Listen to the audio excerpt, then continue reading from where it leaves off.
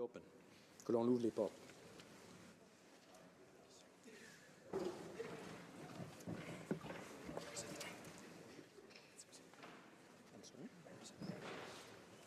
Orders of the day.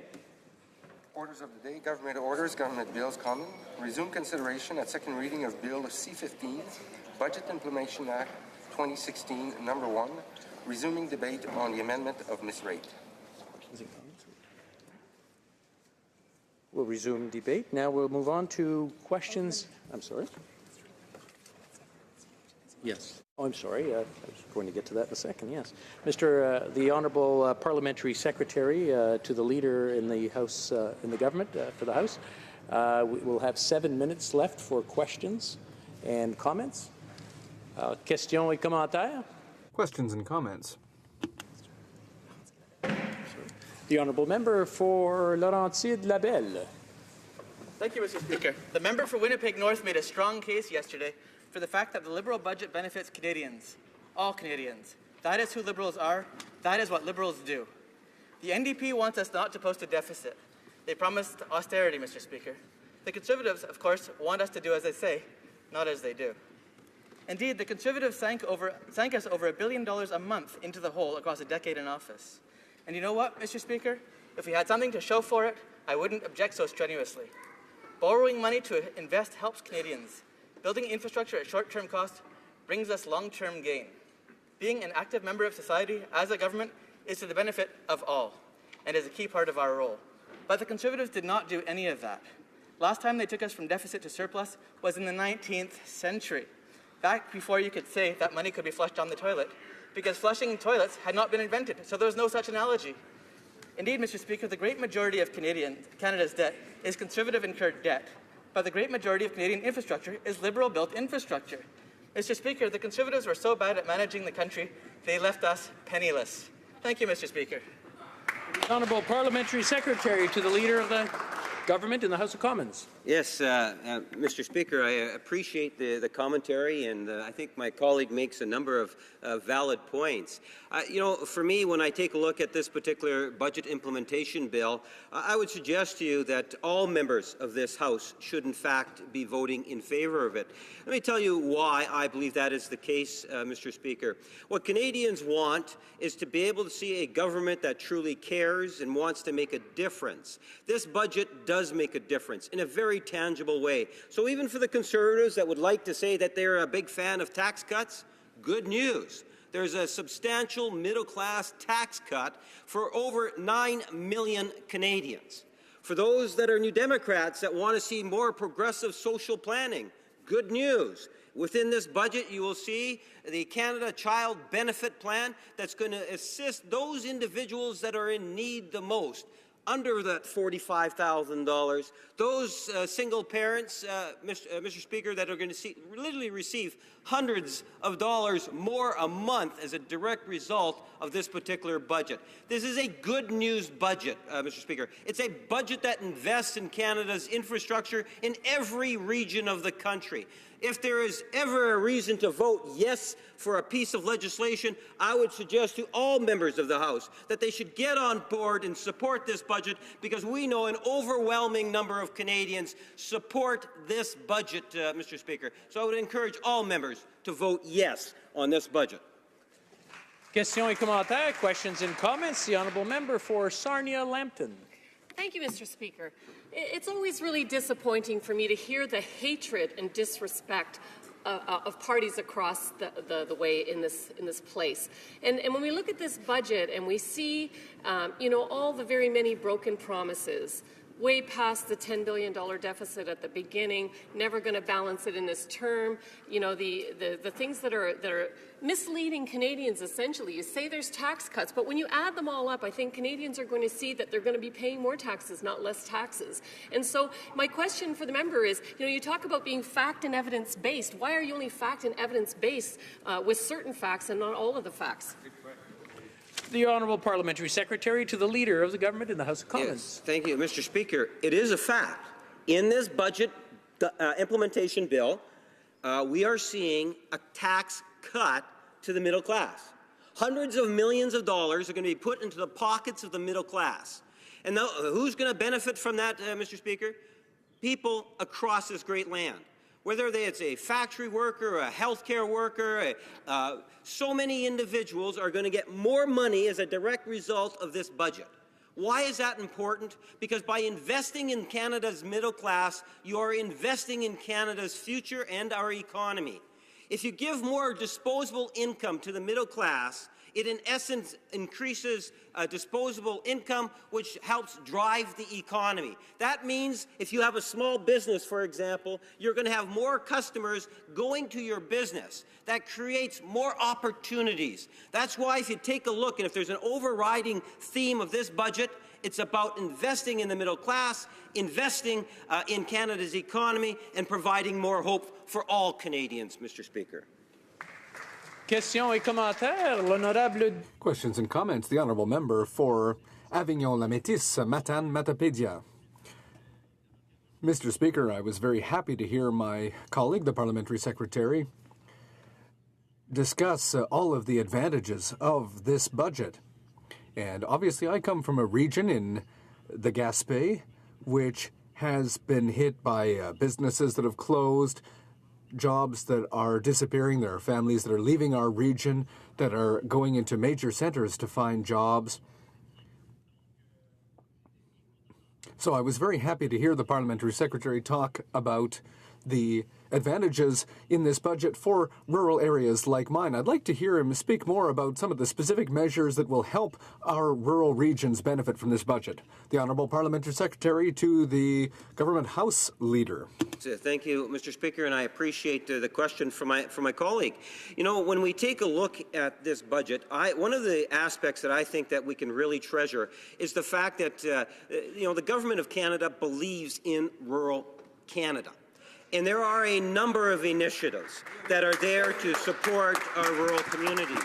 One of the biggest things is just recognizing the importance of the Internet and the importance of the Internet to our rural communities, especially in terms of whether it's for private use or whether it's for small business use, and ways in which we can expand that, ways in which we could look at diversifying our rural communities so that they're not as dependent on one or two businesses quite often, Mr. Speaker. We believe that you need to invest and to be there, and that's one of the reasons why we've had the Minister of Agriculture talk so avidly about the importance of supply management. It's one of the reasons why, when we take a look at some of the changes that we see in Bill C-10, it's not just the City of Montreal, but it's the entire province that's incorporated in terms of the potential for our aerospace industry. And that same principle applies for Manitoba and for the province of Ontario. It's a different attitude. It's an attitude that shows that we understand the importance of rural Canadians and the way of life that's there, and we want to be there to support it in a very real and tangible way. I thank the member for the good question. Resuming debate, the honourable member for Haliburton, Kawartha Lakes, Brock. Thank you very much, Mr. Speaker. I rise today to speak about Bill C-15. First, I'd like to begin by congratulating my colleague, the honourable member from Milton, for leading Canada's official opposition on this finance portfolio. I'd like to also thank my other colleagues who have spoken about this very important topic for their informative speeches. And as we all know, this is a bill that will affect all Canadians. Before I get going, I will like to say I will be splitting my time with my colleague from Chilliwack Hope. Mr. Speaker, as the Department of Finance and the Parliamentary Budget Officer have shown, and despite what my friends across the aisle continue to say, when the Liberal government was elected in October, the previous government had left them with a surplus. This has been confirmed time and time and time again. They were also left with a balanced budget. However, in their first few months, they not only burned through that surplus that was left to them, they also drafted a budget that will run a deficit of at least $20 billion in the first fiscal year alone. And over the next 5 years, about $100 billion will be added to Canada's national debt. That also means billions more just to service the interest on that national debt. And this is all despite an election promise to deficit spend on infrastructure. However, the significant portion of that funding is on program spending. That means it's permanent, locked in. And that also means future tax increases or deep spending cuts later on down the line. Mr. Speaker, this plan will ruin any chance of Canada returning to a balanced budget, despite the Liberals promising that in the last federal election. Mr. Speaker, as everyday Canadians know, you cannot live outside your means, and that's exactly what this government is doing. At some point, Mr. Speaker, the bill needs to be paid back. And how is this government planning on paying that back? Which programs, which services will be cut? Let's take a look at the specifics of this bill. Mr. Speaker, my riding is full of small businesses, and as we all know, small businesses are the backbone to the Canadian economy. Small business owners know that you cannot spend money you do not have. And in order to survive as a business, you must make money. It is for that reason that in my riding, they just don't understand why the government continues to squeeze every last cent from the hands of these valuable job creators. It is perplexing that the Liberals would decide not to help them out. Our government laid the groundwork for a decrease in taxes on small businesses, a decrease the Liberals themselves committed to in the last federal election. But once again, the Liberals have reneged on a promise, another commitment during that election. According to Finance Canada, this broken promise will cost small business owners an estimated $2.2 billion over the next 4 years. That's $2.2 billion that these businesses could be using to expand their operations, invest in research and development, hire more staff, contribute to the economy, and grow wealth. Unfortunately, the Liberals do not seem to be too concerned about burdening small businesses. As well, Mr. Speaker, agriculture is a crucial industry across Canada, including right here in Haliburton, Kawartha Lakes Brock. It provides the livelihoods for many Canadians, coast to coast to coast. Yet, with all the money this government is dishing out, it neglected to offer any new support to the agricultural industry. The livelihoods of many constituents in my riding are based on agriculture, and this budget completely ignores them. The budget has no plans to improve the movement of grain, and the Liberals have delayed ratifying the Trans-Pacific Partnership. When a budget ignores agriculture, it ignores a huge portion of Canadians. I will say this. While there are many problems with the budget bill, I would be remiss not to mention that there are sections that will be good for Canada.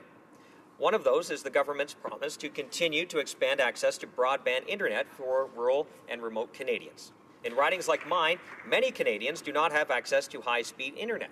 And as we all know, in today's global economy, not having reliable high-speed internet will cost Canadians jobs and business.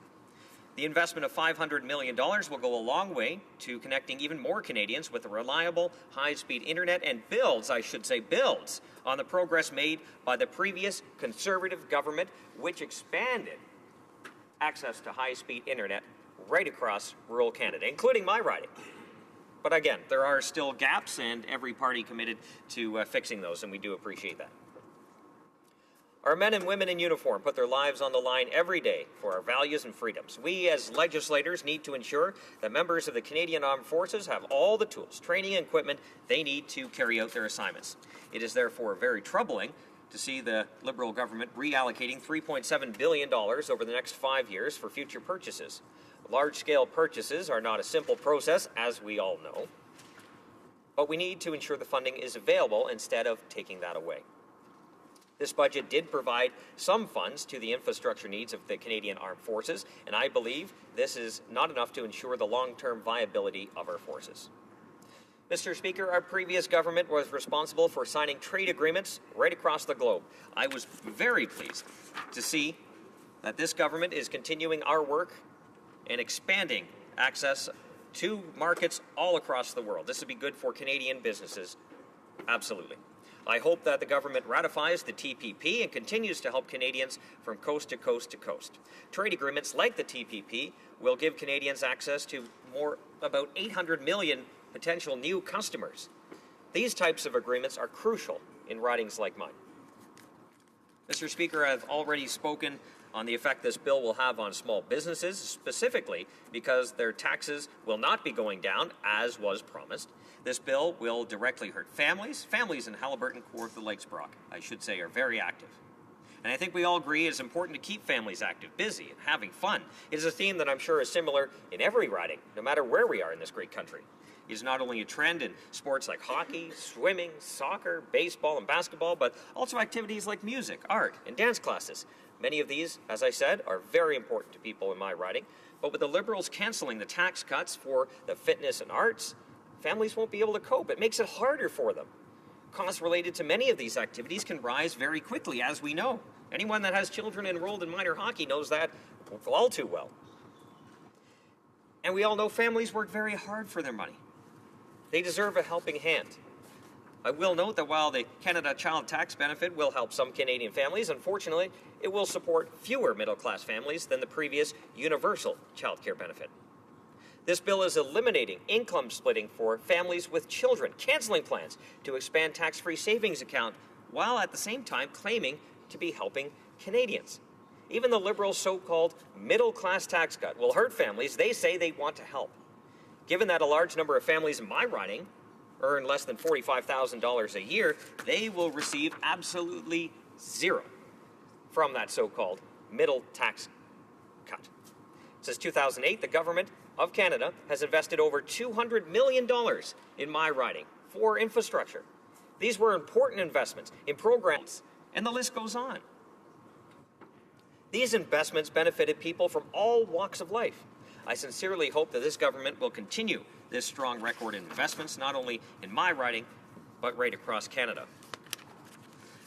Mr. Speaker, this Liberal budget is very concerning for all Canadians. As I have said before, they know that governments cannot spend their way into prosperity, because if that, Mr. Speaker, was the case, Ontario would be the economic engine of Canada.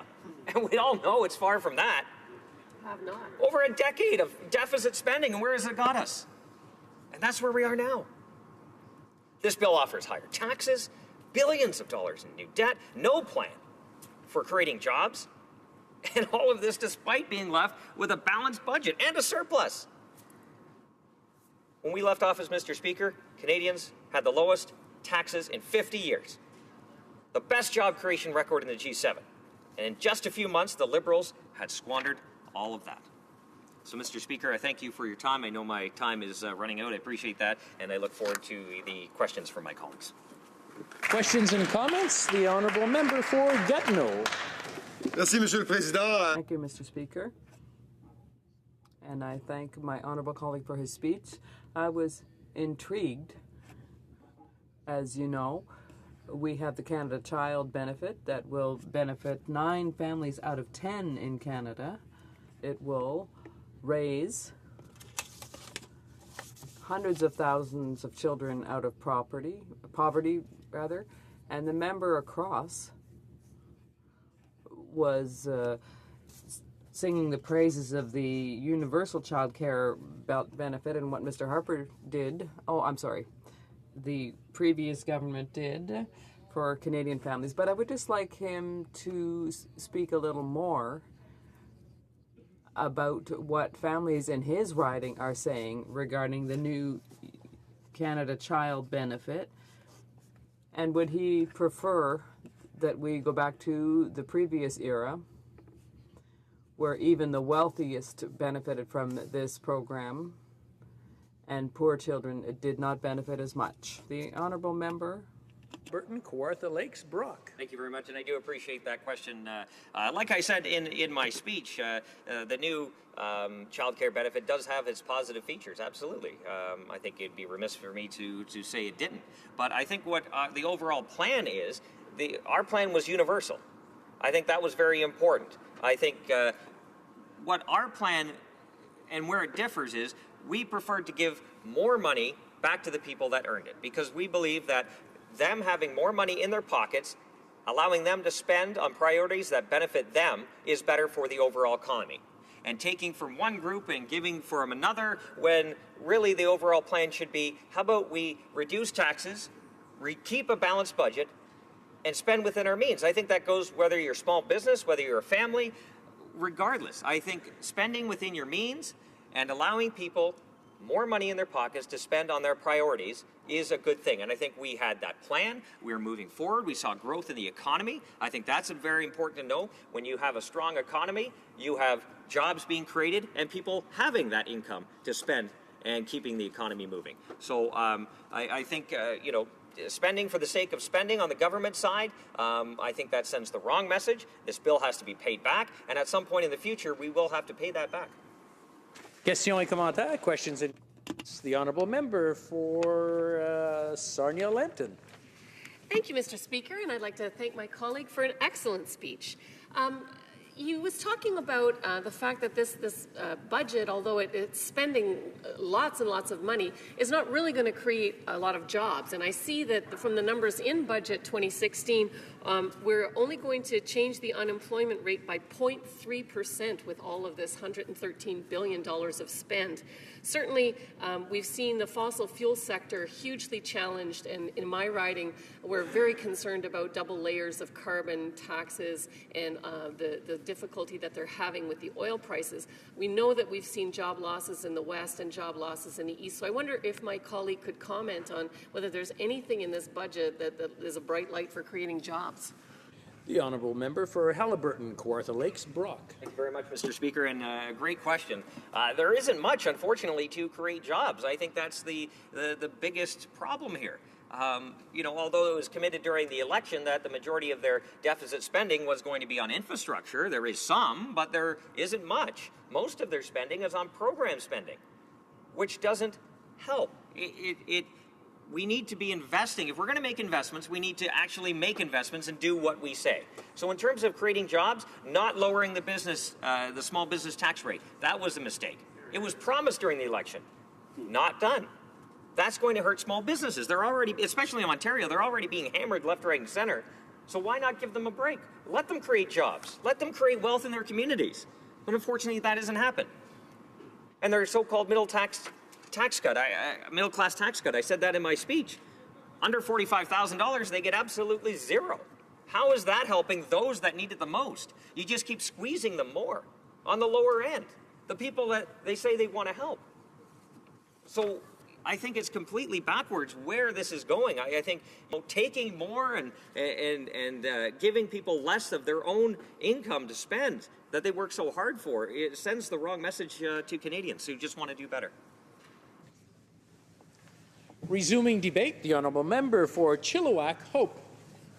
Well, thank you very much, Mr. Speaker, and it is indeed a pleasure to rise again in this House on behalf of the people of Chilliwack, Hope, to speak about this budget. Before I begin, I would like to add my voice, my thoughts and prayers, that of my wife Lisa and myself, for the people of Fort McMurray and now northern BC as well, near Fort St. John, that are facing the threat of wildfire, and we just want to once again give our thanks to the first responders who are putting themselves in harm's way to protect property and people, and our thoughts are with them. Mr. Speaker, contrary to what we've heard from the other side today from the Liberal Party, this budget's actually bad news for families, for small businesses, for long-term growth and prosperity, and it's bad for accountability and transparency.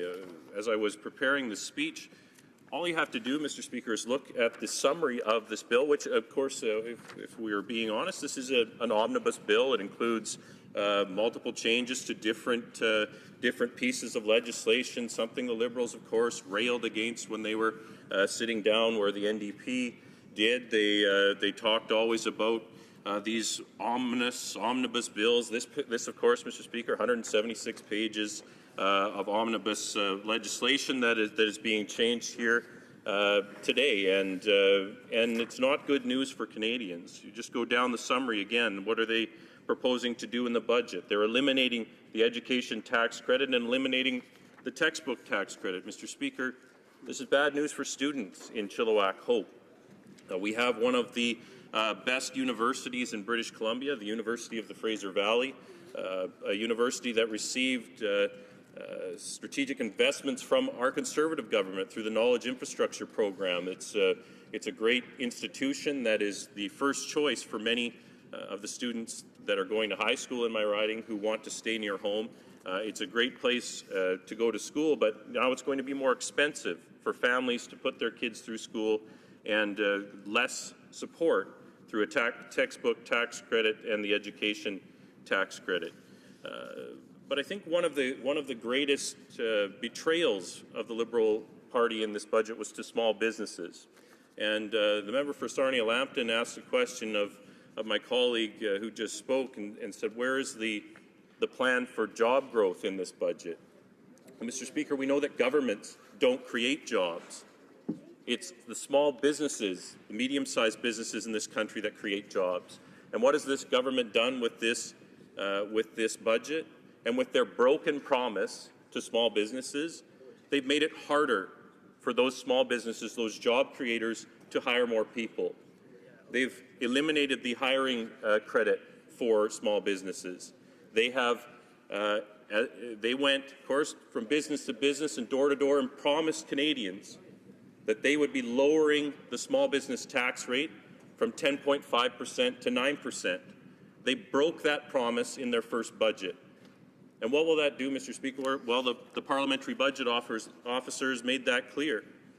He said that will cost small businesses in my riding, in my province of British Columbia, and right across the country, over $2.2 billion over the course of this mandate. So this government is taking money out of the pockets of small business owners, and we know why, Mr. Speaker.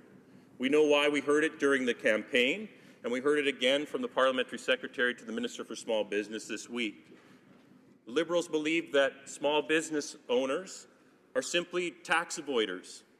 They're simply using their small business to avoid paying their fair share, in the words of the Liberal Party. Well, Mr. Speaker, that's an insult to the small business owners in my riding. It's an insult to the small business owners right across this country who work so hard day in and day out to put food on the table of their families and to hire other people who can do the same. So they betrayed small businesses in my riding, and quite frankly, after campaigning for 78 days and promising otherwise, they should be ashamed of that betrayal. Again, more difficulty for families in this budget.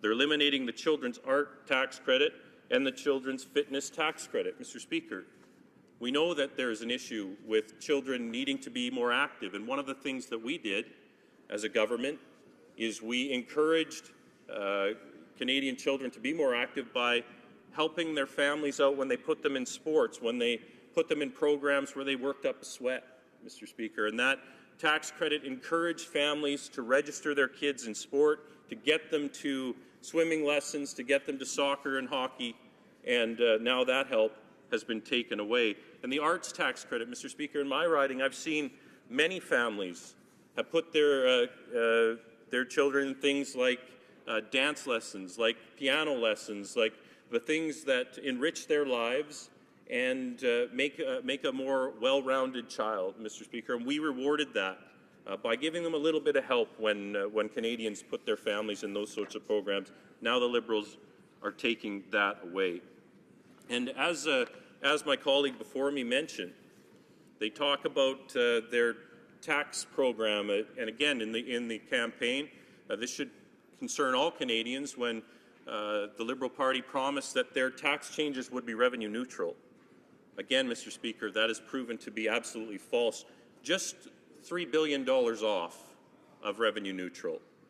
So close, Mr. Speaker, if you count $3 billion as being close, but of course the cost to the Treasury, which means to taxpayers, is $3 billion higher than the Liberal Party said. So they've raised taxes on high-income earners, which is, that's what they've decided to do, but they said that it would benefit middle-class Canadians. Well, Mr. Speaker, it benefits people in between $45,000 and $200,000 the most. It benefits the rich, as they like to call them, the wealthy 1% the most. It does nothing for the majority of households in my riding that make under $45,000 a year. So how is that helping all Canadians? In fact, it is not. It is leaving out the most vulnerable Canadians the most with this tax cut. And it's a shame, Mr. Speaker, because that's not what they promised Canadians. Another broken promise. Another broken promise in this budget is the promise that this government would be accountable and transparent with their budgeting. And of course, Mr. Speaker, the parliamentary budget officer once again has proven that that is another broken promise, where he has said that the Liberals were hiding information from Canadians, creating their own economic growth projections, and exaggerating job growth expectations. In fact, Mr. Speaker, he said their job creation numbers, if not completely fabricated, were certainly manipulated to the tune of 40% inflation. They said they would create 100,000 jobs with this budget, which again, I would say that it's businesses, not government, that creates jobs. But their job projection numbers were off by 40,000, 40%, just pulled out of the air. They also, for a time, refused to give this House 5-year financial data. They said that this was, they were going to be open and transparent, and in fact, the parliamentary budget officer had to force them into giving 5-year numbers, which is the standard for all governments across multiple parties for the last decade. So they're not more transparent and open. And I want to talk about that on another issue, Mr. Speaker. One of the budget items that I support was funding for First Nations education.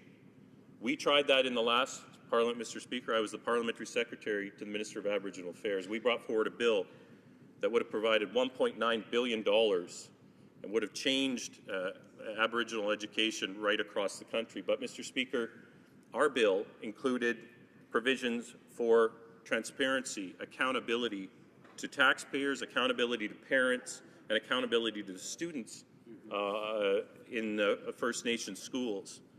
And I watched the current Minister of Indigenous Affairs help to defeat that bill and help to run off National Chief Sean Atleo because he wanted to make a difference for Indigenous youth in this country. But again, now we see with both the First Nations Financial Transparency Act, which this government will not enforce, they haven't had the courage to bring forward a bill to repeal that act, but they simply are not enforcing First Nations accountability and transparency any longer. That's a mistake, Mr. Speaker, and it once again puts it's another broken promise about transparency and accountability. So, Mr. Speaker, this is bad for families, it's bad for taxpayers, it's bad for accountability, and I would encourage all members of this House to vote against it. Questions et commentaires, questions and comments. The honourable member Fleetwood, Port Kells. Thank the honourable member. He and his family have a long history of serving the House, and so there must be some corporate memory here. Let's talk about 400,000 lost manufacturing jobs during the Conservative reign. The CIBC finding that job quality sunk to its lowest level in 20 years. Lots of jobs, but really bad ones. Talk about revenue neutral. $14 billion a year lost from government revenue due to the GST cuts, which only really benefited the high rollers who spent a lot of money. So, given that Canadians thoroughly rejected their poor results over a 10-year period, what would he counsel his new leader, whenever he or she is selected, to do differently to regain the confidence and trust of Canadians? Honourable member for Chilliwack Hope. Well, Mr. Speaker, I'll tell you what we wouldn't do. We wouldn't promise Canadians $10 billion in deficit spending and blow through that by billions of dollars before 6 months had even passed. And this member is I can remember, yes, I do have a good corporate memory. I remember when Paul Martin balanced the budget on the backs of the provinces by cutting $25 billion out of the healthcare budget. And that's something that we did not do. We increased funding for healthcare. We cut taxes for Canadians. We created provided the conditions for the creation of 1.3 million net new jobs, and 80% of them full-time, over three-quarters in high-wage industries, Mr. Speaker. And the comment about cutting the GST, Mr. Speaker, we're proud to have cut the GST from 7% to 5%, and that benefits low-income Canadians more than anyone else, because often they are paying no taxes, Mr. Speaker. They're not paying income taxes, so when they go to spend money on groceries, when they go to spend money on a snowsuit for their kids, when they go to put a coat on their back of their child, they're paying less every time. It's resulted in savings of thousands of dollars, and that's the record of their Conservative government, more money in the pockets of Canadian taxpayers. I'm proud of that record, and any new leader that we elect will be proud of it too, and will continue to fight for lower taxes and continue to fight for taxpayers. Yes. Questions and comments? The honourable member for Prince George, Peace River, Northern Rockies. also like to thank the member for recognizing my community, which is under evacuation order as we speak. Again, thank you for your concerns. I just wanted to ask the member through the speaker, obviously, he had mentioned concerns about the fitness tax credit and our tax credit, and I've received many emails concerned about this loss of revenue sources for families. Some families may not be able to put their kids into sports. I think of hockey, rugby, baseball. Arts, I think of piano lessons, guitar lessons, you name it. Some of these folks' budgets are so tight that now it's on the bubble. They may not be able to put their kids in sport or into music. I just wanted the member to just comment, I guess, what the future of Canada could hold with the loss of these burgeoning athletes and musicians. Thank you. Member for Chilliwack Hope. Well, thank you, Mr. Speaker, and I thank the member for his leadership not only in his community, but in British Columbia as the chair of the BC caucus for the Conservative caucus, and he does a great job there. Mr. Speaker, I did speak about the loss of the child fitness tax credit and the arts credit. I think those were good benefits that Canadians really appreciated. They knew that it wasn't going to maybe it was going to make a difference. It was going to put some money in their pockets. It was going to help them out. And Mr. Speaker, that's the difference between our philosophy and the Liberal philosophy. They have said that they're eliminating the universal child care benefit. That means that there are some children in this country that will now receive no support. We believe that every child matters, no matter what family they were in, no matter what the financial situation of their family. And that's another part of this budget that's so disappointing. If people in Chilliwack Hope, if one wage earner is a nurse, if the other wage earner is a teacher, they'll get nothing from this government in terms of child care benefits because they're too rich. Their children don't matter because they make too much a household income. A teacher and a nurse, Mr. Speaker. Those are the types of families that are excluded from the Liberal plan. Our plan was universal. This plan excludes Canadian children, and that's why we can't support it. Resuming debate, the honourable member for Hastings, Lennox and Addington. Mr. Speaker. Mr. Speaker, I rise today to discuss how our government's budget will benefit rural Canada. I am very fortunate, Mr. Speaker, to chair a very strong rural caucus that is working hard to identify key issues and challenges that exist in rural Canada and lobby on behalf of those issues. And our caucus has identified three key issues that we feel are representative of rural Canada. The first issue being digital infrastructure, whether it's cellular or internet, broadband internet. The second being funding, dedicated funding towards small rural communities. And thirdly, economic investment and resources towards small rural communities. Mr. Speaker, there's a transformation that is happening in our society today that is synonymous with the transformation that happened in the late 1800s as we transitioned from the first wave of the Industrial Revolution to the second wave of the Industrial Revolution. And today we're going from the third wave to the fourth wave.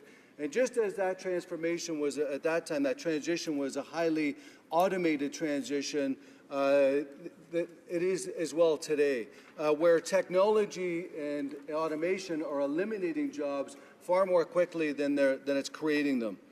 The catalyst at that time to drive entrepreneurialism was the national dream, the railroad. It connected our towns, it connected our communities, our provinces, our country to nations across the world.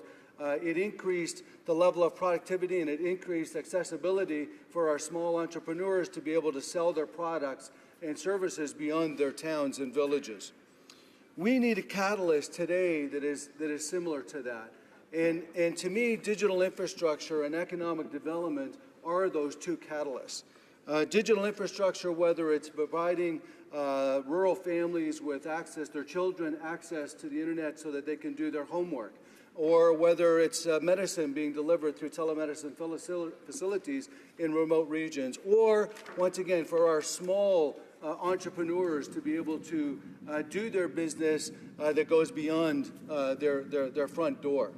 And I've traveled a lot in my riding and have visited many very innovative, creative individuals in the riding, and they're very passionate. They're very focused on what they do. But they're not necessarily all very good at selling or marketing or branding themselves or dealing with finance. And that's why we really need to be able to provide enterprise facilitation type services, innovation hubs, incubation hubs, clusters to our entrepreneurs so that they can, one, overcome the intimidation of starting their business, or towards providing the training and skills that they don't necessarily have, whether it is marketing, sales, or finance. Mr. Speaker, our government is listening to individuals like Adrian Ellis, or organizations like Eastern Ontario Regional Network, or the Saskatchewan Association of Rural Municipalities. And we have delivered $500 million towards digital infrastructure that all of these organizations and individuals have been clamoring for, to be able to deliver their products and services to a market far broader than just hanging a shingle on their door. Our government is listening, and our government is getting the job done by investing $800 million into innovation centers, clusters, and incubation hubs, so that we can provide those skills training, those facilitation services that so many of our entrepreneurs in local and rural areas desperately need. We're also providing $70 million investment to agricultural research and innovation. We're providing innovation funds for forestry, for mining, for many other sectors that will benefit in rural areas of our country, that will generate jobs, generate growth for our rural communities. Mr. Speaker, there are also tremendous infrastructure funding challenges that exist in rural areas. The application process through the Small Community Fund is daunting. And the Small Community Fund today is dedicated towards communities that have 100,000, municipalities that have 100,000 people or less. Well, in Canada, there are only 50 communities that have more than 100,000 people. There are close to 5,000 communities that have less than 100,000 people. How does a community of 1,000 people and less compete with a community of 100,000 people? One of the challenges around the application process is that these communities they don't have the internal resources to fill out these complicated, complex applications, and they don't have the financial resources to be able to hire professional fund or grant writers to be able to brand these resources. Mr. Speaker, also I forgot to mention at the very beginning, I'll be splitting my time with the member from Ottawa South. I apologize for that. Mr. Speaker, so what our government once again is listening to mayors like Bernice Jenkins when they say, we're having problems putting our asset management plan together. So we're dedicating $50 million towards asset management plans, the generation of asset management plans, so that it creates a level playing field for our small municipalities to be able to fill out these funding applications and once again be able to communicate the need that they have, because at the end of the day, these applications or these grants are awarded based on perceived need. Well, if you can't brand that need, well, guess what? Your need's not going to be perceived to be as high as someone who can brand that need. Another part of the Small Community Fund is the third. A third municipalities pay, a third the provinces pay, and a third the federal government pays. So that's, once again, very difficult for small rural communities that have had highways downloaded to them, like the mayor of Hastings Highlands, Vivian Bloom, where they've got a piece of Highway 62 that they had to actually reject the funding that they had received under the Small Community Fund because they couldn't afford the third, right? Well, our government under this budget is going to be relaxing that criteria, that once again, dependent upon the financial situation of a municipality and the need to get that project done, our government is going to be able to assist them in providing a greater portion of that funding. Also, the problem that we have with being shovel-ready.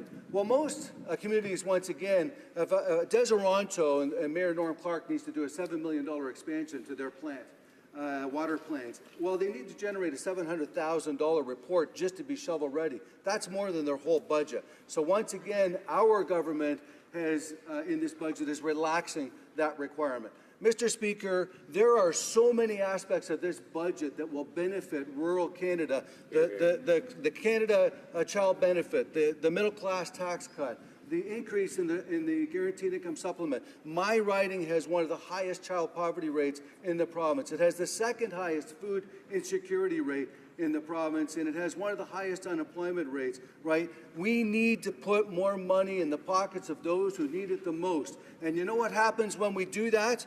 They spend it. They spend it in our local communities that benefit our small businesses, that help to create jobs, that help to create growth.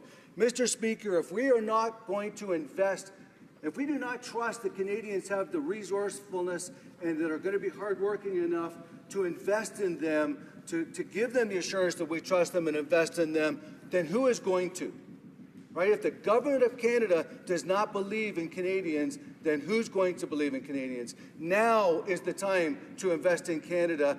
The interest rates are low. The debt to GDP rate is low. We need to invest in Canadians today to create the future jobs that will grow our communities and provide that income level to support our families. Mr. Speaker, thank you.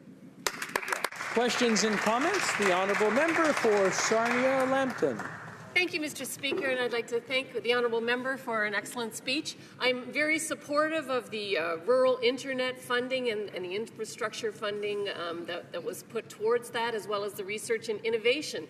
But as the co-chair for Parliamentary Rail Caucus, I was disappointed when I saw the budget and saw that, you know, the high-performance rail from the Southwest Ontario corridor to Quebec, which is such a priority and would have been such a help in terms of addressing climate change, was not even funded. There was only money for a study. So I wonder if the member could comment on why that was left out. The honourable member for Hastings, Lennox and Addington. I would like to thank the member for her question. And like her, I agree that the importance of rail is definitely there. And once again, do you just throw money out there and just hope that it creates this field of dreams? No. You have to do the reports. You have to bring the evidence and the data to support the investment, right? We are a growth agenda government, right? So if you don't have the data, if you don't have if you can't quantify what growth is going to result from that investment, then the investment isn't worth making. Any business is going to do the same thing. So our government is putting the money into studying exactly what we need to have in place, the level of investment that's really going to bring about the change that is necessary to increase rail, to increase the amount of times, the scheduled times that rail travels, and to move people quicker from one part of the country to the other part of the country so that we can increase that productivity and we can increase the growth in our economy. Thank you. Questions and comments? The honourable member for Kootenay, Columbia. Thank you, Mr. Speaker. As a former mayor, I really appreciate a lot of the comments that you've made this morning in terms of the needs. Certainly we need a different formula in municipalities. That one-third, one-third, one-third is really difficult for small communities. Those communities also do need money up front so they can actually be shovel-ready with their projects. A lot of them can't afford engineering, the cost of engineering studies to be shovel-ready. I also think we need to expand our basic definition of infrastructure now. Traditionally, it's always been sewer, water, roads, and storm drains. And I think we need to be adding dark fiber, high-speed internet as a basic piece of infrastructure in all of our communities moving forward, really important, particularly to rural areas. And also, I think we need to move to multi-year funding so you can actually do some planning. So, interested in the member's thoughts on adding multi-year funding and dark fiber to your list of priorities. Honourable member for Hastings, Lennox and Addington. Once again, I thank the member for the excellent question. I couldn't agree more. I think that as part of the funding formula, we really need to look at whenever there's an infrastructure project that's being done, when a road is being, for example, dug up, the fiber, or at least the conduit for fiber should be laid when that road is being done. And once again, I mean, you make a great point. We need that long-term funding, and that's why, this $500 million over 5 years does give that sustained funding. Do we need more? Absolutely. I couldn't agree more, and I think our government recognizes that. It's the highest investment that's been made in broadband internet as a government, and I think that moving forward we will continue to make those investments because, once again, we recognize that the growth is there. If you invest, this technology is the catalyst. If we're going to compete in this highly technological, highly globalized, competitive world, we need to have the infrastructure in place that is going to create a level playing ground for everyone to benefit and for everyone to bring their products and services. Canadians are so innovative and creative that we just need to give them the tools to allow that entrepreneurial spirit that exists in all of us to explode, just as it did back in the late 1800s when all of our towns and cities were boomed because of the railroad. Thank you for the question. Reprise du débat, l'honorable député. Resuming debate, the honourable member for Ottawa South. Mr. Speaker, and good morning to my colleagues on all sides of the House this morning. This is a continuing and foundational debate for the country. I've always believed that budgets are about choices, Mr. Speaker, and they really do reflect how a government lends shape to its specific priorities. I've heard from hundreds of constituents feedback about this budget, and I think most aptly it's been described as a people's budget. A people's budget that addresses the real needs of working Canadians in the here and now, dealing with the challenges in the Canadian economy and the challenges in their daily lives. While at the same time, Mr. Speaker, I describe this budget as an agenda for growth. Those are big words, agenda for growth. But what it really means is that over the last decade or so, we've seen a flatlining in terms of the growth in the Canadian economy. And that's as a result of the deliberate choices made by a previous government. And all of us respect the fact that the previous government had the right to do so, but we, of course, would not share. I'm sure you would not find unanimity or agreement here between us in terms of how that government pursued some of those priorities. And for that matter, I don't think you'll find agreement on its priorities by themselves. So the very first thing we did, Mr. Speaker, in order to help everyday Canadians was to cut their taxes. The first act brought here by our government, the Prime Minister, our caucus, was to cut individual personal income taxes, which kicked in on January 1st of 2016 this year. It's important to remind Canadians of that because it's important.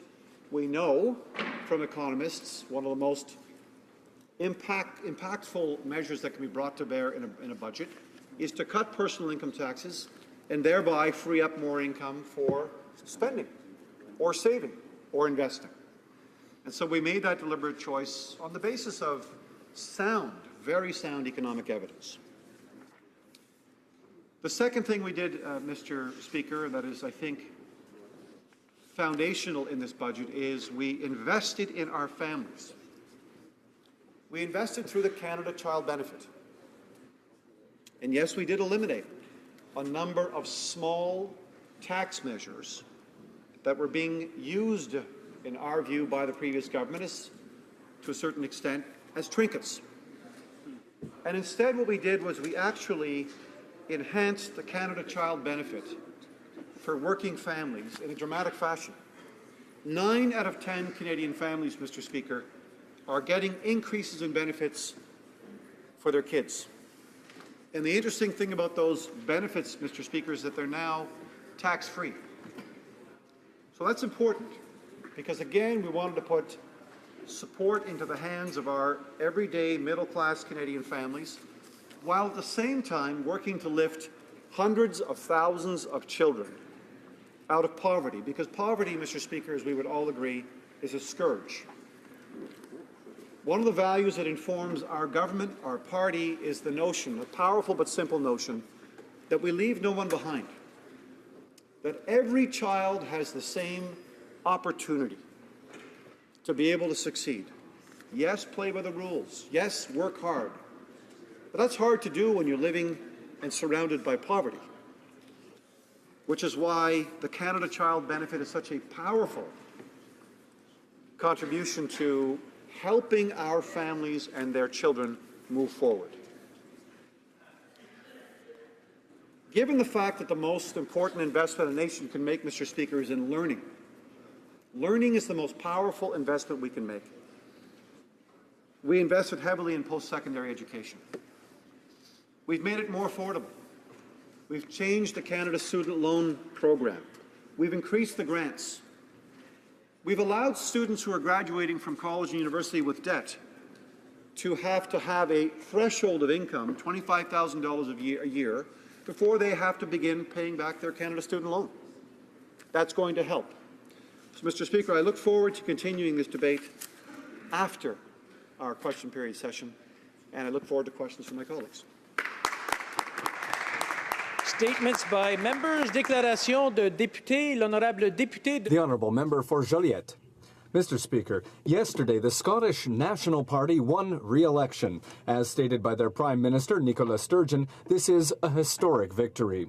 This third consecutive victory for the Scottish National Party is a first in the history of their parliament. On behalf of the Bloc Québécois, I congratulate them wholeheartedly. We also salute our Scottish friends, particularly those who support their project for independence. When London adopts laws and policies that apply to Scotland, a nation is governed by another nation. For a people, what is more noble than to be able to decide one's own laws and action, to live one's own values, and to decide one's own projects, and to live one's own dreams? That is freedom. In Quebec, there are also millions who dream of liberty and who are working to achieve it. I salute our Scottish friends. Long live a free Scotland. L'honorable député. The honourable member for Argenteuil-la-Petite-Nation. Thank you, Mr. Speaker. I rise today to congratulate a 13-year-old from Saint-André-Avelin, Félix Bertrand, a freestyle skiing champion who lives in the beautiful riding of Argenteuil-la-Petite-Nation. Félix won over a dozen medals this year, including 2 gold medals at the Canadian Championship, and he ended the season by winning the Quebec Championship. Félix is now back in his hometown of Saint-André-Avelin, where, at the Quebec Federation of Freestyle Skiing Gala, he received the provincial grand prize of Male Athlete of the Year. And what's more, he just received yesterday confirmation that he has been chosen to be on the Quebec team. He's the youngest person in history to do that. Félix is a proud ambassador for my riding and for this Olympic sport. Once again, all my congratulations and best of luck in the future. L'honorable député. The honourable member for Charlebourg, Haute-Saint-Charles. Mr. Speaker, I rise today to highlight the 350th anniversary of Laval University. A descendant of the Quebec Seminary, it has the distinction of being the first Francophone university of the Americas. Led by exacting standards, a spirit of innovation, and excellence in research, it has, over the years, trained and given degrees to over 280,000 people. Open on the world and committed to its work, University of Laval has a stimulating and passionate vision for the future to become one of the best universities in the world while remaining one of the standard bearers for preserving the French language and culture in North America. I hope, Mr. Speaker, that the Liberal government will take advantage of this important anniversary to confirm its participation in the creation of the Quebec Nordic Institute. Completely forgotten in the recent budget, this project, led by the University of Laval, brings together Quebec's expertise in Nordic and Arctic research. Thank you. For Orleans. Mr. Speaker, earlier this week, on behalf of the Minister of Environment, I attended a Parks Canada plaque unveiling ceremony at an Orleans secondary school commemorating the historical significance of the school's namesake, the Honourable Corinne Wilson, Canada's first female senator. Attendees were led by the students under Principal Tom McCartney, the students themselves of the high school, and the Monuments Board of Canada Chair, Dr. Richard Alway, and most notably, Senator Wilson Corinne's family, including Corinne Wilson and Janet Davies. Senator Wilson greatly contributed to the advancement of women in the public sphere. She was also a strong and passionate voice for the liberalization of immigration laws and the admission of refugees to Canada. Her work as a senator focused on promoting equal opportunities for women and their right to independence, a legacy of all that all Canadians can benefit from today. Remarkable Canadian for a remarkable country. Thank you, Mr. Speaker. The Honourable Member for Laurier Ste. Marie. Mr. Speaker, the Minister's announcement this week that Canada will finally ratify the UN Protocol on Torture is very welcome. However, we need to take concrete action. Far too often, Canada's policy allows torture and unacceptable treatment. Who could forget that Maher Arar was tortured after poor intelligence was provided by Canadian officials? And think of Omar Khadr, detained in Guantanamo Bay Prison, where Canadian officials participated in his interrogation without giving him access to a lawyer and knowing that he had been deprived of sleep. The Supreme Court itself said that these measures contravened basic Canadian standards for treating adolescent detainees. And the Supreme Court said, once again, that this was a clear violation of Canada's international human rights obligations. The Honourable Member for Pontiac. Mr. Speaker, I rise today to express my condolences to the family of my assistant Françoise Lafrenière, whose father, Régent Lafrenière, recently passed away. Régent was a passionate politician. He was mayor of the municipality of Lac-Sainte-Marie in Pontiac for 22 years. He was then préfet of the RM of Vallée de la Gatineau for 6 years, and he was elected as a Liberal MNA in Quebec from 1989 until 2007. Through his great involvement in the Ottawa region, Régent made his mark, and all who had the privilege of knowing him will never forget him. It was an honor and a privilege to have known him, and I will never forget his generosity and advice as I began my political career. Few understand the spirit of the Gatineau Valley and the soul of its people as well as Régent did. To all the members of his family, I wish to offer my sincerest condolences. The Honourable Member for Peace River Westlock. Mr. Speaker, springtime is here. Our farmers are in their fields, assessing the moisture, gauging their yields. When rain is sparse and times are tough, the price of hay is especially rough. As Conservatives, we understand it takes hard work to till the land. Yes, we do. Alberta NDP passed a law for working on prairie farms, more expensive food. Don't care who it harms. They said, John Deere, we want your food, but only feed your cows when we're in the mood. No overtime or pay the price. Beef and pork will cost more than twice. We're standing up for family farms, feeding cows till 9. We're standing up for farmers, working overtime. Hear, hear. You eat their beef, you sit on leather. Your feet are shoed in stormy weather. Without their food, life would be grim, unless you plan to be awfully thin. Family farms are getting fewer. Once they're gone, we're in deep manure. Don't egg me on, the yoke's on you. If farmers leave, what will we do? Bottom line, you want to eat? Support our farmers. Buy their wheat. The Honourable Member for Ottawa South. Mr. Speaker, on March 2nd, 2016, Ottawa lost a legendary community builder. Al Sakeley, the founder of Al's Steakhouse, passed away at the age of 87. The oldest of 3 children, he was born Halim Sakeley in the Bekaa Valley in central Lebanon. He worked as a labourer and a barber before moving to Canada in 1950. Once in Ottawa, he worked day and night at multiple dishwashing jobs, including at the Chateau Laurier, earning $12 a week. He saved every penny. 2 years later, he bought the Riverside Tea Room and married his longtime sweetheart, Jeanette. They were blessed with 4 children, Barbara, Jane, Gloria, and Sammy, 10 grandchildren, and 5 great-grandchildren. He opened Ottawa's iconic Al's Steakhouse in 1967. It remains an Ottawa institution, attracting locals and celebrities alike. The memory of this wonderful, caring man lives on with his family, his famous local restaurant, and with the community that he loved so much. The Honourable Member for Canada Carleton. Mr. Speaker, this week I had the honour of attending the Canada North Community Awards, where some of Canada's exceptional volunteers were honoured, including Citizen of the Year, Reem Tarek, and nominees Kathy Briggs, Jen Muckler, Nicoletta, Jez Blomquist, Beata Myhill, Leanne Jo, and Bev Popick. Senior Citizen of the Year, Shirley Yakubuski Milligan, and nominees Kay Gibbons, Mutagamian, Peijian Ma, Bing Jiang, and Jim Shirang. Youth Citizen of the Year, Jacob Maskiotra, and nominees Shreya Sia and Vansh Anand. Organization of the Year, Arcadia Community Association, led by Jessica Kuna and Danielle Kirchham. And nominees, the Matthew Houch Furniture Bank and the Canada Stocking Project. And a special community award winner, Madame Natalie Gay.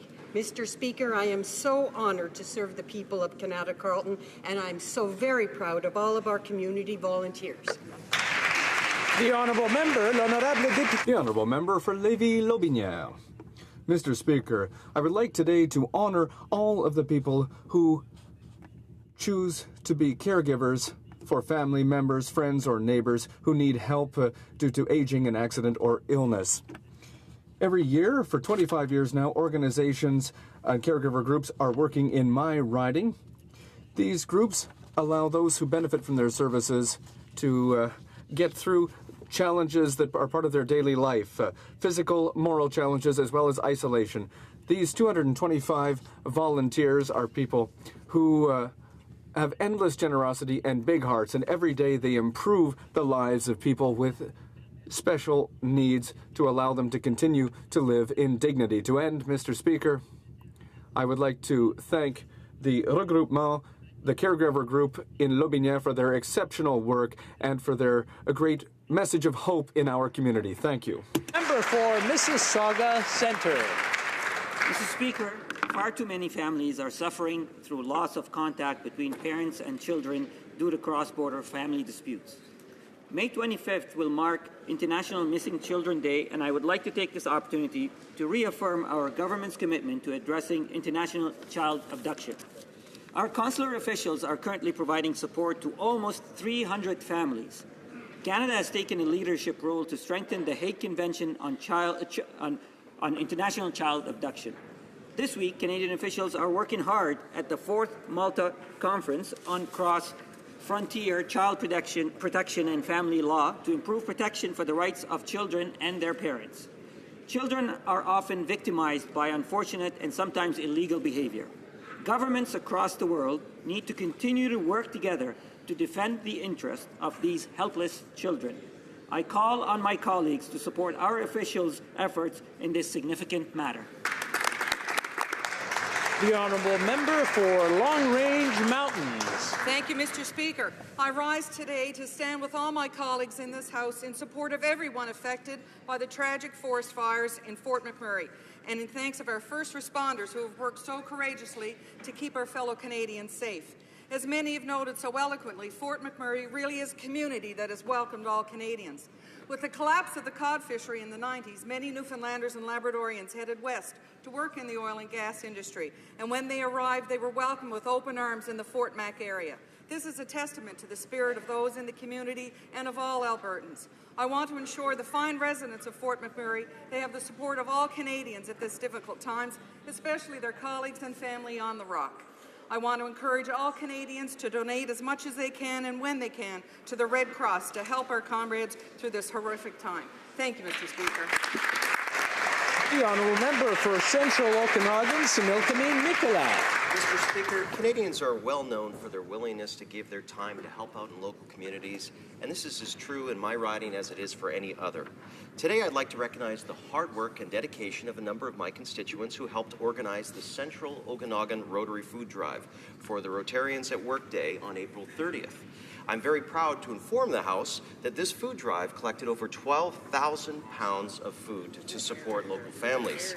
Now, this is a fantastic example of how Canadians from different organizations can come together and make a real difference in our communities. In particular, I want to recognize the Central Okanagan and West Side Community Food Banks, the Rotary Clubs of the Central Okanagan, Investor Group West Kelowna, the West Kelowna Youth Ambassadors Program, Save on Foods, and everyone else who helped come together to make this a reality. Thank you, Mr. Speaker. The Honourable Member for Burnaby North, Seymour. Thank you, Mr. Speaker. I'm honored to stand in the House today to invite all members and the public to participate in Science Odyssey. a 10-day celebration of Canadian achievement in science and technology. Today, the Minister of Science is in Vancouver to launch this great event and will open the doors of labs, museums, research facilities, and science centres right across the country, Mr. Speaker.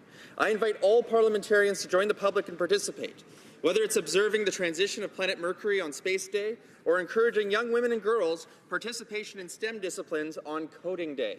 And I encourage all of you to engage in events in your home ridings. Seeing science up close helps to foster a culture of innovation and to inspire young Canadians to pursue science-related careers. It also helps build appreciation for the role of good research in decision-making. Mr. Speaker, this is the time for each and every one of us to unleash our curiosity and join the Odyssey.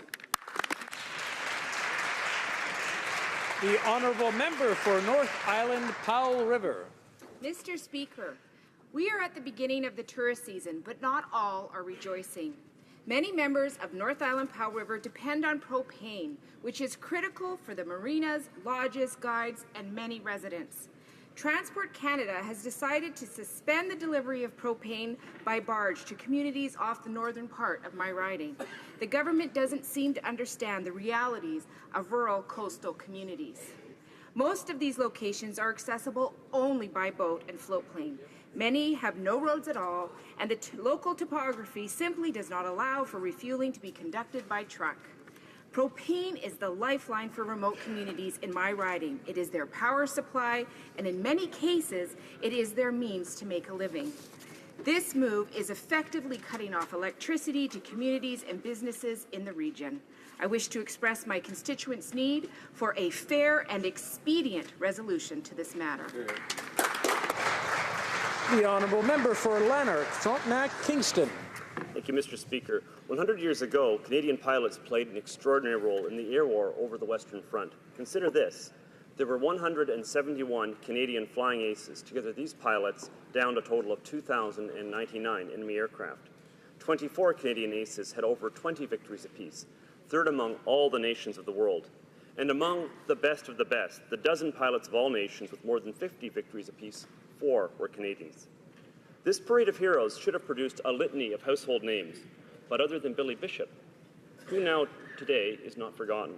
For example, how many Canadians know that Manfred von Richthofen, Germany's Red Baron, the ace of aces, was shot down by Canadian pilot Roy Brown in April 1918? The Roy Brown Society has been established to commemorate this heroic Canadian.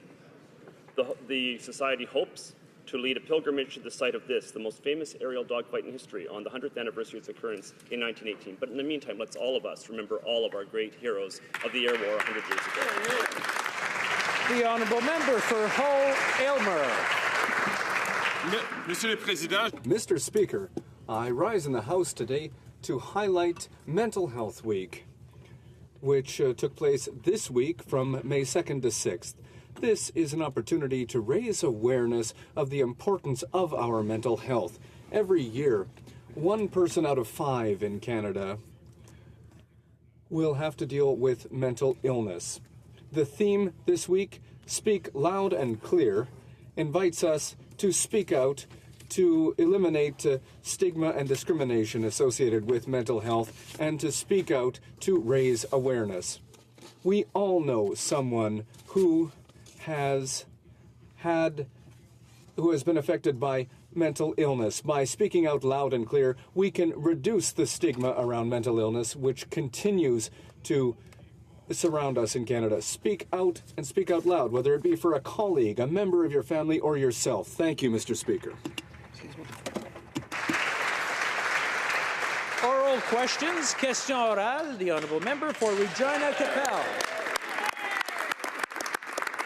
Mr. Speaker, the Prime Minister's trip to Washington was an even bigger abuse of taxpayers' money than we thought.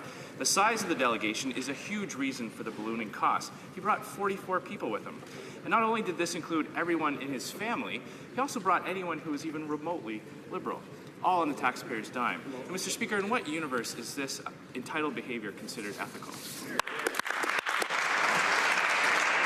The Honourable Parliamentary Secretary to the Leader of the House in the, or let me start that over. The Parliamentary Secretary to the Leader in the Government of the House of Commons. Yes, I know, Mr. Speaker, it can be a mouthful at times. You know, it's important that we recognize, Mr. Speaker, that this was, in fact, the first official visit to the United States of a Canadian Prime Minister since 1997.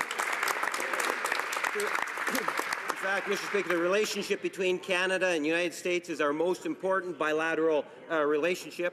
We have the longest and most peaceful and mutual beneficial relationship of any two countries since the birth of these two nations.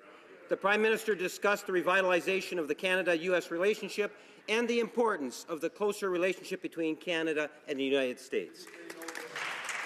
The Honourable Member for Regina Capel. Well, Mr. Speaker, the Prime Minister claims this trip was to promote important Canada-U.S. ties, yet he used the taxpayer to bring family members that had no official business there whatsoever. The Prime Minister's celebrity-sized entourage apparently didn't have room for ministers with actual responsibilities. With so many important bilateral issues at stake, can the Prime Minister explain why he had room for his in-laws, but not the Minister of Natural Resources? The Honourable President of the Treasury Board. Mr. Speaker, former Conservative Prime Minister Brian Mulroney has said that the most important foreign policy priority for a Canadian Prime Minister is to have a personal relationship with the President of the United States. It would appear that our Prime Minister has heeded that advice. He has built a strong relationship with President Obama, and perhaps if the former Conservative Prime Minister, the most immediate Conservative Prime Minister, had done the same, he would have been able to get projects like Keystone XL approved.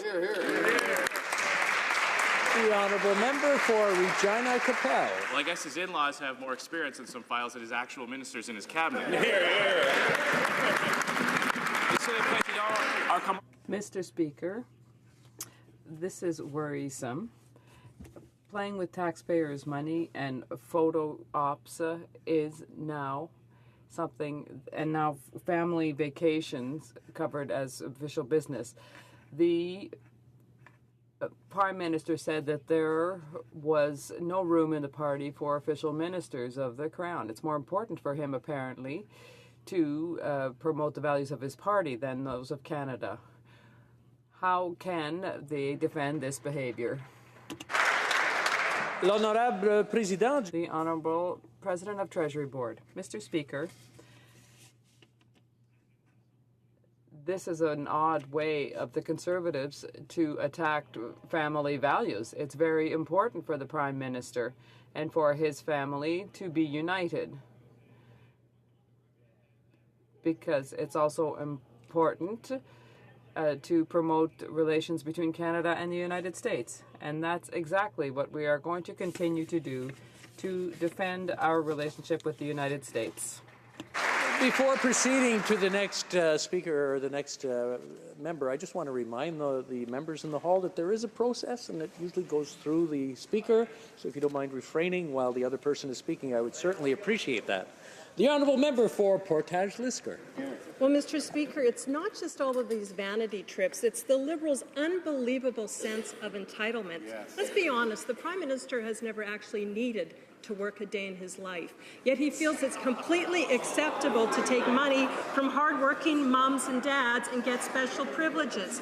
How can he justify Canadian families being forced to pay $100,000 a year for his nannies while Canadian families have to pay for their own childcare?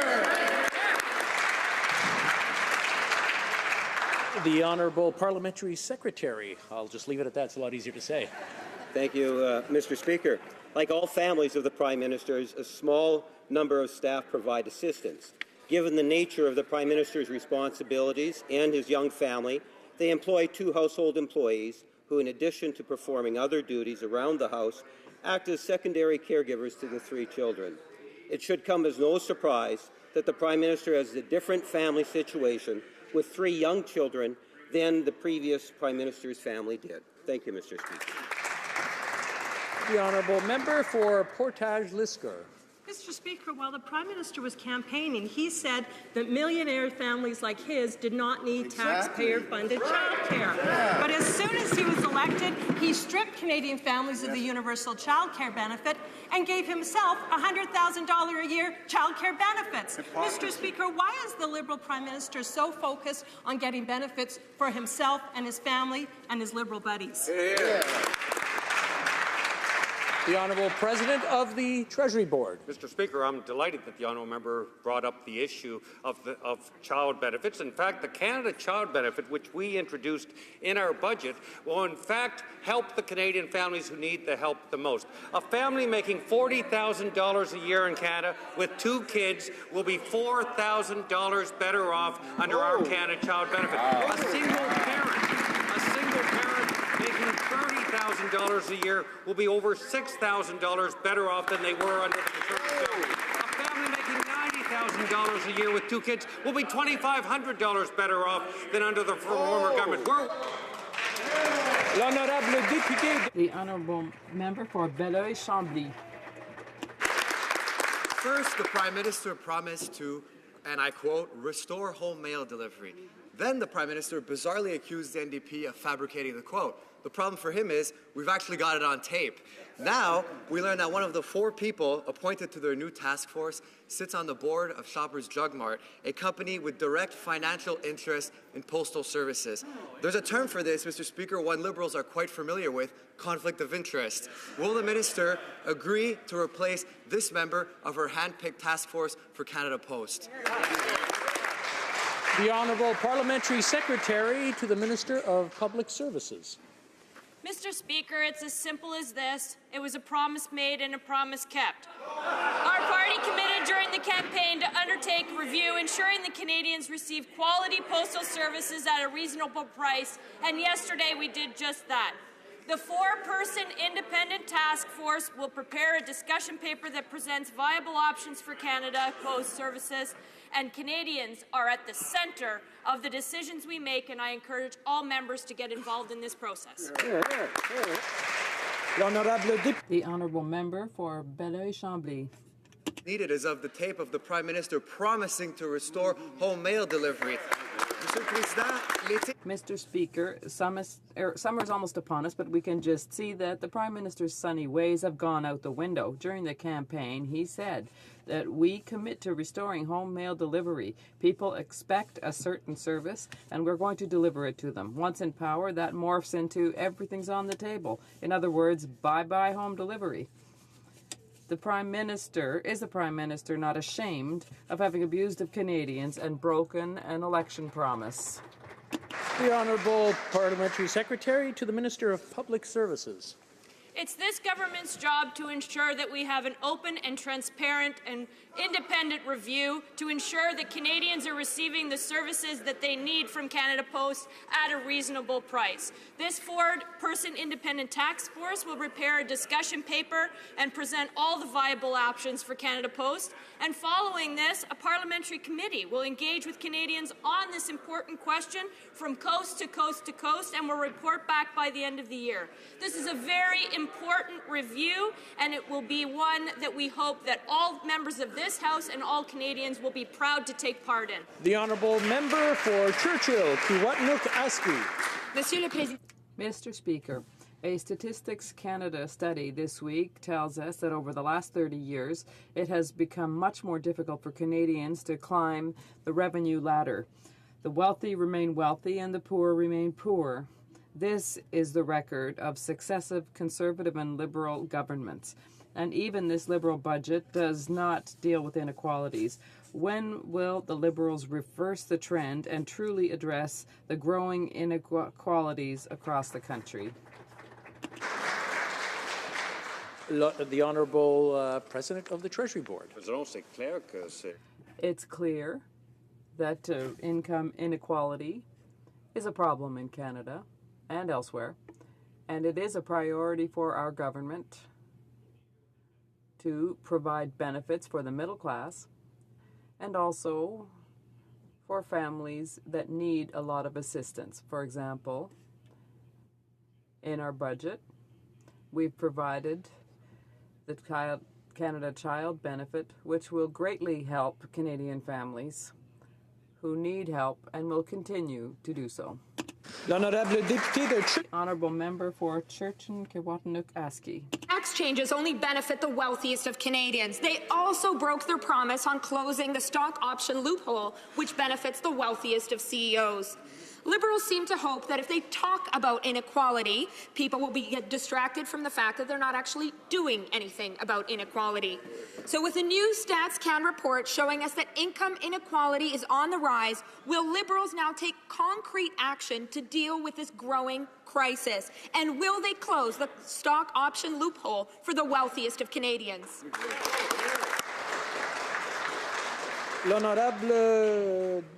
The Honourable Minister of National Revenue. Thank you, Mr.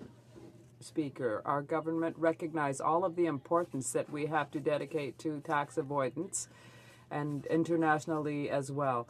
In terms of the Panama Papers file, I asked my officials to get the list of Canadian taxpayers, and I'm pleased to inform the House that the data are already in the possession of the agency.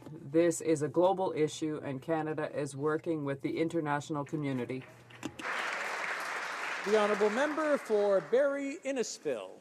Mr. Speaker, Anna Gainey is the president of the Liberal Party. She's not a parliamentarian, she's not a cabinet minister, she's not even a diplomat.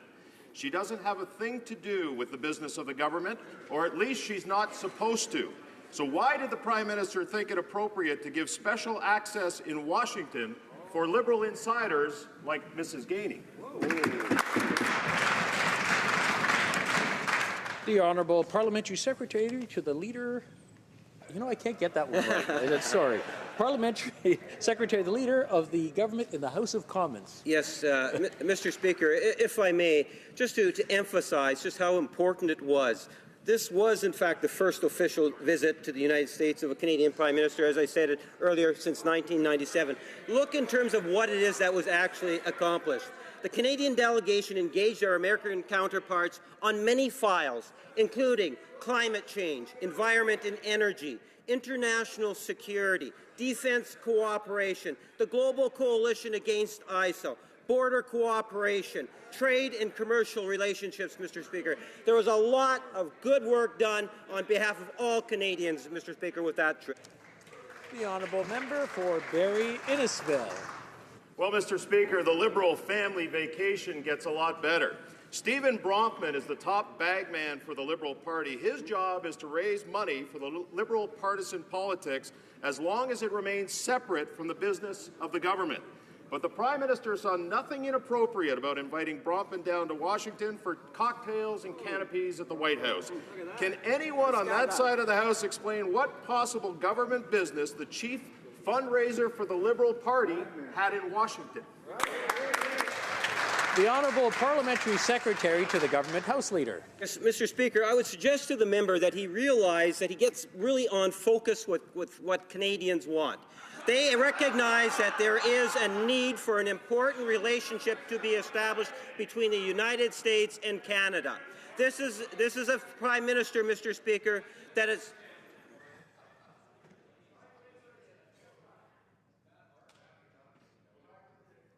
Okay, now that it's quiet, we can continue. The Honourable Parliamentary Secretary. This Prime Minister has recognized the importance of the bilateral relationship between Canada and the United States and has made great strides in making a difference in improving that bilateral relationship, Mr. Speaker. The Conservatives should actually be applauding the government for its actions. Within 6 months, we've been able to accomplish so much. The Honourable Member for Lévis-Lotbinière. Mr. Speaker, it would appear that the Minister of International Trade does not have a monopoly on debatable travel. Yesterday we learned that when the Prime Minister went to the White House, he went with Liberal Party employees, the in-laws, and his children's caregivers. Mr. Speaker, as the government claims to be stuck on transparency, can they explain to Canadians why it was necessary to bring 44 people to Washington, and what was their official role? The Honourable Parliamentary Secretary to the Government House Leader. Yes, thank you, Mr. Speaker. And I'm going to go back to the idea that the Conservatives are really out of queue in regards to the benefits of this particular trip that was taken. At the end of the day, we need to recognize the importance of having a strong, healthy relationship with our neighbours to the south. This is something in which this government takes very seriously, and this is something in which we have seen a great deal of cooperation between the different ministries and what's taking place in Ottawa.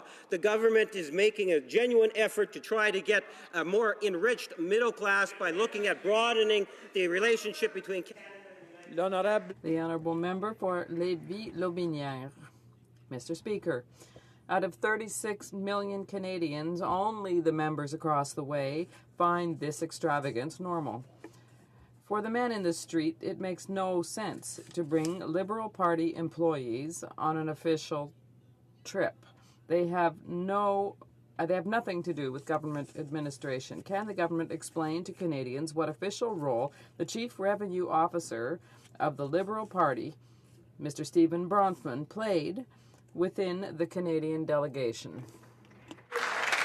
The Honourable Parliamentary Secretary to the Government House Leader. Yes, thank you, Mr. Speaker. And again, let me emphasize in terms of the benefits of that particular trip. The Canadian delegation engaged our American counterparts on many different files. Mr. Speaker, whether it was dealing with the issue of climate change, environment and energy, international security, defense cooperation, the Global Coalition Against ISIL, border cooperation and trade and commercial relations. Mr. Speaker, this was an important trip to be made. Canadians realize that. The only ones that don't seem to realize the benefits is the Conservative Party, and that's most unfortunate, Mr. Speaker. The Honourable Member for Portneuf, Jacques Cartier. Mr. Speaker, one senses that some members across the way are ill at ease today.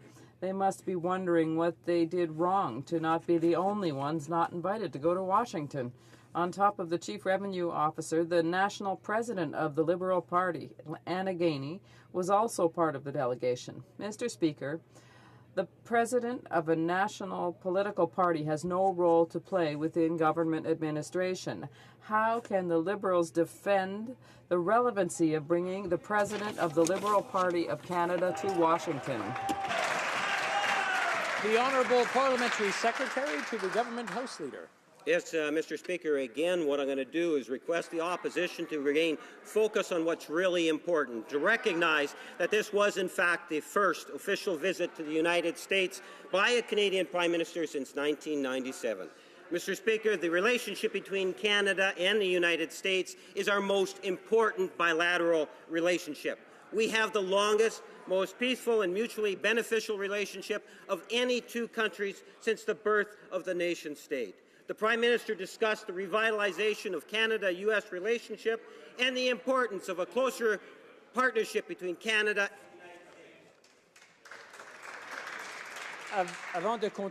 Before continuing, I would like to remind the members that when someone is speaking, if you have a discussion that's important, perhaps you could just keep it between yourselves, outside, whisper perhaps, instead of speaking so loudly. Thank you. The Honourable Member for Portneuf, Jacques Cartier. Thank you, Mr. Speaker. I would like the question to be listened to. We're having considerable difficulty getting answers from the government this morning, like all other mornings. And the reason is simple. There are no good answers, Mr. Speaker. We'll give them another chance.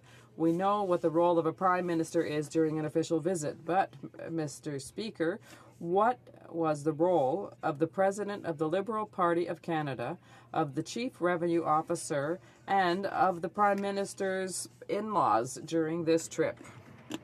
The Honourable Parliamentary Secretary to the Government House Leader. Yes, Mr. Speaker, it's not my fault if the member doesn't like the answer per se. At the end of the day, I believe that Canadians should be first of mind. And at the end of the day, I believe that they recognize the value of that particular trip. The Canadian delegation engaged our American counterparts on many different files. As I indicated, Mr. Speaker, that included climate change, environment and energy, international security, defense and cooperation, the Global Coalition Against ISIL, border cooperation and trade, and the commercial. The Honourable Member for Rimouski, Neigette, Témiscouata, Les Basques. Thank you, Mr. Speaker. Mr. Speaker, Canadians are quite right to be frustrated with the KPMG story and the Canada Revenue Agency. They've just finished paying their fair share of taxes, and they expect that everyone else should do the same thing. On the one hand, KPMG is helping millionaires to hide their money, and on the other hand, the agency is giving them an amnesty after having caught them. Mr. Speaker, enough is enough. To get to the bottom of things, we will need to have an in-depth study. Will the Liberals stop sweeping this under the rug and protecting KPMG? The Honourable Minister of National Revenue. Mr. Speaker, indeed, enough isn't enough.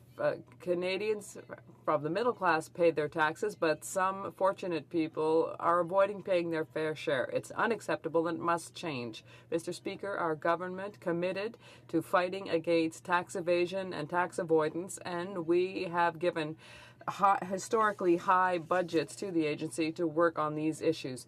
I have the privilege, Mr. Speaker, of tabling our government's commitments to my colleagues on May 19th at the Finance Committee. And I want to reassure all Canadians that...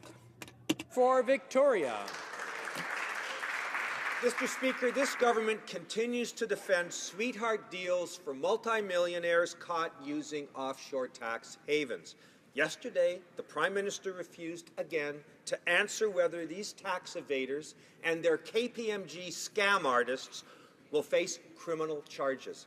Mr. Speaker, we must restore faith in the fairness of our tax system and send a message that special treatment for the wealthy and well-connected will not be allowed to stand. Will the government bring criminal charges against all those involved in this tax evasion scandal? The Honourable Minister of National Revenue. Mr. Speaker, the agency is continuing its investigations of the people identified in the KPMG story, and the massive investments in the last budget will allow us to block the way for people to create such strategies for the wealthy in the future. And I want to point out that I have asked my officials to get the list of Canadian taxpayers who are on it, and I'm very pleased to inform the House that the data is in the possession of the agency. The Honourable Member for Charlebourg-Haut-Saint-Charles. Mr. Speaker, the government cut the defence budget by $3.7 billion. The Liberals iced projects already underway, such as the acquisition of offshore patrol vessels and Cyclone helicopters. Will the Minister take advantage of the visit to Montreal and Valcartier to explain to our troops why the Liberals made these cuts that put the security of our Canadians and soldiers at risk? Parliamentary Secretary to the Minister of National Defence. Thank you, Mr. Speaker, and I thank the honourable member for his question. The premise of his question is absolutely incorrect. The deferment of funds was entirely due to the inability of the previous government to match fiscal cycles with procurement cycles. As a consequence, that money that he references has actually been pushed off to future years and available to equip the men and women in uniform in the manner that they need to be, unlike the previous government. The Honourable Member of Charlebourg-Haut-Saint-Charles. I'd like to emphasize that our Conservative government was the one that acquired the C-17, Globemasters, the Cyclones, the Hercules, Chinooks, and Leopards. That's a lot of equipment that they bought for our men and women in uniform. My question is simple. Will the Minister, who is traveling to Montreal and Valcartier today, explain to our military the $3.7 billion cuts that was supposed to be for material and that endangers their life, safety, and security? Minister of National Defence. The only explanation here that needs to be given, Mr. Speaker, seems to be to the Conservative Party, because the military understands that in order to be able to have the equipment that they need, the fiscal cycle and the procurement cycle need to match. This has been an ongoing problem under the previous government. We continue to work on this so that when we have procurements that need to be funded, they'll be funded at the appropriate time, and that is exactly what the budget says. I regret that the honourable member doesn't seem to be able to understand that matter. The honourable member for Flamborough-Glenbrook. Mr. Speaker, we know the regime that leads Iran exports terror, supports terrorist groups like Hamas and Hezbollah, imprisons, tortures, and executes their own people and others. Mr. Speaker, this regime does not even have the decency to return the remains of Canadian citizen Zahra Ghazami. If the Minister of Foreign Affairs isn't willing to stand up to a regime like this, then what does he stand for? The Honourable Parliamentary Secretary to the Minister of Foreign Affairs. Mr. Speaker, I regret the tone of the question. Having said that, the world needs more Canada, and Canada is better off with increasing engagement in the world. So this is a harder choice than the previous government's choice. That means if we want to be effective in promoting human rights, including in Iran, we need to engage with our allies with our eyes wide open. So, Mr. Speaker, our allies are re-engaging with Iran, and I don't know why the Conservatives want us to stand alone on the sideline, but what we're doing is better for Canadians, is better for our allies, and it's better for the people of Iran. The honourable member for Sherwood Park, Fort Saskatchewan. Well, Mr. Speaker, the parliamentary secretary seems to think that we need an ambassador in Iran just to talk to the Iranians. And yet, when it comes to talking about human rights, they have killed the role of an ambassador responsible specifically for that, the role of the ambassador for religious freedom.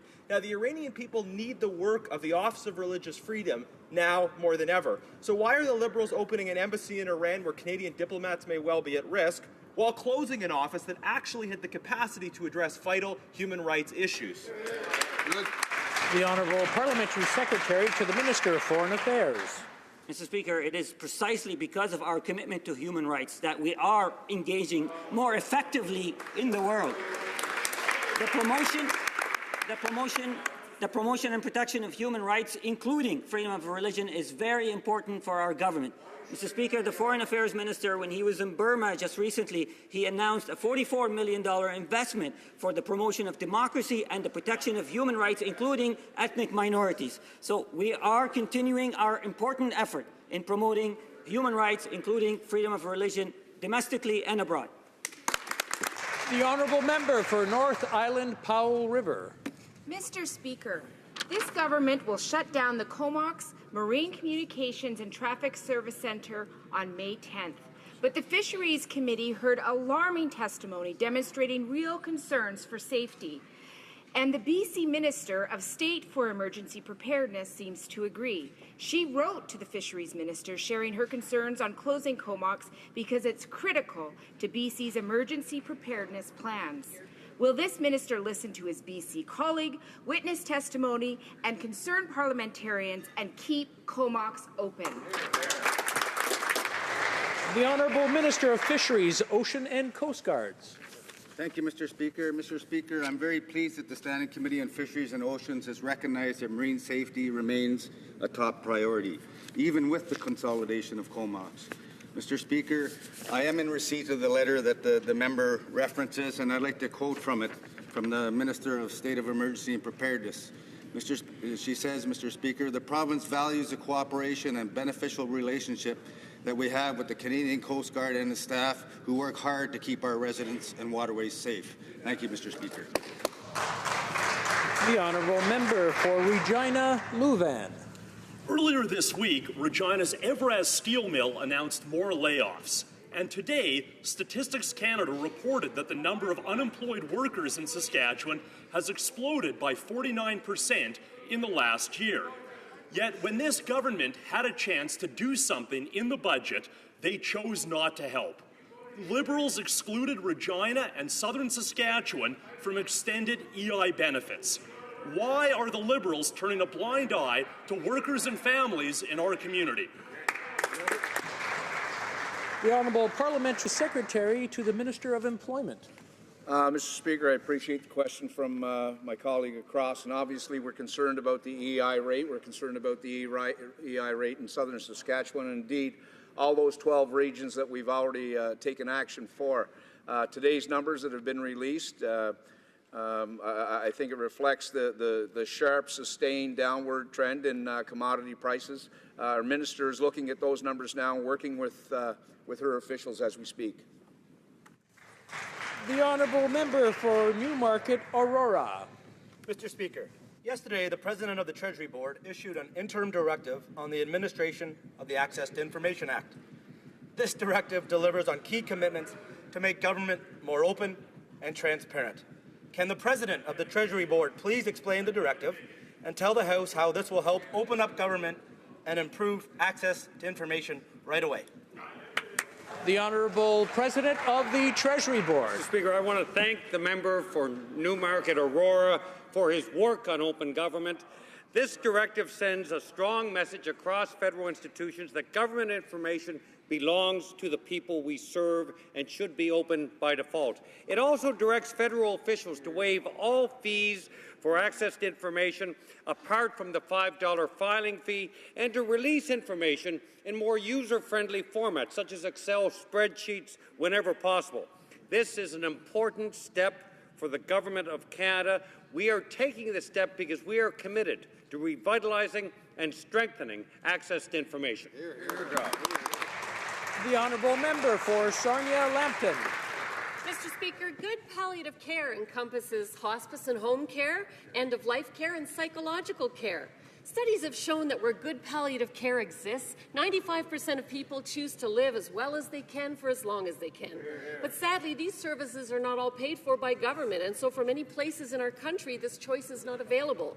In light of the assisted suicide legislation, when will the Minister of Health follow through on her promise of $3 billion to make palliative care a covered service? The Honourable Parliamentary Secretary to the Minister of Health. Thank you, Mr. Speaker. Mr. Speaker, we know that there is more to do to provide Canadians end-of-life care. Canadians have told us they want to stay independent and receive care at home, including at the end of their lives. As part of the new Health Accord, Mr. Speaker, the government has committed to providing $3 billion over the next 4 years to improve home care, including palliative care. In collaboration with provinces and territories, we will move forward on shared health priorities, including examining ways to integrate and expand access to palliative care at home. Thank you, Mr. Speaker. The Honourable Member for Sarnia-Lambton. So I'll expect to see palliative care mentioned in C-14. Mr. Speaker, the Health Minister said her priority was palliative care for $3 billion. However, she's spending her time and government resources right now on legalizing marijuana. Is marijuana a bigger priority for our aging population than palliative care? Is it worthy of her attention now, or is her palliative care initiative going to pot? The Honourable Parliamentary Secretary to the Minister of Health. Mr. Speaker, it is important that Canadians will have a good, peaceful, and dignified life until the very end. For that purpose, we will make sure that Canadians have access to palliative care services that they need. We will do so in participation with our colleagues in our provinces and territories, and this is something that we'll be talking about, looking forward to talking with our colleagues on the other side in the future. The Honourable Member for Kitchener-Conestoga. Mr. Speaker, due to the legal uncertainty created by the Liberal promise to legalize marijuana, grow-ups are sprouting up in my riding. This is causing significant health concerns, especially for our children. Can the Minister explain exactly how the Liberals plan to keep this product out of the hands of children when it could be available on every street corner? They can't explain. The Honourable Parliamentary Secretary to the Minister of Justice. Thank you, Mr. Speaker. Our government has been very clear that we intend to introduce a comprehensive and responsible framework of regulation for the strict control of marijuana in its production, distribution, and its consumption. Our intent in these regulations will be to keep it away from children, to prevent organized crime, to continuing to profit from it, to make our communities safe, and to assure the health of all Canadians. To that end, we will shortly be announcing a task force which will have expertise from the legal community, the health community, and the law enforcement community to enable the government to move forward and to assure that... The Honourable Member for Kitchener-Conestoga. Mr. Speaker, Colorado has had legalized marijuana for over a year now, and we've started to see the statistics that show the dangers of their decision. According to Reuters, over 40 children were taken to a poison control center after they picked up colorful sweets laced with strong doses of marijuana that their parents had left laying around. The government has said they want to protect children through legalizing marijuana. Can the Health Minister explain exactly how she plans to do that? The Honourable Parliamentary Secretary to the Minister of Justice. Mr. Speaker, the member's question opposite illustrates precisely the reason why this government feels it is so necessary to change the current regime for the control of marijuana and replace it with something far more comprehensive, far more responsible, and quite frankly, far more effective. We believe that through strict regulation, we will be able to restrict access that children have by being able to control the manner in which it is retailed and consumed in this country. We can do a far better job than the current criminal sanction. The honourable member for Nanaimo Ladysmith. The feds towed the vessel Silver King from one riding to mine a month ago now. Now it's rotting right off Ladysmith's community dock, and dozens of abandoned vessels cram the harbour already. Local business, Ladysmith Council, Seminas First Nation all warn this will harm local community and economy. This is a growing issue for our coast. Yep. Yet the government is shuffling the problem from one community to another. When will this government remove abandoned vessels from Ladysmith's harbour? Hear, hear. The Honourable Minister for Fisheries, Oceans and Coast Guard. Thank you, Mr. Speaker, and I'd like to thank the member for that question. Mr. Speaker, when that vessel was reported, the Coast Guard was deployed to respond to a pollution threat by the Silver King. They began pumping water from the vessel. They concluded that the vessel was no longer seaworthy and beyond repair. They moved the vessel to a different location, and prior to deconstruction, Mr. Speaker, scheduled for later this month, the vessel will be cleaned and removed of hazardous materials and potential pollutants. Thank you, Mr. Speaker. L'honorable député de... The honourable member for Laurier-Sainte-Marie. Mr. Speaker, the Prime Minister says that making gender equality and work-life balance is a priority, but workplace daycares will have to close shortly because of the government's decision to stop subsidizing their rent costs. So the government will be abandoning the parents of children at the CPE Guy Favreau in Montreal and here in Ottawa at the Tunney's Pasture Childcare Facility. What are the Liberals, in fact, waiting for to reverse this regressive decision made by the Conservatives? Le ministre des Familles en... The Honourable Minister. Merci, Monsieur le Président. Thank you, Mr. Speaker. Allow me to thank the Honourable Member for her question. I share with her the importance of ensuring that Canadians have access to quality, inclusive, flexible childcare services. As the Honourable Member has said, we are working very hard with the provinces and territories to ensure that Canada plays a leadership role on these initiatives. I will, in the months to come, have the pleasure of announcing very specific measures to this House. The Honourable Member for Oshawa. Mr. Speaker, the Minister of Health stated this week that the problem of tamper-resistant opioids, if it is applied only to a single drug, will not solve the problem. Well, the real problem that needs to be solved, Mr. Speaker, is why she and the Liberals have abandoned regulations that would require oxycodone, fentanyl, and morphine opioids in Canada to become tamper-resistant before being approved for sale in Canada. Mr. Speaker, will the Minister of Health please revisit the issue of tamper-resistant regulations to stop dangerous opioid abuse in Canada? The Honourable Parliamentary Secretary to the Minister of Health. Thank you, Mr. Speaker. Mr. Speaker, as a registered nurse myself, we are keenly aware of the damage being done to families and communities right across Canada by the abuse of prescription drugs. We know how complex this issue is. As part of our comprehensive approach, our government strongly supports opioid manufacturers who wish to take proactive measures to make their medication harder to abuse. Health Canada will continue to work with the industry and healthcare providers to identify further tools and interventions that can help address this growing problem. The Honourable Member for Peace River Westlock. Thank you, Mr. Speaker. Another day, and the Liberals break another promise to Canadians. Post-secondary education is critical for improving quality of life and opportunities for Indigenous youth. The Liberals promised to help the First Nations and Inuit students through post-secondary student support program. But, Mr. Speaker, instead of keeping their promises, the Liberals are moving in the other direction. Why did the Liberals break their promise to Indigenous students, and why are they cutting staff from the program? The Honourable Minister for Indigenous and Northern Affairs. Thank you, Mr. Speaker. I thank the member for his question and for the excellent opportunity we had at committee yesterday and for his good questions there. As you know, the post-secondary education is a really important part of moving students out of poverty and into the labor force. I am working with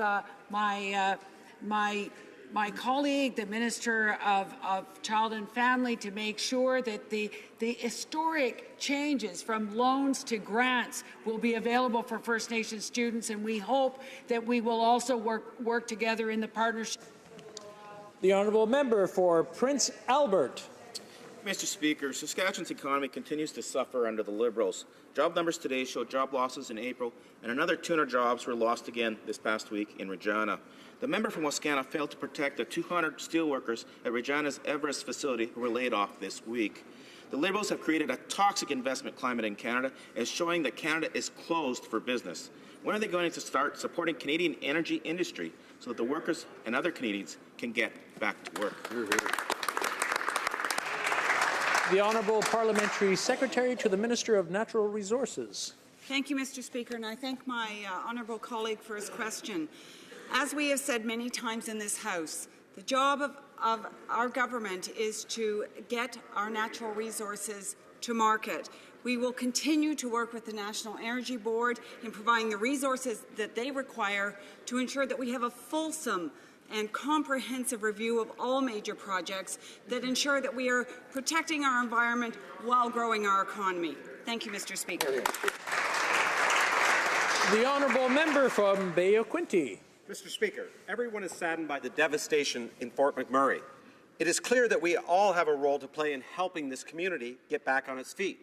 Many will be looking for immediate support, including access to employment insurance, pension payments, old age support, and other support services. Mr. Speaker, can the government please tell us what this government is doing to ensure that people of Fort McMurray have the support and resources they need? Thank you. L'Honourable Ministre. The Honourable Minister for Families, Children and Social Development. And let me thank the member for this very important question. All Canadians stand by the people of Alberta and Fort McMurray in this terrible catastrophe. Our government is committed to helping Canadians affected by this forest fire and is concerned about the health and safety of workers and families. Service Canada is making every effort possible to provide direct support and assistance, which can be obtained by calling 1-800-ALL-CANADA, online at servicecanada.gc.ca or at Service Canada centres in areas outside of those evacuated. The Honourable Member for Central Okanagan, Similkameen Nicola. Thank you, Mr. Speaker. The other day I raised the Como case dealing with the right for people to bring beer freely into New Brunswick. Conservatives support this decision and think it's absolutely ridiculous that in Canada you can't bring beer from one province to another. So my question is for the Minister of Justice. Has the Minister examined this case, and does she agree with the judgment? The Honourable Parliamentary Secretary to the Minister of Innovation, Science and Economic Development. Thank you, Mr. Speaker, and I'd like to thank the honourable member for his question. Of course, internal trade is a very important priority for this government, as it is a key platform for growth in the economy between provinces all across the country. And we are actively working with our provincial territorial counterparts to make sure that we can have freer trade. There is goodwill and commitment to get this job done, and we look forward to achieving a real renewed agreement in the future. And Mr. Speaker, we support the notion of having open markets, to having freer trade in alcohol. L'Honorable Député de Ville-Marie. The Honourable Member for Ville-Marie, Île-des-Sœurs, Sud-Ouest. Thank you, Mr. Speaker. The Technology Demonstration Program aims to promote early research development for technology design. It supports cooperation between the private sector, universities, and research institutions. Growing the economy in the 21st century needs this type of critically important initiative. Can the Parliamentary Secretary to the Minister of Innovation, Science and Economic Development tell the House about the advantages of this program. Secrétaire parlementaire. The Parliamentary Secretary for Innovation, Science and Economic Development. Well, thank you very much, Mr. Speaker, and I'd like to thank my colleague, the member for Ville-Marie-le-Sud-Ouest, Île-des-Sœurs, for the question. Yesterday, we were in Ville-Marie to announce a $5 million contribution to MBA Systems in Montreal. Thanks to this support, MDA and its partners will develop and test next-generation satellites. This will lead to better research and search and rescue services by satellite, and it will make it possible to process data more quickly. Toon Grasswood. Well, Mr. Speaker, a year ago, Saskatchewan had the lowest unemployment rate in the entire country. What a big change we've seen in the last 365 days. Just last month, Cameco announced the layoffs of over 500 workers at their Rabbit Lake mine, which affects, by the way, hundreds, if not thousands, of small businesses in our province. We all know firsthand in Saskatchewan, EI is not the solution. We all know we need job creation, not job-killing taxes. So, Mr. Speaker, why are the Liberals going to reverse their job-killing? The Honourable Minister, or the Honourable Parliamentary Secretary to the Minister of Small Business and Tourism. Mr. Speaker, and I'd like to thank my honourable colleague across the way for the question, because we love to talk about small business on this side. Our government is committed to ensuring tax fairness and to making sure every Canadian pays his or her share.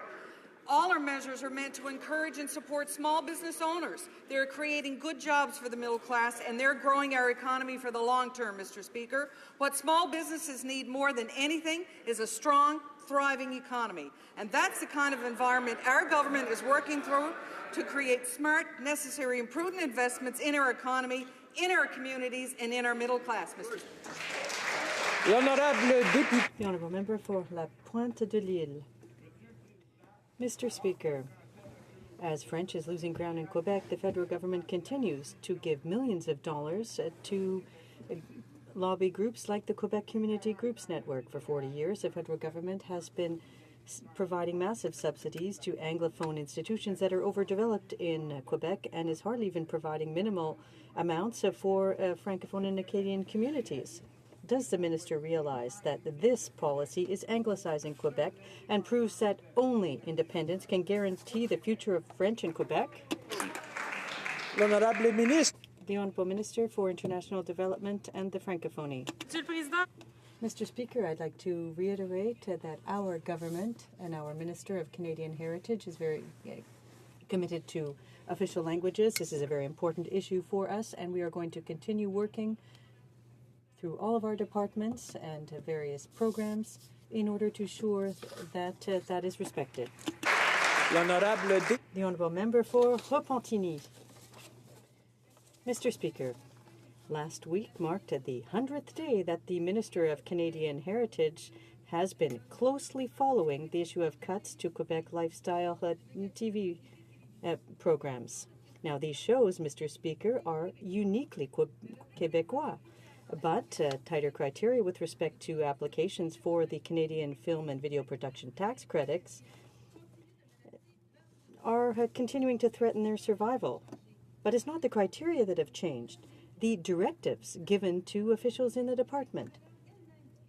The minister herself is from Quebec. Will she finally tell her... L'Honorable Ministre. The Honourable Minister. Nationale. The Honourable Minister for International Development and the Francophonie. Mr. Speaker, we are very much aware of issues under federal and provincial jurisdiction. Canadian Heritage carries out its duties respecting those areas of jurisdiction. L'Honorable Député de... The Honourable Member for Joliette.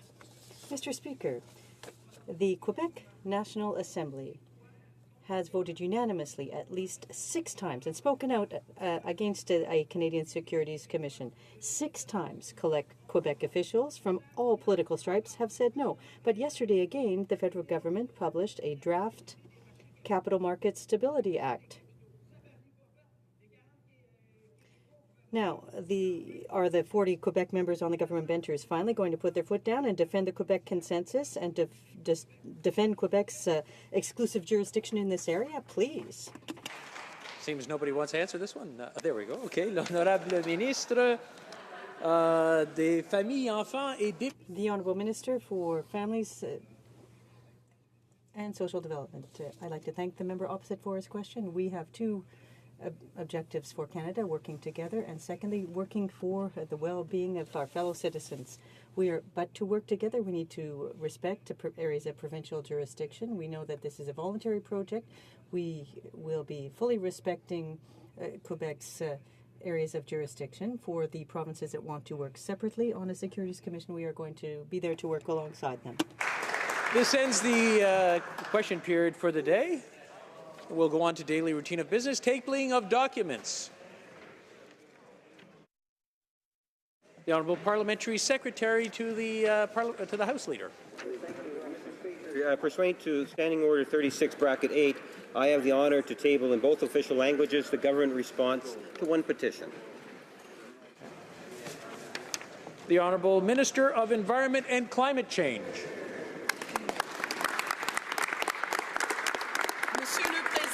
Mr. Speaker, on behalf of the Minister of Foreign Affairs and pursuant to Standing Order 32.2, I have the honour to table in both official languages the treaty entitled Paris Agreement under the United Nations Framework Convention on Climate Change, signed in New York on April 22nd, 2016.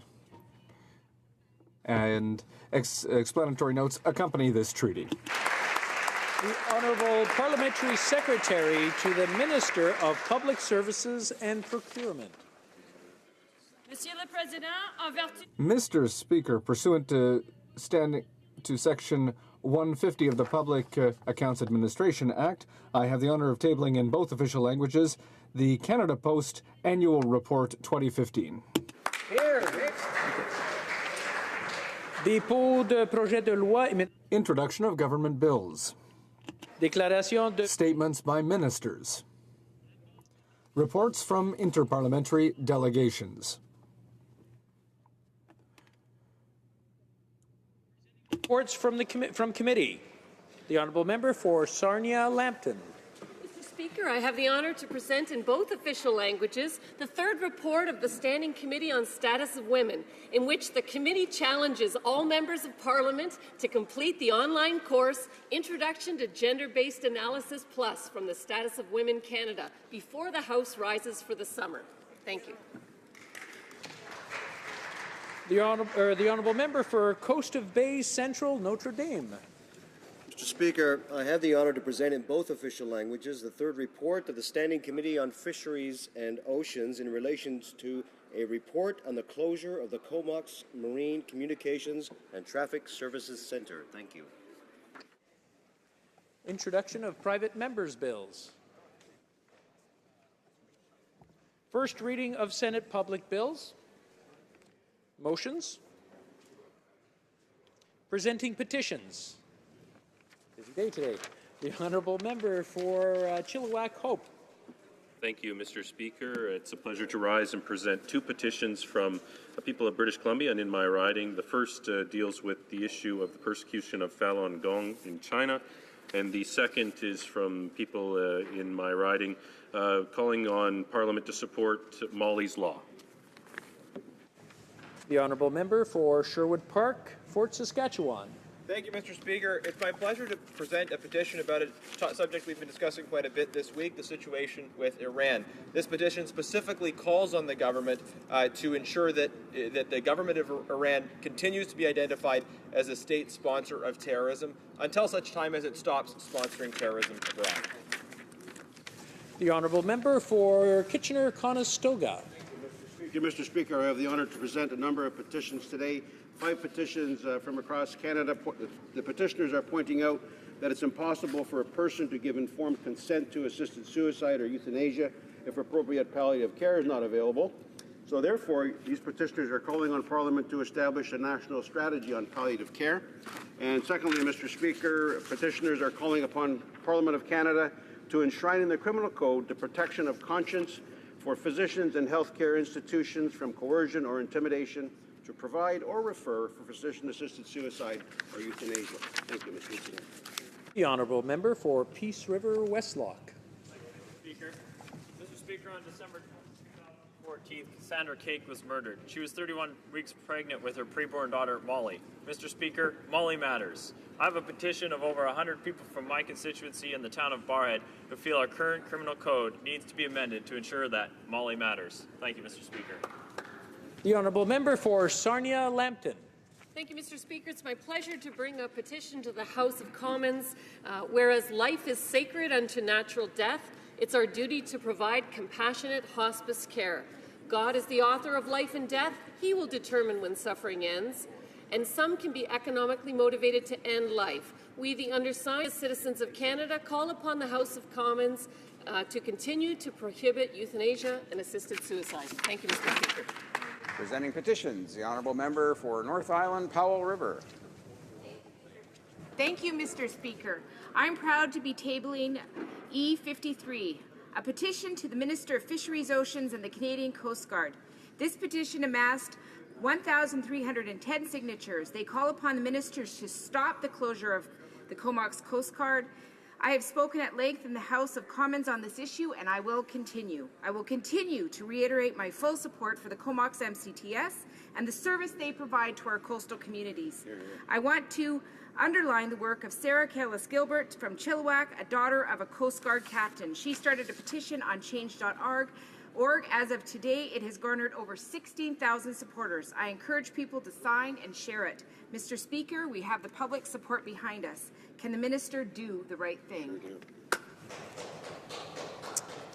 Presenting petitions, the honourable member for Chatham, Kent, Leamington. Thank you, Mr. Speaker. And I too would like to present a petition for Molly's Law. This petition calls on Parliament to pass legislation to allow a separate charge to be laid in the death or injury of a preborn child when that child's mother is a victim of crime. Canadians want justice for victims like Molly. Thank you, Mr. Speaker. Presentation de petitions. Presenting petitions. For Kootenay, Columbia. Thank you, Mr. Speaker. I'm happy to present a petition today on behalf of the citizens of Revelstoke in my riding of Kootenay, Columbia, with support from people living in Chilliwack, Agassiz, and Harrison Hot Springs on the Lower Mainland. It's fairly long, so I'll shorten it. Whereas the vast majority of Canadians support modern and enforceable legislation that protects all animals from deliberate and reckless acts of cruelty, we, the undersigned residents of Canada, call upon the Government of Canada to modernize the animal cruelty provisions in the Criminal Code to effectively protect all animals from deliberate acts of cruelty. Presenting petitions. Presentation de petitions. Questions on the order paper. The Honourable Parliamentary Secretary to the Government House Leader. Yes, thank you, Mr. Speaker. If questions number Q84 could be made in order for return, this return would be tabled immediately. Is it the pleasure of the House that the aforementioned question be made in order for return and be tabled immediately? Yes? Agreed? Agreed and so ordered. The Honourable Parliamentary Secretary to the Government House Leader. And then finally, Mr. Speaker, I ask that the remaining questions be allowed to stand at this time. Is that also agreed? Agreed?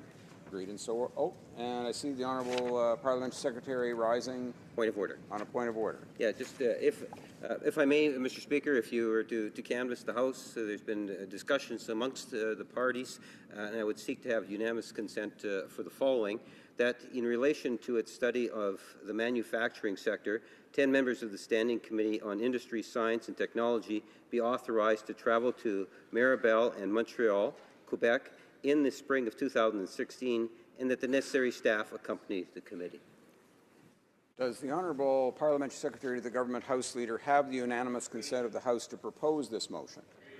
Yes? The House has heard the terms of the motion. Is it the pleasure of the House to adopt the motion? Agreed? Carried. Orders of the day. Ordre du jour. Orders of the day, Government Orders, Government Bills, Commons, resuming debate at second reading stage of Bill C-15, Budget Implementation Act 2016. When the House last considered this question, the honourable member for Ottawa South had 5 minutes remaining in the time for his comments. Resuming debate, the honourable member for Ottawa South. Thank you, Mr. Speaker, and I'm pleased to rise again for a few minutes to provide some comments about the important budget that we brought down in the country recently. When I last left off, I was speaking about the need for countries to make investments in learning. In fact, I argue, and still argue, I've always argued, that the most important investment any country can make is in learning. And I was talking about some of the changes in the budget that dealt with modest and low-income students from families of modest and low-income backgrounds, and the assistance we're providing to help them reach up and break through. We know the single greatest determinant for post-secondary learning of one form or another, Mr. Speaker, is whether or not a young person's parents went on past high school. And so we're obviously working in lockstep with many of our provincial counterparts. For example, in the province of Ontario, my home province, the government there recently, in its wisdom, decided to cut tuition fees by 50% for families with collective incomes of $150,000 a year or less. That is a major contribution to making post-secondary education more affordable. Because again, I think we recognize, certainly in this party, in this government, that learning is paramount if we're going to succeed, continue to succeed in a global economy which is in rapid transition. A few other themes I want to talk about, Mr. Speaker, I think that are deserving of being addressed are the following. First, seniors. With an aging and rapidly aging population, of course, our government has recognized the need to invest there as well, which is why we have increased the guaranteed income supplement, for example, up to $947 a year for single seniors, income tested, of course. We're making huge and new investments in retirement, particularly when it comes to infrastructure related to seniors and seniors housing. Very important, again, with an aging population. We maintained, of course, pension splitting to help so many senior couples meet the daily challenges of paying bills and staying afloat, living independently and with dignity.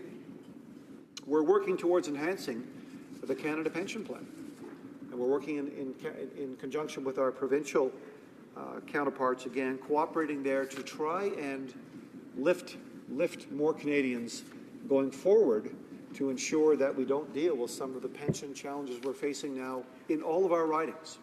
So all of us here have knocked on doors where we face many, many hundreds, if not thousands, of families and individuals who are worried, rightly worried about their retirement, whether they'll be able to afford to live with that independence and the dignity I spoke about a moment ago. We've also restored the eligibility age for the OAS, taking it, in my view, rightfully back to 65 years old from the arbitrary age of 67, a measure brought in by the last government without a single shred of evidence to substantiate the need to do so. On a few issues, Mr. Speaker, I want to touch upon. This is an issue that has a great bearing on our National Capital Region. I happen to have the pleasure and the privilege of being the chair of the National Capital Region Caucus for the government, embracing some 16 electoral districts and 12 MPs, but we have invested heavily in our national museums. This is an important part of Canada's cultural identity.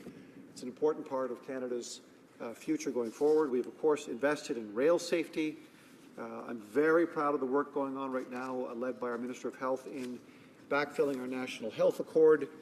We're investing heavily in an innovative and new clean economy measures, so we're the most efficient economy in the world and the cleanest economy in the world.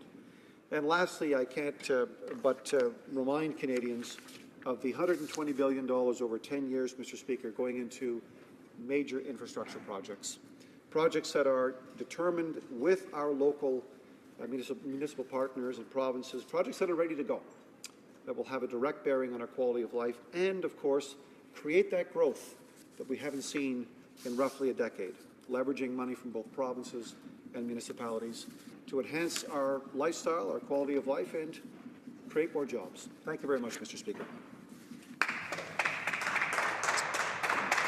Questions and comments. The honourable member for Simcoe Grey.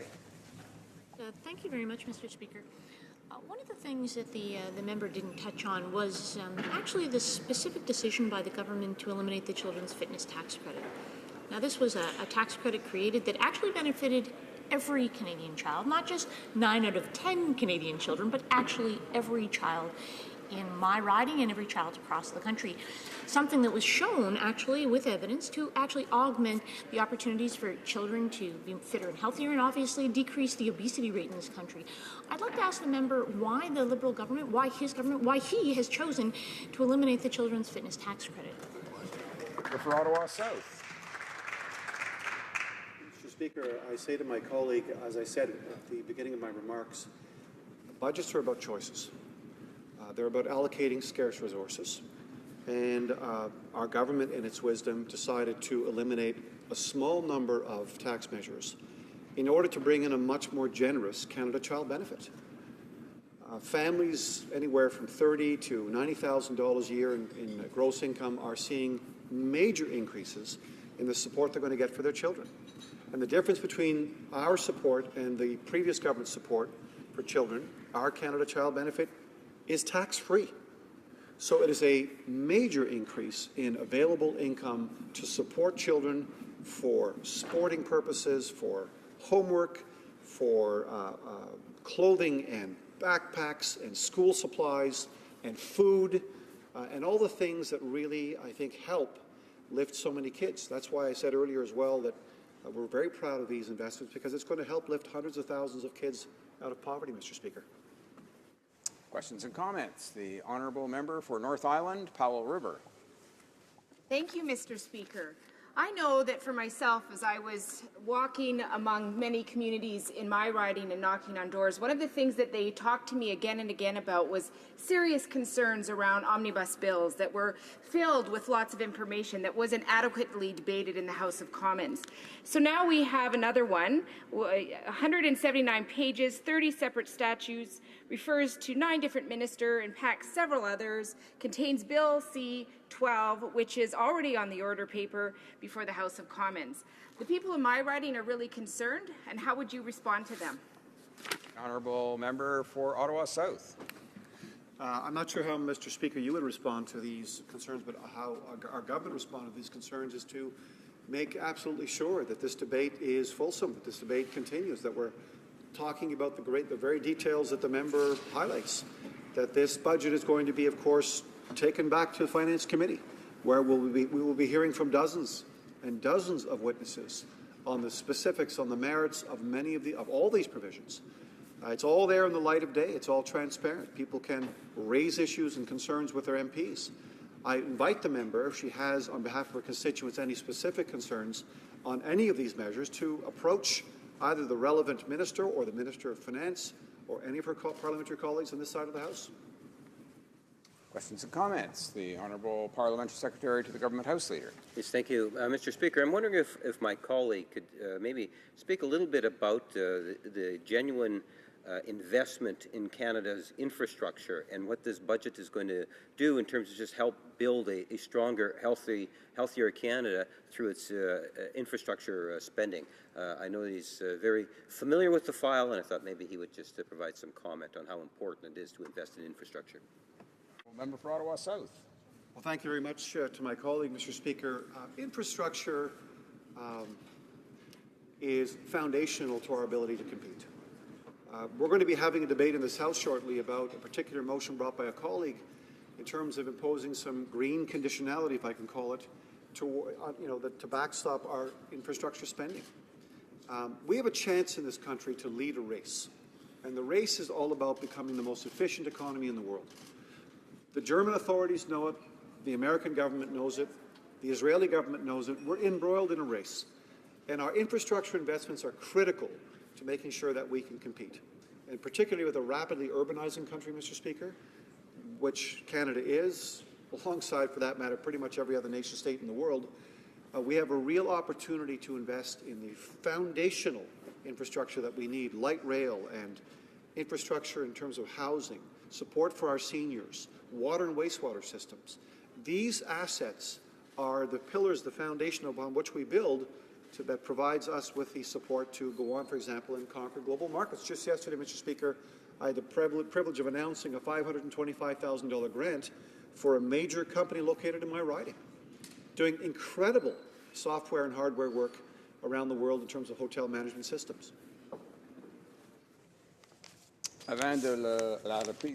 Before resuming debate, I would like to inform the honourable members that we have had more than 5 hours of debate, and on the first round debating this bill, and therefore the time remaining for speeches will be 10-minute speeches and 5 minutes for questions and answers. Resuming debate, the honourable member for Simcoe Grey. Thank you, Mr. Speaker. I'd like to express my deepest sympathies to the thousands of families who have lost their homes, businesses, and are currently displaced from Fort McMurray, Alberta. Our thoughts, our prayers are with them, and I ask all Canadians to support the relief efforts by the Red Cross at www.redcross.ca. It is at these times when I think Canadians' generosity and our Canadian unity is exemplified. The people of Fort McMurray are resilient, and I know they will rebuild, and I want to thank the Government of Canada and the Government of Alberta for offering their matching dollars in the time of need for these Canadians. As I say, this is the time when we see Canadian generosity and Canadian unity truly exemplified. Mr. Speaker, I rise in the House today to speak about an important issue for the people of Simcoe Grey. The budget of the Government of Canada is a centerpiece of the government's agenda and policies. And with a new Liberal government, this budget represents a sharp contrast between the Liberal promises and the day-to-day reality of Canadians. During the election, there were many commitments made and promises that were made along the way, but the reality of this budget, and most importantly, its impact on Canadians, I think leaves many of us quite baffled. The election campaign reflected certain choices that have really will fuel the debates.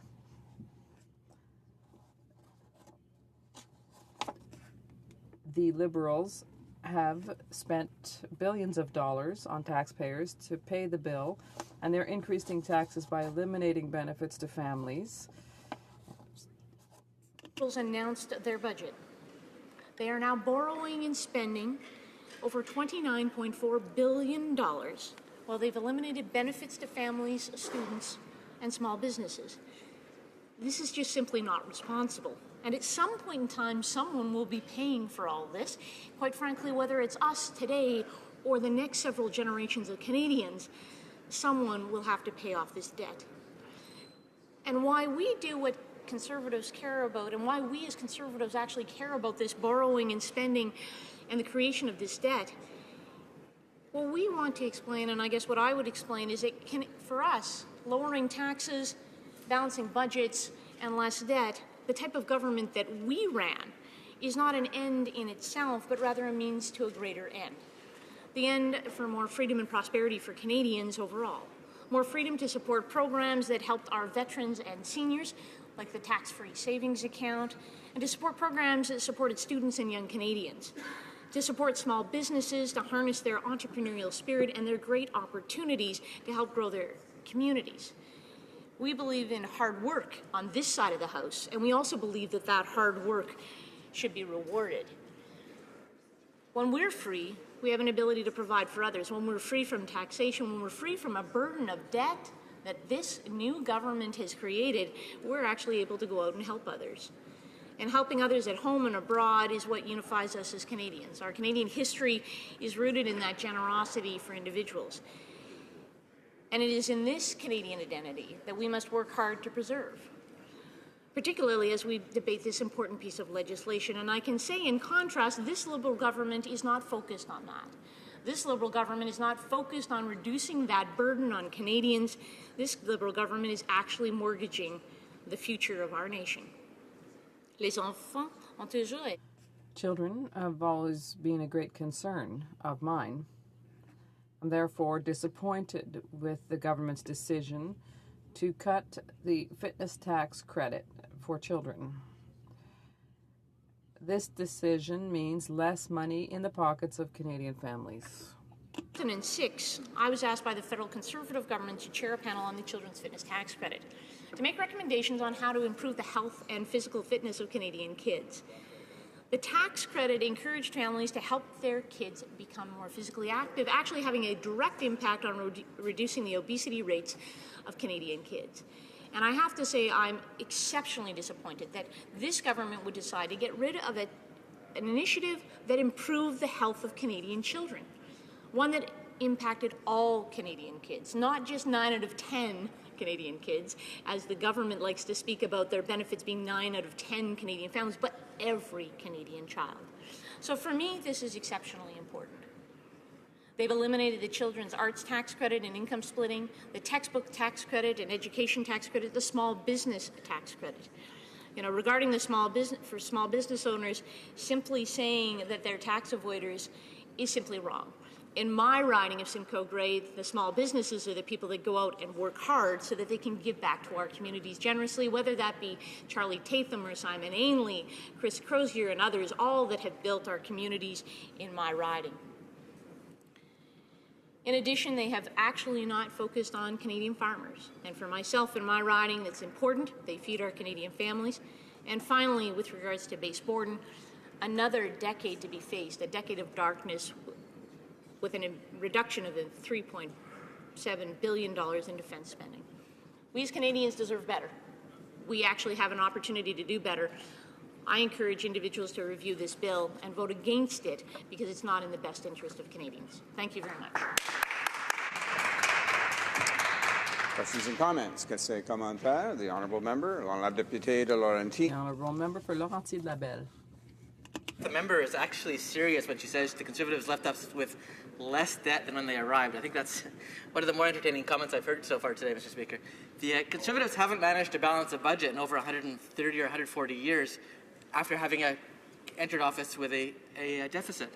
They've never taken us from deficit to surplus, not once since before the 1900.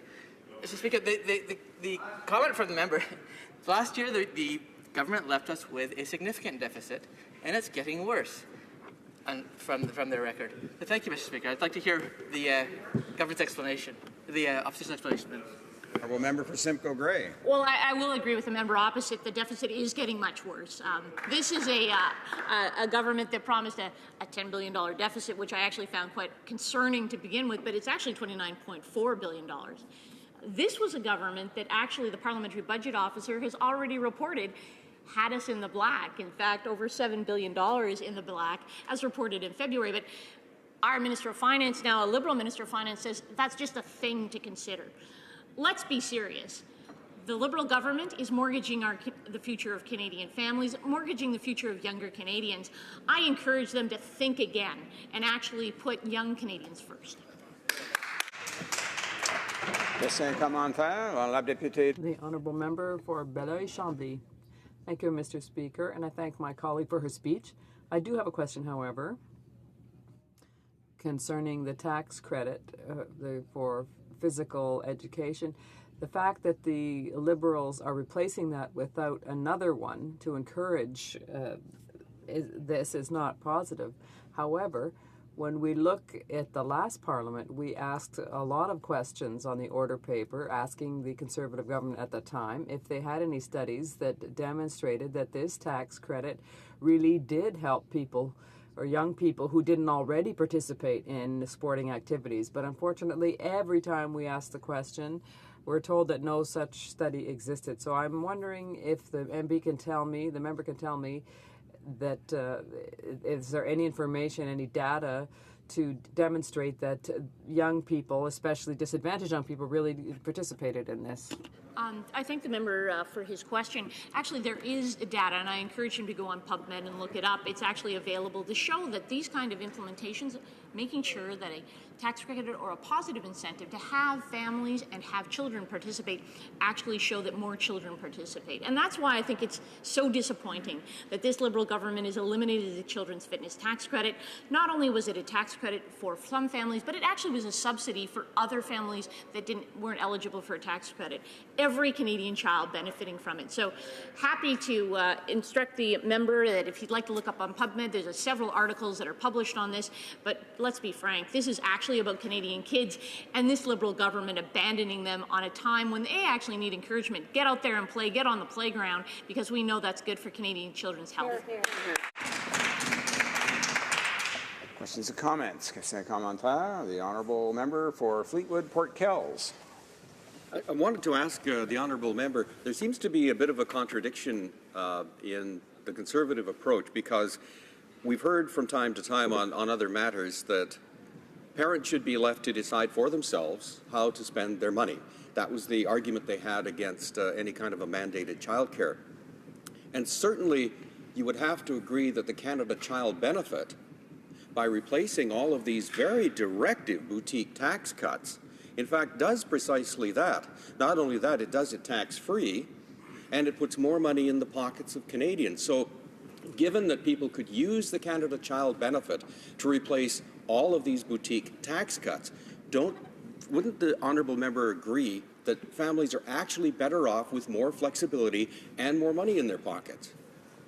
For Simcoe Gray. I guess what I have issue with is our initiatives actually impacted every Canadian family and every Canadian child. As the Liberals will say again and again themselves, only 9 out of 10 actually benefit from what they're doing. As my colleague earlier mentioned, you could be in a family of maybe you're a nurse and a teacher. These are individuals that actually don't even benefit from what the Liberal government is doing now. This government, our party, what we focused on was making sure that every single Canadian family benefited. Every single Canadian family had more money back in their pockets, as opposed to what the Liberal government is doing, augmenting our debt and deficit, taking that money out of the pockets and giving it to the government of Canada. I think Canadians should have that money back in their pockets so they can make great decisions for their families. Here, here. Resuming debate, the honourable member for Newmarket, Aurora. Thank you, Mr. Speaker. I rise today to speak in favour of Budget 2015 and specifically Bill C-15. At the outset, I want to let this House know how proud I am of this budget and how proud I am to be part of a government that believes in Canada and believes in Canadians and believes in restoring hope and rewarding hard work. This government is taking on what the past government couldn't. That is, giving Canadians relief where it is needed most, and removing measures that provide little to no help to many Canadians. Investment is desperately needed, and it is needed now. Canada has the lowest debt-to-GDP ratio of any G7 country, and its interest rates are at historic lows. Now is the ideal time for Canada to invest in its future success. The strategic and smart investments in Budget 2016 will strengthen and expand the middle class. They will reduce inequality among Canadians, and what I think is especially important, they will position Canada for sustained economic growth for years and years to come. There are 5 important points I would like to make in the House today about Bill C-15. One is the elimination of the boutique tax credits. The second is the Canada Child Tax Benefit, which will help more people tax-free. I want to talk a little bit about much-needed help for seniors. I want to talk about connecting people with their tax benefits more efficiently. And lastly, but not least, support for veterans. We speak a lot about fairness in this House. Fairness in our marketplace, fairness for our constituents, fairness throughout this great country. However, in the past, this fairness was hindered by promises that were just an illusion for many Canadian families. The past government created a series of boutique tax credits, many small, seemingly significant benefits that were designed to help Canadians, but frankly were simply smoke and mirrors. Tax credits like the Children's Fitness Tax Credit and the Children's Art Tax Credit appear, at first glance, to help all families. But families quickly realized that this only provided a 15% tax credit on the first $500 for families who could already afford these activities. It did nothing for those families who couldn't afford the activities in the first place. For many Canadian families, the reality is that after food, shelter, and all other necessities for their family, little is left over to help their children become more involved in the community through extracurricular activities. This means that those who needed it most were unable to garner that support. Bill C-15 is one of the first steps this government is taking to better distribute benefits and programs more fairly to those who need it the most. That means removing the boutique tax credits and ensuring that support does go to those who need it, the low and median income families of Canada. I think we can all agree that it is essential that Canada invest in its children. This government is also working hard to distribute money to those who need it most through the new Canada Child Benefit. Canada's existing child benefit system is complicated and isn't tax-free nor income tested. The system set forth by the previous government is flawed and ultimately inadequate in meeting the demands of so many Canadian families. Once again, it does not target those who need it the most. Our government will focus on giving Canadian families more money to help with the high cost of raising their children by replacing the current complicated system with the new CCB. This new system will provide a maximum annual benefit of up to $6,400 per child under the age of 6 and up to $5,400 per child for those aged 6 through 17. Families with less than $30,000 in net income will receive the maximum benefit. With the introduction of this much better targeted Canada Child Benefit, about 300,000 fewer children will be living in poverty by 2017. There will be 300,000 young Canadians with greater opportunity and greater hope for their future.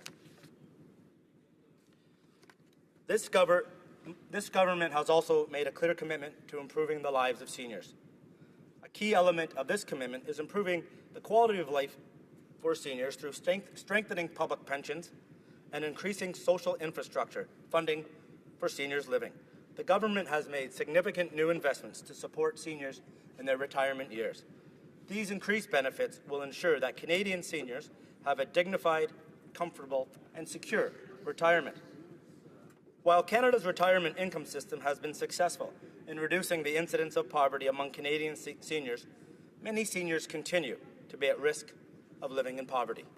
Budget 2016 has committed to increasing the Guaranteed Income Supplement top-up benefit to $947 annually for the most vulnerable single seniors, which will support those seniors who rely almost exclusively on old age security and guaranteed income supplements.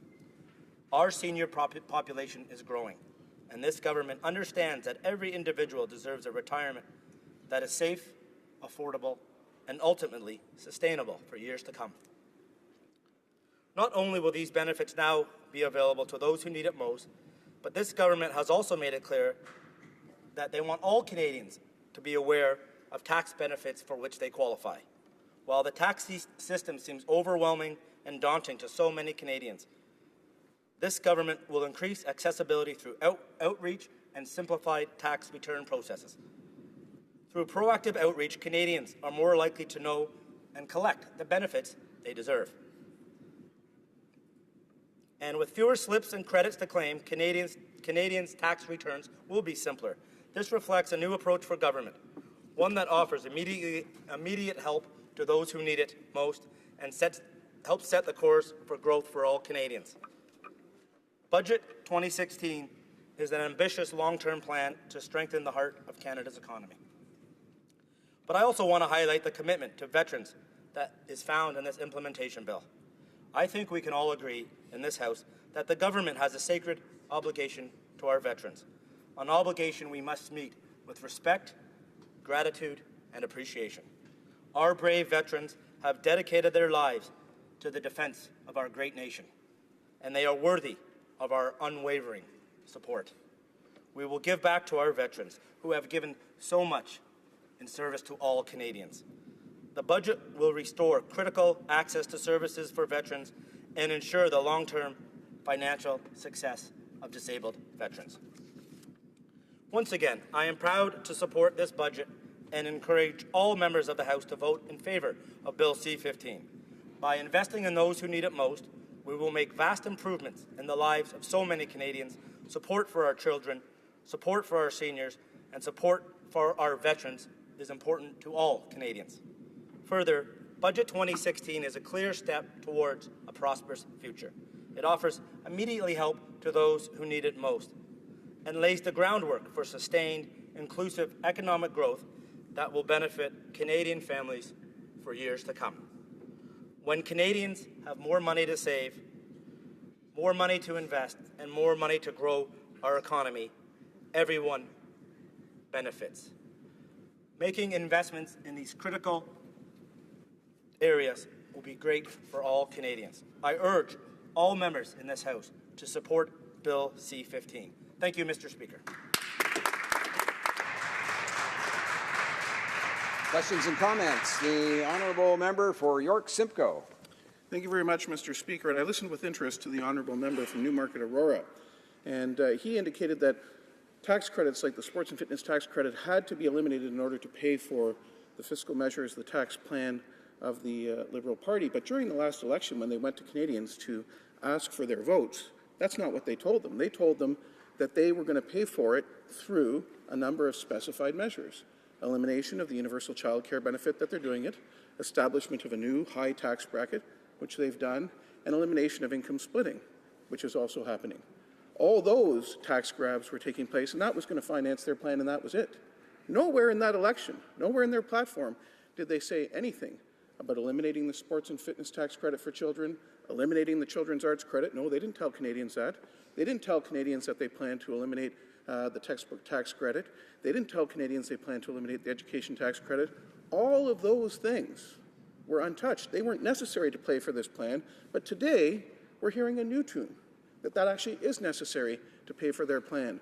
Why is it that they told Canadians something totally different about the tax hikes they had in mind during the election, and then hit them with a surprise whole second set of tax hikes after the election to pay for promises we had said were not affordable? The honourable member for Newmarket Aurora. Well, I want to thank the honourable member from York Simcoe, my neighbouring riding to the north of Newmarket Aurora, for his question. I'll tell you, he wants to talk about the election and what was said. Well, let me tell you what I was hearing at the door when I was knocking on the doors in Newmarket Aurora. I was hearing families complaining that they can't afford to put their children in sports. So how is the tax credit going to help them? There was people with 6 and 7, 8-year-old people that couldn't even afford to put their kids in basketball or hockey or baseball. And you're saying, here's the tax credit. Well, we all know here tax credits don't work if you don't have any money in your pocket to pay for the service to begin with. And that's the problem with the members' way of thinking and that government's way of thinking. They think a tax credit will solve everything. These boutique tax credits, we all know, are political gimmicks that help no one but the Conservative Party. And I was happy to talk to the people of Newmarket Aurora and say, listen, this has to change. What we need more than tax credit gimmicks is money for young families so their children can play the same sports that other families can play. Just because they don't have enough money, they shouldn't be denied that chance, that opportunity, and that joy to be a child. And I'm happy to stand for a government that will make that more possible when this government can do so. Thank you, Mr. Speaker. Questions and comments. The honourable member for Courtney Alberni. Thank you, Mr. Speaker. Before I get started, I want to send our condolences and our thoughts to the people from Fort McMurray. Certainly, there's many people in Courtney Alberni that are affected by that. They've got family members that are there. I want to thank the members that have come from Alberta to make sure that those people are represented today. I want to thank the member for his passionate answer, his passionate speech, talking about inequality and those that need a hand and a lift up. Although we talk about gimmicks, I worried about these promises for tax breaks for the middle class, gimmick tax cuts that 17.9 million people didn't benefit from the tax break for the middle class, a promise to reduce taxes for small business from 11 to 9%. I'm so worried when I hear from across the floor things like today from members across the floor that small business owners aren't good fiscal money managers. They're tax cheats. These are our neighbors. These are the economic drivers of our community. These aren't how we talk about the people that build our communities, that donate to our local community organizations, that volunteer, that are our volunteer firefighters, auxiliary Coast Guard people, We make promises to support small business. We should follow through. If we want a healthy economy, it can't be with a weak business community. I want to ask the member if he'll apologize to the small business people in his community for the broken promise the Liberals made for small business people, and if the other members will go home to their community and apologize for that broken promise. The honourable member for Newmarket Aurora. Well, I thank the honourable member for that question. And let me tell him a little something about the small businesses in my riding. I was a member of the Newmarket Chamber of Commerce long before I had political dreams or aspirations. So I know very many small businesses in Newmarket and small businesses in Aurora, and the Chambers of Commerce have supported this budget. So don't tell me that we don't support small. We on this side of the House don't need to take lectures about supporting small businesses from anybody. We support small businesses. We support family businesses. We also support anybody that's working hard. And yes, there's middle-class tax cuts. 9 million Canadians are going to receive a tax cut. That is not insignificant. We can all agree here that small and medium enterprises are the backbone of our economy. There's so many great entrepreneurs all over Canada, and especially in Newmarket Aurora, and we're pleased to support them. And I thank the honourable member for that question. Resuming debate, the Honourable Parliamentary Secretary to the Minister of Public Services and Procurement. Thank you, Mr. Speaker. Our government has tabled its first budget, and as you've seen, we're following through on the commitments we've made to Canadians. The Budget Implementation Act No. 1 is a critical step towards revitalizing the economy and to providing support to the middle class and creating the conditions for long-term growth. We're doing this by making significant investments in infrastructure, with over $60 billion over the next 10 years in public transit, green infrastructure, and social infrastructure. We're doing this through the introduction of the Canada Child Benefit. We're doing this by providing help to our most vulnerable seniors. Canada is facing a difficult economic situation. We know that. We also know that Canada is coming off of 10 years of a weak economic growth, and we're taking steps to address that at the same time that we are creating opportunities for the middle class and for all Canadians.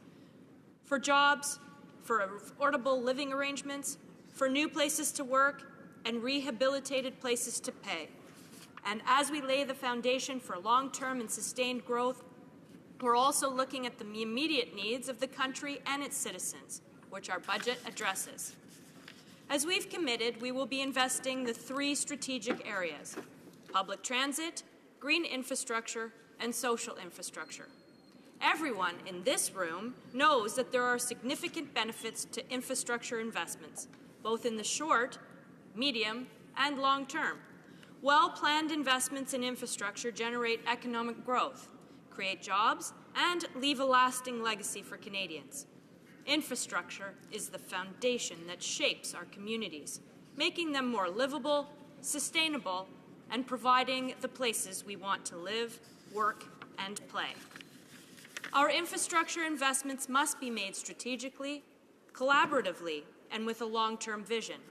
They need to focus on projects that are not only shovel-ready, but also shovel-worthy.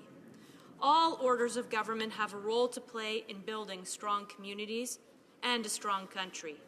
The Minister of Infrastructure and Communities worked collaboratively with government partners and Indigenous communities, as well as stakeholder and municipal association partners. Thanks to their input and their work, we have an infrastructure plan that will support the long-term and short-term needs of the country. And as we implement the short-term aspects of this plan, it will be through collaboration with these same partners that we will be successful at rehabilitating, recapitalizing, and renewing the infrastructure we have. And by focusing on repairing our existing infrastructure, we can fix what we have now instead of delaying and paying more to fix it later. These investments are critically important to improving the lives of middle-class Canadians. It will make it easier to get around our country, to find jobs, and to build a future. But it is far from the only thing we are doing to help the middle class. The Canada Child Benefit, which I mentioned earlier, is the most significant development in this country's social policy in a generation. It will be far more generous than the universal child care benefit it replaces, giving 9 in 10 Canadian families more money in their pockets each month. On average, families will receive $2,300 more per year. That's more money to spend on sports programs and school supplies, on music lessons and trips to the museum. And unlike the universal child care benefit, our new Canada Child Benefit will be tax-free. Our government believes strongly that Canadians shouldn't have to pay taxes on benefits given to them by their government to help improve their children's lives. The CCB is also simpler than the universal child care benefit. The previous government's hodgepodge of child care benefits was confusing, and that made it difficult to access for far too many families. Now families can look forward to a check in the mail each and every month. Finally, and perhaps most importantly, the new Canada Child Benefit is fairer than the program it places. Why? Because unlike the UCCB, the benefit is means tested. It delivers the maximum benefit to those who need it the most and is gradually reduced according to income. This means that the government will no longer be sending checks to millionaires and instead will be able to provide more significant, much-needed relief to those who need it most to help them as they work to build a better future for themselves and for their children. A single mom with one child under the age of 6 and earning $30,000 a year will receive an annual benefit of $6,400 tax-free, while a family with 2 children, one 6 or older and one under 6, earning approximately $90,000, will receive $5,600 or $2,500 more than they get today under the current system. This is about more than just extra pocket money. It's about empowering middle-class families, boosting local economies, and giving parents a little extra confidence when planning for the future. Equally important, however, is how Canadians expect to spend their later years. Our seniors have worked their entire lives, started businesses, raised children, contributed to their communities, and paid their taxes. Bill C-15 makes significant new investments to support seniors in their retirement years. Canada's retirement income system has generally been successful in reducing the incidence of poverty among Canadian seniors over time. But some seniors continue to be at heightened risk of living in low income, especially seniors who live alone. Single seniors are nearly 3 times more likely to live in low income, and that seems like a particularly unfair set of circumstances. That's why today's legislation will increase the Guaranteed Income Supplement top-up benefit by more than $947 annually for the most vulnerable single seniors starting in July 2016. This will help support those seniors who are most at risk of experiencing financial difficulties. This enhancement more than doubles the current maximum top-up and will improve the financial security of about 900,000 single seniors across Canada. Our government has an ambitious plan to support the middle class and those working hard to join it. Each and every member from this party is invested in seeing this agenda realized. With the introduction of Budget 2016 and the Budget Implementation Act, we are one step closer to fulfilling our promise to Canadians. But we will not stop there. This government will work each and every day to better the lives of Canadians. We will never stop, and we will not be satisfied until each and every person in this country has a fair shot at success. Thank you, Mr. Speaker.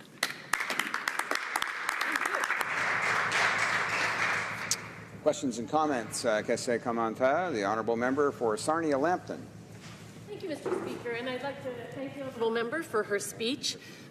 She talked about seniors, and certainly when I went door to door, I saw a lot of seniors really struggling that, you know, they didn't have enough savings to live comfortably. So I do appreciate the increase of 10% in the GIS, but $18 a week is not as much as they need. And so I'm wondering if the member can comment on why this government has cut the amount of money you could put into a TFSA, which 11 million Canadians were taking advantage of in order to save for their future. Could she comment on that?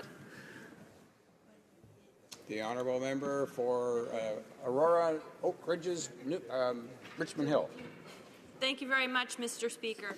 This government is committed to improving the conditions of seniors in this country. We don't want any seniors to be living in poverty, and particularly, not only are we increasing the GIS, but we're also investing in ways that we can change the tax policy so that they can look at shared, when you have two people living in perhaps in a nursing home and one wanting to stay in their home, we're addressing mechanisms to be able to support them as well.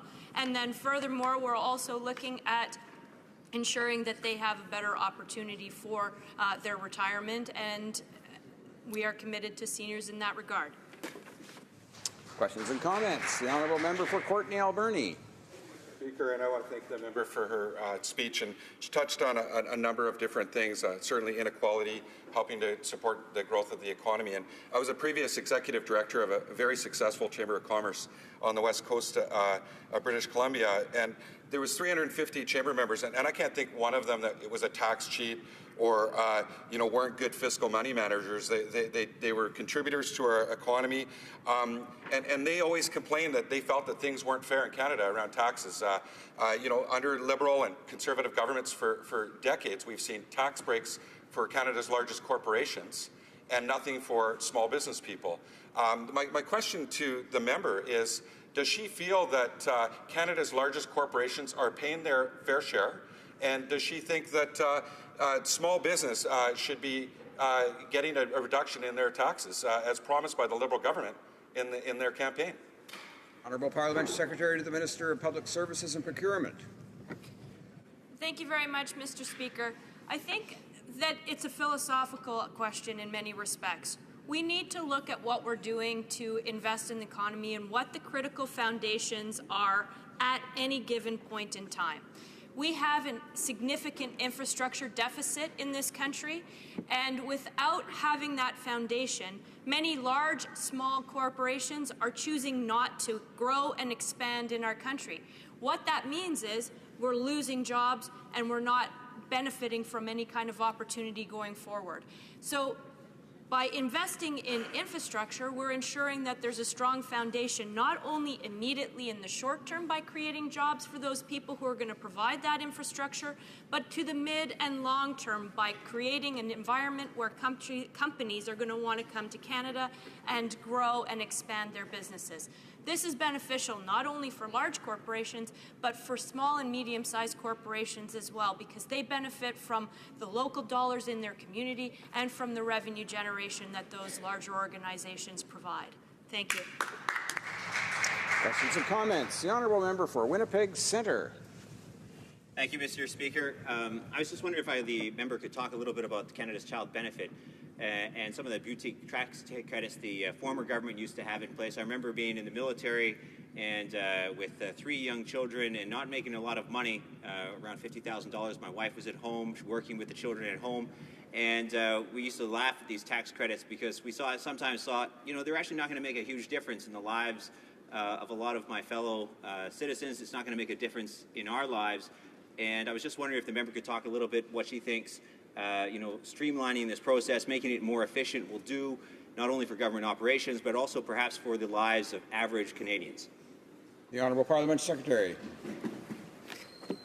I thank you very much for that question. I also was fortunate to serve in the Canadian Forces, and I was responsible as an officer. I had many of the people that worked for me who came and asked for my assistance in helping them with their taxes and often helping them with their finances, because that's what the military family does. And certainly the tax credits, you had to have spent a certain amount of money on sports, in art programs, in dance programs. For those families that don't have money to put food on their table, they don't have the money to invest in those sports programs and those dance programs. So therefore, giving them a tax credit and benefit on their taxes for the money that they spent to offset it is of no value to them. These families needed an opportunity to have money in their pockets right from day one through a lower taxes, as we've lowered the middle class taxes, and through a child credit benefit that was directed directly at them based on their income. And so a monthly check is going to overwhelmingly provide additional support to those families in Canada with children who absolutely need it the most. Bravo, Thank you. bravo. Reprise de débat. Resuming debate, the Honourable Member for Beauport-Limoilou. Mr. Speaker, I would like to congratulate my colleague for her military service. It's very important to me to discuss the impact that the budget of 2016 is going to have on Canadians and particularly on veterans. However, before I get into these specific aspects of the budget, I would like to note that I share the concerns of my colleagues and the residents of my riding, Beauport-Limoilou, when faced with the high spending planned by this Liberal government for this year and the years to come. It's clear, Mr. Speaker, that the Canadian economy right now does not justify huge deficits over many years from this Liberal government. However, this government is handing out huge sums of borrowed money. And this government is also breaking its electoral promises, several in just a few months. It's surprising, Mr. Speaker, because some of these promises were particularly important. For example, the promise to limit deficits to $10 billion. Well, that's no longer the case. This deficit spending was supposed to be for investment in infrastructure and not to pay for new long-term programs. Following that, the promise to return to balanced budgets by the end of the mandate. Well, that's no longer the case. Another promise broken. Finally, the promise to drop drop taxes for small businesses. Another broken promises. Now, let's get to the heart of my presentation, which is to discuss the parts of this budget that affect our veterans. First of all, I would like to note that these measures were presented independently from the budget in Bill C-12, an act to amend the Veterans Payments Act and other act. This bill was tabled just a month ago. This appeared to be a good move from the government at the time because it removed veterans' issues from partisanship. As critic for Veterans Affairs for the official opposition, I intended to approve Bill C-12 and vote in favor of it to contribute to good actions taken by this government for our veterans. And that even if, let's say it, some of the changes, some amendments would have been required. And Mr. Speaker, I worked with fervor and conviction, along with colleagues from my Conservative caucus, and I encouraged them to vote in favor of Bill C-12 because it appeared to me that it was, generally speaking, good for our veterans. However, right now this bill no longer exists. It is now part of Bill C-15, the Federal Budget 2016, this Omnibus Implementation Act.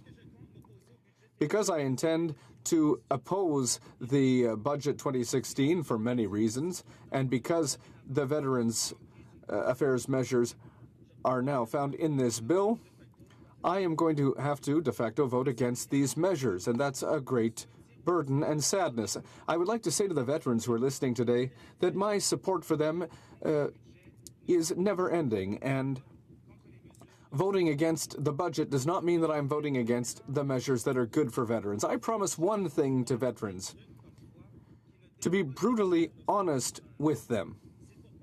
And that is why I will explain today what seems to be good in the measures that have been proposed and what I find concerning and what seems to be counterproductive. Because yes, Mr. Speaker, the government's approach towards veterans is not perfect. And yes, it is my duty as a critic for the official opposition to ensure that problems and gaps are identified. So let's look at the measures proposed in Budget 2016 for veterans, those that particularly concern funding for veterans. It increases funding in a number of areas for veterans, and there's one thing that we need to say, first of all, in terms of the political will of the Liberal government to improve these benefits for veterans.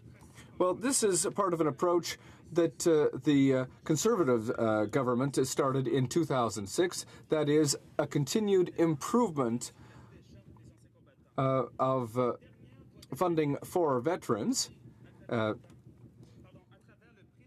including the new Veterans Charter, which is a living document and which is designed to evolve over time. And that's why in recent years, the Conservatives, following this philosophical approach, put in place a number of changes and new measures relative to the new Veterans Charter that had a positive effect on the lives of veterans, including the improving the permanent injury benefit, new retirement benefits, new family benefits, as well as new payments for severe injuries. The Liberals, as the Conservatives did, are once again improving the benefits available under the new Veterans Charter for our veterans. And this is a good thing. However, there are some major problems that can be identified in the priorities of the Veterans Minister. The funding in Budget 2016 does not help individual veterans deal with their most pressing needs. The changes to the maximum threshold for the permanent disability benefit are problematic. We need to increase services for mental health for veterans, and it's important to have a completely new approach in terms of the transition from military life to civilian life, and we need to completely transform the bureaucratic services available to our veterans. Faced with this, I believe very sincerely, Mr. Speaker, that we are currently at a crossroads when it comes to our veterans and the help that we have for them. Either we continue to increase benefits, because that would be the easiest thing to do, or we attack the Gordian knot that is at the heart of this problem. This is the second fight of their lives, these veterans, the fight to be heard by the Department of Veterans Affairs and to get what they are owed. Too often, veterans are faced with a bureaucratic wall. The minister says he wants to help veterans, and that's good. Well, he should end once and for all the abusive bureaucracy of the department, which often seems to exist to deny the requests of veterans rather than to help them. Our veterans suffered on the front lines and often come back with physical or mental injuries. Our men and women in uniform have not only made personal sacrifice, they've gone so far as to offer to sacrifice their lives for the Canadian flag and for the basic political principles that are at the base of our society. So for those who are forced to leave the Canadian Armed Forces for medical reasons, well, often they leave with feelings of bitterness, feeling that they have been badly treated by their country.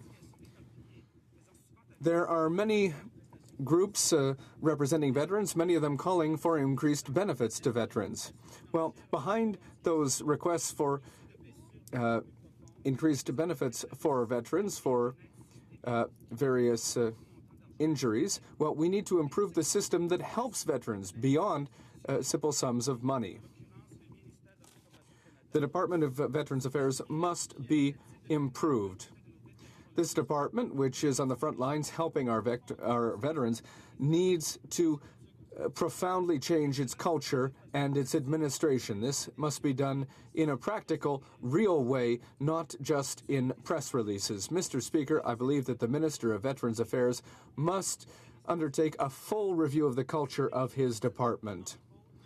This review must include a review of the employees of the department and their daily practices, and it must determine the type and nature of services that are provided to our veterans. The minister must break the status quo. Thank you, Mr. Speaker. Questions and comments. The honourable member for Winnipeg Centre. Merci beaucoup, Monsieur le Président. Thank you very much, Mr. Speaker. And I appreciated the member's speech, but I have a couple of comments that I'd like to bring up. When I was in military service, all governments had lots of nice things to say about veterans. Veterans are sacred, and we need to protect them. Those are the words. But when it comes time to really protect them, to really do something for them, governments don't do it. And it was the same thing with the Conservative government. They cut 800 jobs in the public service, 800 jobs for direct services to veterans. I'm proud that we are now investing in veterans, but also in pensions, which gave funding every month to veterans. That was cut, and that's something that veterans have decried. And it's important that we remember what happened in the past. Governments did not always walk the talk, and I'm proud that we are doing that today. The honourable member for Beauport-Limoilou. Yes, I would like to thank my colleague for his excellent question. And what I was trying to say in my speech is that the Liberals are increasing financial benefits to veterans, as the Conservatives did, and this is something that we must do because veterans groups are calling for it. But I'm going further than that today. I'm saying that the paradigm that's existed in Canada of increasing benefits, well, that's important. We need to go beyond that. We need to deal with one of the other problems facing veterans, and that's their day-to-day relationship with the Department of Veterans Affairs. Not only when it comes to the transition to civilian life, which is not always handled well, but there's also problems with how forms are filled out and with the attitude of the department to veterans. And we must absolutely deal with this issue, and that's something that we are doing at committee, and that's why I'm discussing it here today. Thank you. Questions and comments. The honourable member for Saint-Hyacinthe-Bagotte. Mr. Speaker, I share the indignation of my colleague when it comes to the fact that C-12 has been included in an omnibus bill. However, I would like to remind him that under the Conservatives, many times these kinds of anti-democratic bills, which showed a lack of respect to our Parliament, were tabled in this House. Under the Conservatives as well, injured veterans were forced to prove every year to the department that the legs that they had lost in service had not just magically reappeared. That was utterly unacceptable, and it just made things worse. Unfortunately, this practice is not going to change under the regime of this new government. Is the member not concerned by the fact that the bill does not guarantee an end to this practice? The honourable member for Beauport-Limoilou. Absolutely. This bill is not exhaustive, and I would like to say to my colleague that I have no trouble saying this about omnibus bills. The problem is that the Liberals don't admit it. The Liberals have always said that they're against omnibus bills, but here we see an omnibus bill in front of us.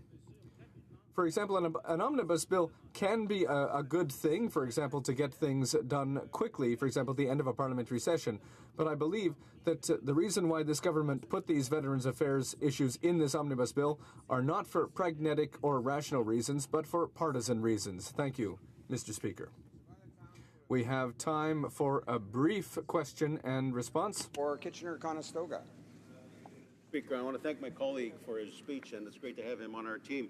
Mr. Speaker, earlier today, one of my colleagues in the Liberal Party indicated that this budget will leave a lasting legacy for Canadians, and I couldn't agree more, Mr. Speaker. Unfortunately, the lasting legacy is of mountains and mountains of debt. If you look at the debt charges alone on page 234, you will see that between 2015 to 2020, the interest charges alone increased by almost $10 billion. Mr. Speaker, I would like my colleague to comment on what the impact of this extra debt charge will do to the future economic prosperity of our country.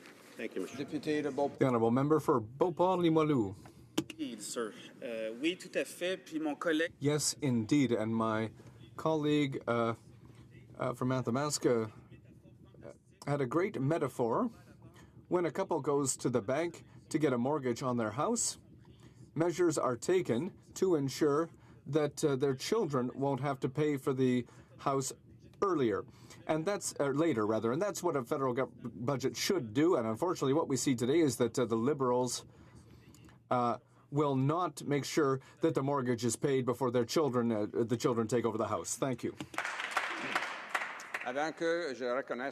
Before I recognize the honourable member for Acadie Bathurst for resuming debate, I must inform him that we have just about 8 minutes left for his speech. Resuming debate, the honourable member for Acadie Bathurst, the Parliamentary Secretary to the Minister of Fisheries and Oceans.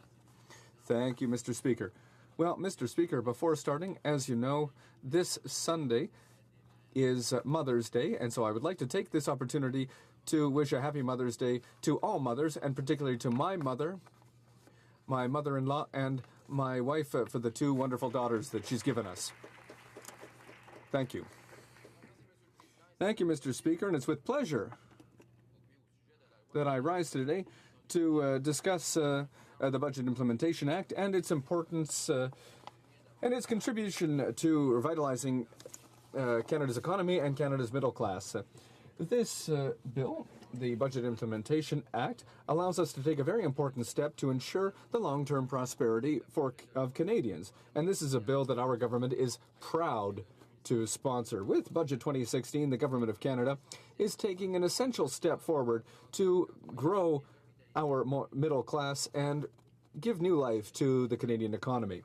The 2016 budget puts people first and brings immediate help that Canadians need right now, not in 10 years from now.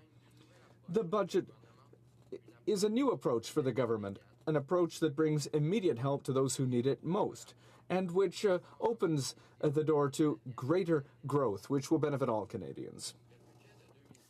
Budget 2016 is an ambitious, long-term plan which will strengthen the heart of the middle class, or the heart of the Canadian economy, rather, the middle class.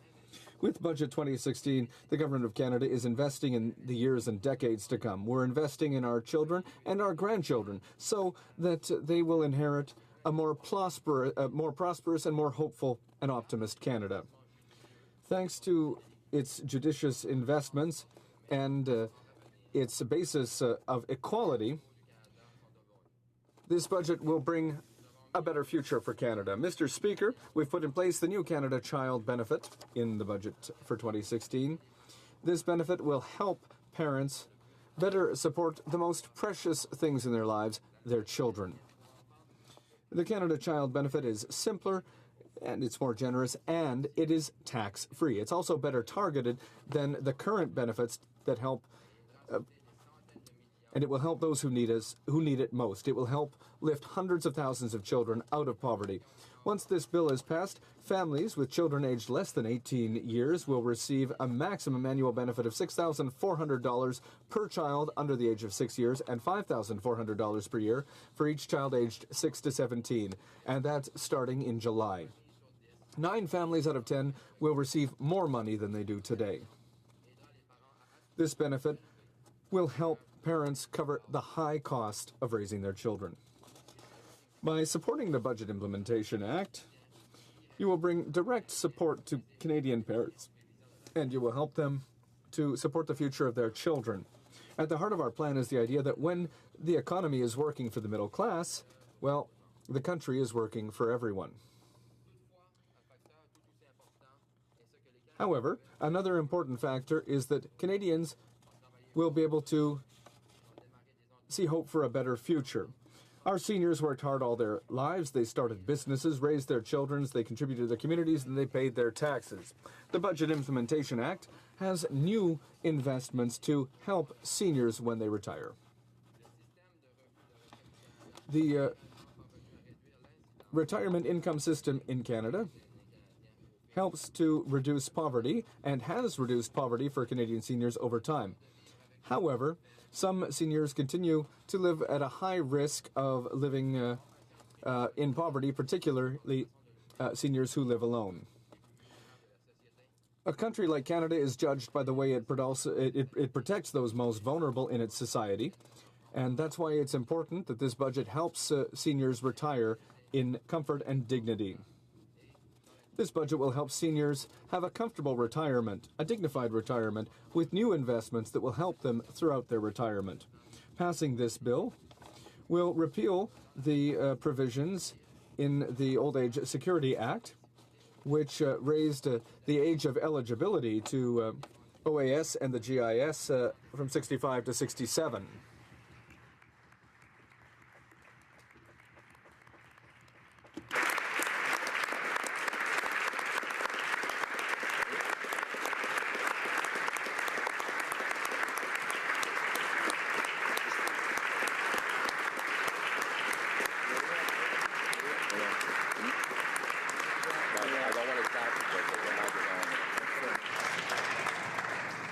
Order. We'll got about 2 more minutes to go. The honourable member for Acadie-Bathurst. Grâce au rétablissement de l'âge de... With the return of the age of eligibility for OAS and the GIS to 65 years, thousands of dollars will go back into the pockets of Canadians when they become seniors and start to look at their retirement. This measure will help vulnerable seniors who depend on OAS. Without access to OAS, seniors have a higher risk of living in poverty, and this is unacceptable. The passage of this bill, Mr. Speaker, will also increase to a maximum number of $947 per year as of July 2016. The GIS income supplement for seniors who live alone and who are the most vulnerable. This measure will help seniors who depend almost exclusively on OAS and the GIS and who are at risk of knowing financial difficulties. With this increase, the maximum complementary benefit under the GIS will be more than doubled, which represents an increase of 10% in the maximum benefit under the GIS that seniors living alone have access to. This measure represents an investment of over $670 million per year and will improve the financial security of 900,000 seniors living alone in Canada. Over 2/3 of those who will benefit from this increase are women who live alone. Mr. Speaker, I will conclude by saying that we know that the challenge that we face will not be fixed overnight, nor with one single budget. But we know that a good government doesn't just look at today and tomorrow. It looks at the years and the decades to come. The goal is to leave a better life, a better country for our children, and to show optimism that we can leave them that better life. And that's why I encourage all members of the House to support this bill. Thank you, Mr. Speaker.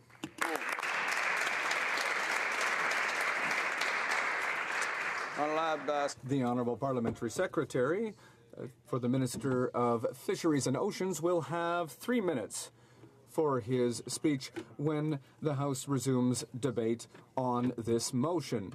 It being 1:30, the House will now proceed to private members' business, as indicated on the order of the day for today. Orders of the day. Private members' business. Second reading debate of Bill C-210, an act to amend the National Anthem Act. In the name of Mr. Bélanger. Mr. Bélanger, seconded by Mr. Bélanger.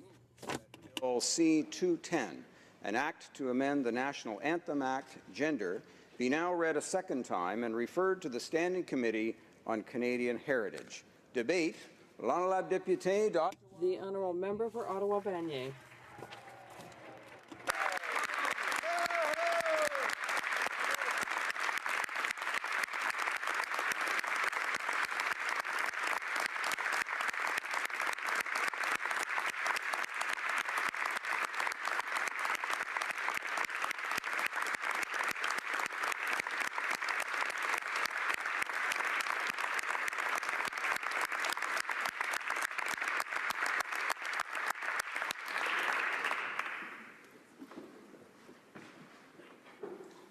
Mr. Speaker, it is my great pleasure to be in the chamber today to move second reading of Bill C-210, an act to amend the National Anthem Act. The bill proposes a simple change in the English version only of our anthem. It proposes a true patriot love and all thy sons command become true patriot love and all of us command. Changing only 2 words, thy sons 2 of us, gives Canada an inclusive anthem that respects what we were and what we have become as a country.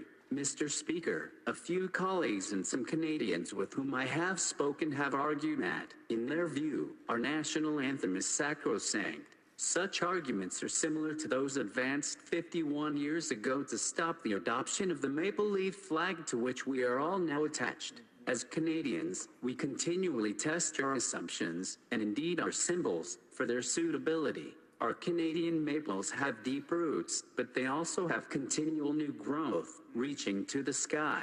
Our anthem too can reflect our roots and our growth. In fact, Mr. Speaker, our anthem has been changed before. Not only are the French and English versions quite different, but the English version has already been modified in the past. The second line of the original English version of 1908 reads, "True patriot love thou dost in us command." As members can hear, the gender neutralist is exactly what we're trying to put back in our anthem. The addition of us also includes and recognizes that Canadians come from all around the world, and that also is part of our roots and our growth. Canada is all of us, not some of us. In 1913, this line was changed to "True patriot love and all thy sons command." Many believe the change was related to events leading up to the First World War. It was perhaps assumed that in any major conflict, it would only be young men who would carry our national banner in pride into battle. But in fact, both men and women from Canada proudly took part in the First World War. Canadian women served overseas, not as soldiers, but in other functions, especially as nurses, and many died doing so. We have commemorated them in Parliament's Hall of Honor, but we have not commemorated them in our anthem. Women also served on the home front. When Canada came of age in the First World War, women and men together made it possible.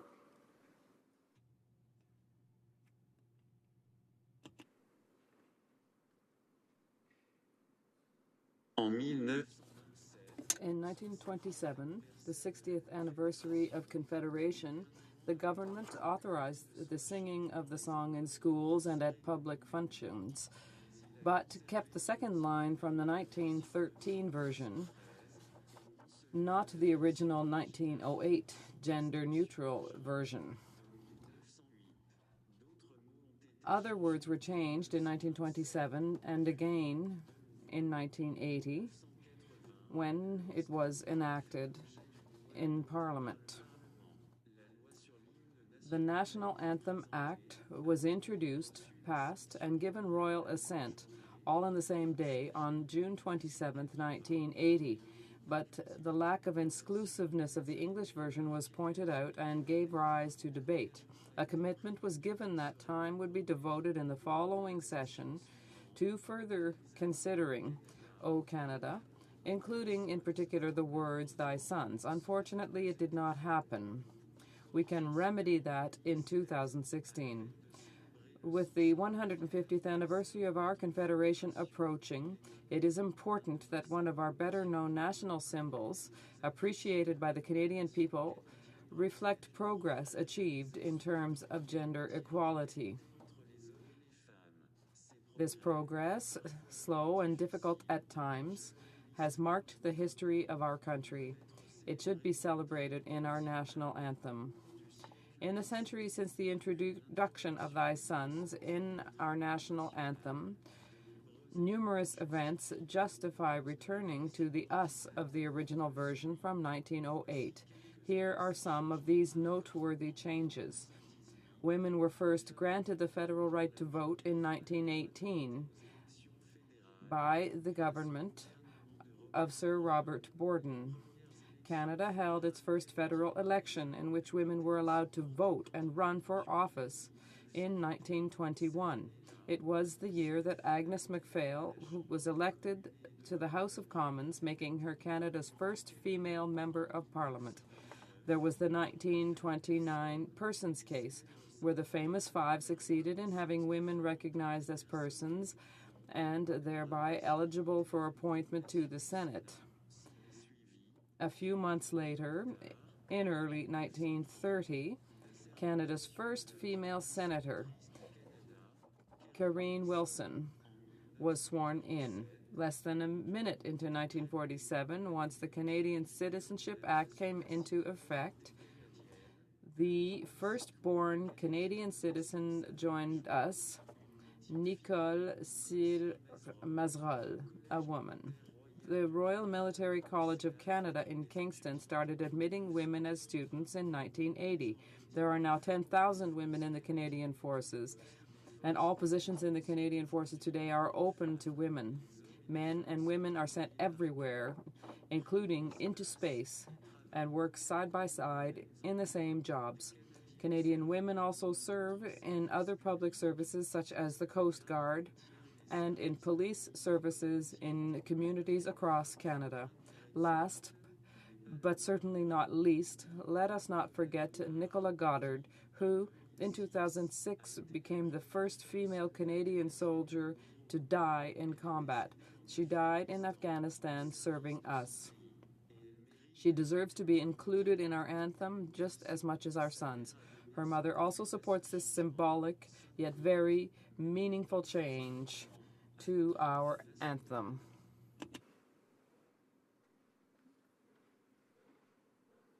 The adoption of our Charter of Rights and Freedoms in 1982 has led to the gradual and rigorous implementation of equality between men and women, which the Charter guarantees. We would be taking a very important symbolic step by ensuring that our anthem respects our Charter. Our anthem should not ignore the increasingly important contribution of 52% of our population. We have come a long way. The strides made by women in our society have been significant and should be fully recognized. And just as important, as revealed by recent events, much remains to be done, and Canadians are determined to see realized the dream of true equality between the genders. We are in 2016. Our national anthem is a powerful symbol that reflects and supports the achievement of this ambition. There are Canadians everywhere in our country in support of the change being advocated with this bill. I believe we are ready to address the issue and to ensure that our national anthem reflects the nation and the people that we really are in this 21st century. I have received support across the country for my proposal to make this change. If our government does not make this change, ordinary Canadians will simply do it themselves. In fact, that is what is happening. Numerous personalities have expressed their support for the change. Choirs across the country, such as the Toronto Welsh Male Voice Choir, the Vancouver Children's Choir, and the Electra Women's Choir, have already taken up the new, more inclusive language. I will even have the temerity to point out that in this very chamber, on Wednesday, March 9th, when I had the great honor of presiding over it, a number of members chose to sing the inclusive version. I notably failed to bring them to order. In fact, the majority of Canadians now support a change to the lyrics of the national anthem to make it gender neutral. Main Street Technologies conducted a poll of 5,000 Canadians in April 2015, showing that 40% strongly approved and 18% somewhat approved of the change. 24% neither approved nor disapproved. On the negative side, only 6% somewhat disapproved and 13% strongly disapproved. In addition, the poll asked, the original English anthem uses the word us. The current version uses thy sons. Which version do you believe is most appropriate? According to the poll, which was accurate to within 1.35 percentage points, 19 times out of 20, 53% supported the us version, while 22% supported the thy sons version, and 25% said they didn't know. Keto Maggie, president of Main Street Technologies, concluded that with this level of support consistent across Canada, Parliament should look favorably on reverting to the original version of the English O Canada. What was once likely changed to increase patriotic sentiment during a time of conflict and war was appropriate then but is no longer reflective of Canadian society today. A representative of over 50% of the Canadian population, Canadians now are ready for an inclusive national anthem. The objective of Bill C-210 is to honor the contribution and sacrifice of our Canadian women, in addition to those of our men, in our national anthem. It is to underscore that all of us, regardless of our gender or origins, contribute to our unique country. I look forward to a respectful and nonpartisan debate, and eventually to a free vote. I urge all my colleagues in this chamber to support my bill. Thank you.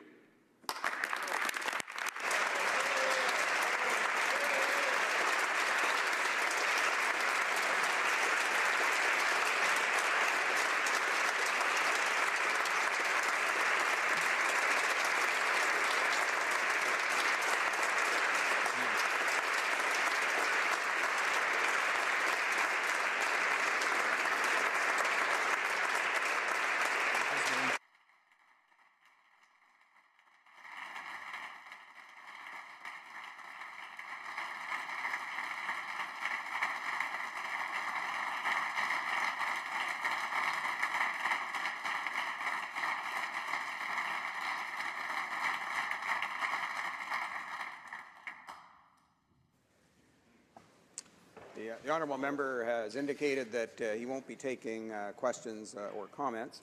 We'll just suspend momentarily, and then we'll carry on. If the House is ready, we'll go to resuming debate. And the honourable member for Brandon Souris. Thank you very much, Mr. Speaker, and I want to thank the honourable member from Ottawa-Vanier for his dedication and commitment to not only his constituents but also to Parliament and to our great nation. And it is a great opportunity for me to say that I first befriended the member from Ottawa-Vanier when, with the first committee that I was ever charged to be on here in the House of Commons was in regulations. And of course, he was part of that committee as well. So I appreciate his dedication to our country. These last few months, he's been a beacon of inspiration to Canadians. He's shown great courage and audacity while carrying out his duties in the House and in his constituency. The mere fact that we are debating his private member's bill today in this House is a shining example of his resolve during such challenging times. Saying that, I will begin my comments regarding Bill C-210. Our shared history defines us as Canadians. It's shaped our identity.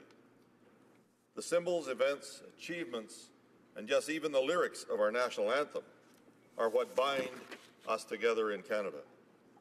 For generations, through world wars, horrific tragedies, great achievements, citizenship ceremonies, Olympic Games, and the beginning of each school day, we have sung our national anthem as written with pride and enthusiasm. The intent of this legislation is well-meaning, as we want our symbols and institutions to be as inclusive as they possibly can be. However, rewriting the lyrics of our national anthem in the name of political correctness goes too far. I worry, as do many Canadians, that if the words of our national anthem can be changed through a private member's bill, what sort of precedent are we setting for future changes on other issues of Canadian identity? Mr. Speaker, without making any light of it, maybe the botanists will be in an uproar about the shape of the maple leaf on our flag and demand it to be changed. Or some may be upset that the almighty beaver won't stop chopping down trees, Mr. Speaker, so the National Symbols of Canada Act must be amended to swap out a beaver for an animal far less destructive. And yes, for my colleagues or Canadians who may know, the National Symbols of Canada Act recognizes the beaver as a symbol of sovereignty of Canada. So while we're at it, perhaps the maple leaf tartan, which is another official national symbol, needs to be redesigned because some people don't like how they look in plaid. I would also be remiss not to point out the word God is also included in our anthem. Should we amend that line to ensure Canadians who are either agnostic or atheist feel included?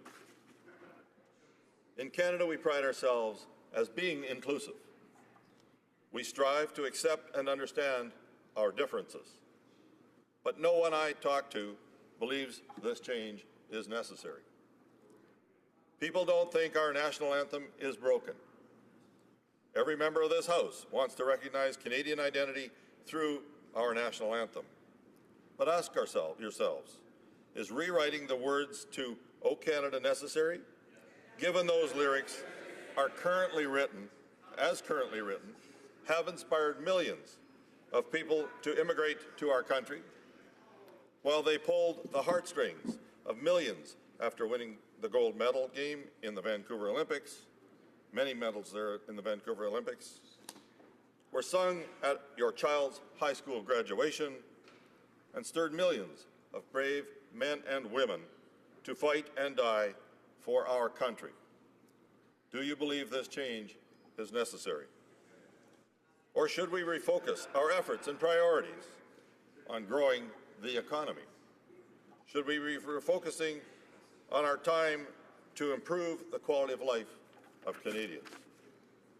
We should also remember that the last government attempted to start the process of changing the anthem, and after listening to Canadians who thought the idea was offside, dropped the process. Remember that every time legislation was introduced to change the lyrics, the idea has been defeated in this House for over the last 100 years. I know my honourable colleague is probably thinking the 11th time is the charm. And Mr. Speaker, while I applaud his tenacity, I will decline his revisionism. I will also encourage all members of this House to carefully weigh the implications of changing our national anthem after it has served us well for over 100 years. Is it worth opening the Pandora's box of changing the symbols of our great nation to in the name of political correctness? I, for one, will stand up for this current national anthem, lacrosse, and yes, even the majestic beaver, Mr. Speaker. So help me God. Thank you. Resuming debate, the honourable member for Nanaimo, Ladysmith. Thank you, Mr. Speaker, and to my honourable colleague from Ottawa, Vanier, I am honoured to serve with you and honoured to be in this House today. I am sorry that my extremely positive and supportive speech that I was about to be made has to be interrupted by saying I am ashamed to have heard those words from that member.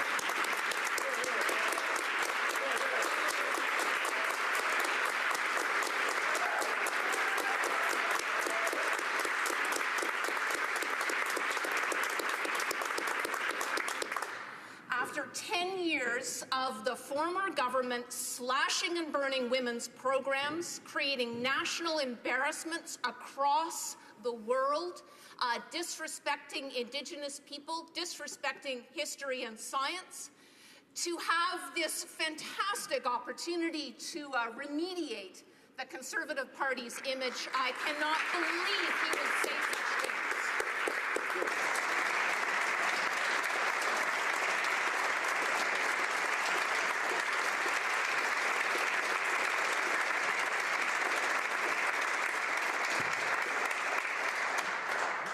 The honourable member for Nanaimo, Ladysmith. Speakers are from his party. I hope that my compelling argument might change the tone for the next series of speakers to follow. So, the New Democratic Party, being a strong supporter of gender equality and having a very strong record of concrete action on achieving women's equality, I, along with every New Democrat I know, am very proud and honoured to support this bill before this House today.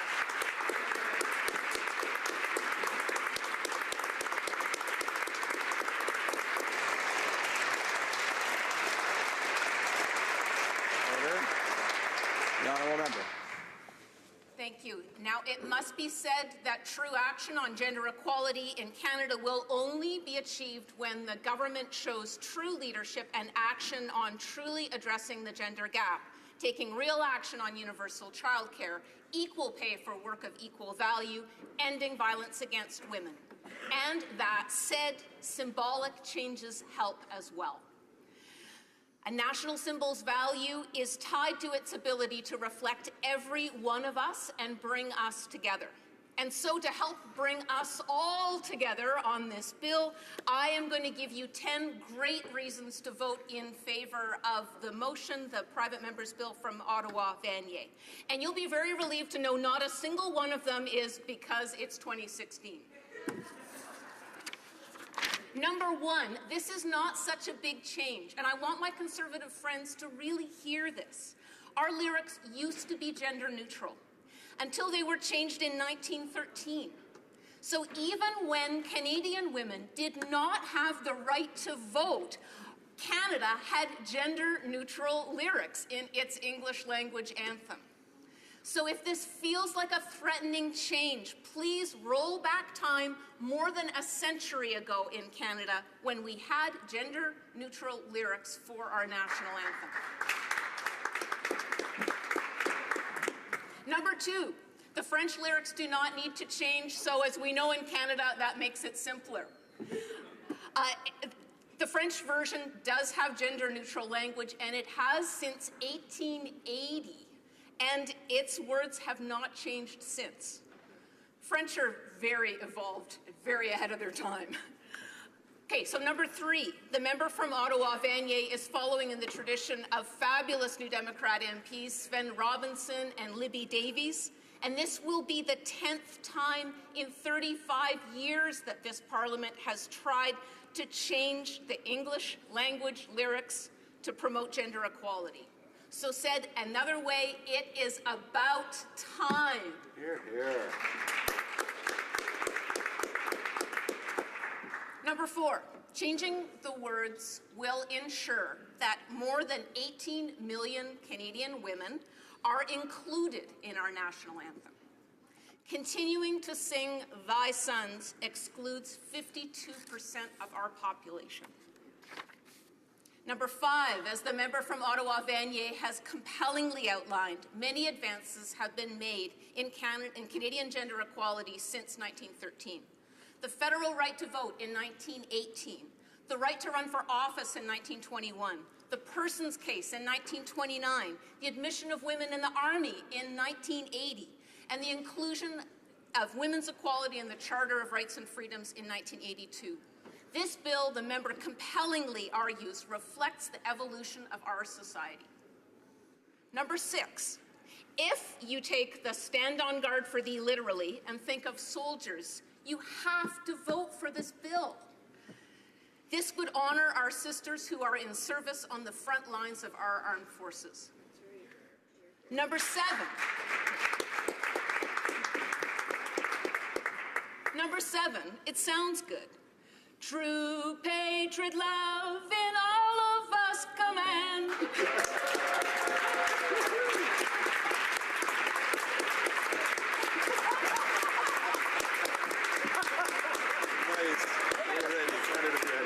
Look, we all brought Kleenex for this. I'm trying to lighten the mood here. Number eight, I'm close to the end. 58% of Canadians polled last year agreed with this change to the anthem. Number nine, they are in excellent company. High-profile supporters include former Conservative Prime Minister Kim Campbell, author Margaret Atwood, Conservative Senator Nancy Ruth, Conservative Senator Hugh Segal, former Conservative MP and Liberal Belinda Stronach, former Member of Parliament and Toronto City Councillor Olivia Chow. You're in good company if you vote yes. And finally, if all these reasons are not enough, Morrill wants women to have this voice.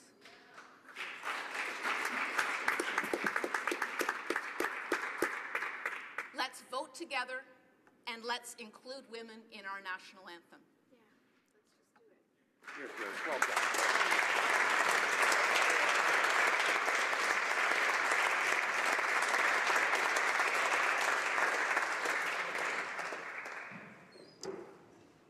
Resuming debate. La reprise de débat. The honourable member for York Simcoe. Thank you very much, Mr. Speaker, and I want to start by expressing my admiration for the determination and commitment of the honourable member for presenting his bill today and his commitment to the institution of Parliament, which I think has been demonstrated by the extraordinary efforts he made to be here to ensure that we would have the opportunity to debate this bill. Now, reputedly, it was writer H.G. Wells who said, "No passion in the world is equal to the passion to alter someone else's draft." Or as I've heard it said otherwise, there is no human need as strong as the need to edit someone else's copy. And nowhere is that particular human drive more openly manifested than when it comes to national anthems. Take Germany, for example. The Deutschlandlied, or Germany's song, actually had its beginning as a royal anthem to the Holy Roman Emperor. It then became the anthem for the Austro-Hungarian Empire, with the words changing each time the emperor changed. Its first appearance as a German anthem was in 1890. At that time, the Prussian royal anthem was still more popular. It became the Deutschlandlied, that is, the official anthem in 1922. But in the Nazi era, it was shortened to just the first verse, with its opening, Deutschland über alles, Germany over everything. That ultranationalist version was, understandably and for obvious reasons, banned initially after World War II. And when it was restored in 1952, it was only the more benign third verse, which speaks of unity, justice, and freedom, that is used. Throughout, the version of the anthem that someone has selected has been actually a politically charged statement. And in many cases, it was taken to mean something entirely different than was the original intention. A similar desire to change and revise can be found in the case of the Russian anthem. And again, politics has driven change. From 1816 to 1833, the prayer of the Russians using the British music to God Save the King served as the anthem. Later, a new anthem began to take its place, God Save the Tsar. It kept only the first line of the previous anthem and used an entirely new melody, which most today recognize as the theme representing Russia in Tchaikovsky's 1812 overture. Despite its use idealizing the Napoleonic War of 1812 to 1814, it was actually only introduced in 1833, so not entirely historically accurate, but it did prevail as the national anthem until the February Revolution of 1917, when the Tsar was removed from power. Then, for a period of time, the provisional Russian government used the Workers' Marseillaise, a modified version of the French anthem. With the coming of the Bolshevik government, the Internationale became the anthem of the day, a new tune and entirely new lyrics. But even that was not enough. In 1944, a new Soviet anthem was unveiled. It worked until 1953, when with the death of the brutal dictator Stalin, its glowing references to him were no longer politically vogue. So for years, the melody was played with no lyrics. In 1977, a new set of lyrics was introduced. Stalin was gone, so were references to the Great War. Lenin, however, remained, and the triumph and immortal ideals of communism now figured large. With the collapse of the Soviet Union, the patriotic song of Glinka was adopted as the new anthem for the now post-Soviet Russian state. The Glinka melody went without lyrics until 1999, when it finally gained words, which evoked the Tsarist past, speaking of Mother Russia, and the two-headed eagle. Its life and that of another competing set of lyrics was brief. After Putin took power the next year, in 2000, he restored the old Soviet anthem's music, but of course, once again, a lyrical rewrite was required. In fact, it was directed by Putin. Lenin and the Communist Party weren't really in. A set of lyrics was settled by committee, but even it was changed before Putin set the new words in law, losing its references to Tsarist-era symbols. Not surprisingly, a decade later, a majority of Russians could still not recall the first line of the recently revised version of the national anthem. In Canada, we actually also have a history of editing and changing national anthems. It is a recurring theme. And I will take at this time an opportunity to advise the House and make everyone aware that the Conservative Party has taken a position on this bill that it will be a free vote. Everyone will be able to vote their conscience, which I think is, as the honourable member has said in proposing this bill, the appropriate way to approach this matter. Now, in the case of the Canadian anthem changes, politics too has played a part. God Save the Queen was played for many years in pre- and post-Confederation Canada. This reflected the fact of Canada as a British colony, and after Confederation, the fact that Queen Victoria was the head of state of our new country of Canada.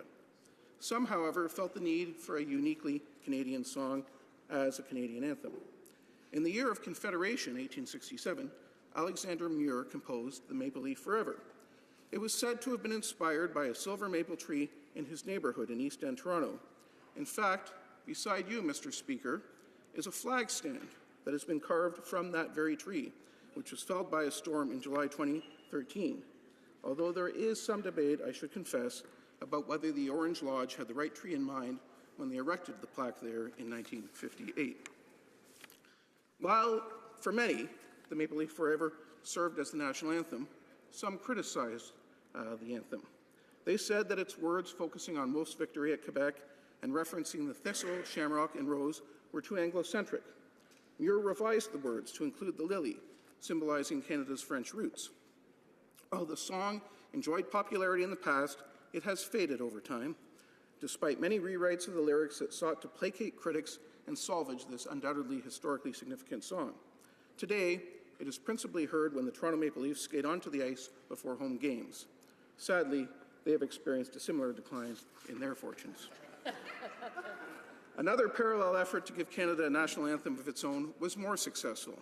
Originally commissioned by the Société Saint-Jean-Baptiste to provide a patriotic Canadian song in French, it had a tune composed by Calixte Lavallée and lyrics by Adolphe Basile Routier.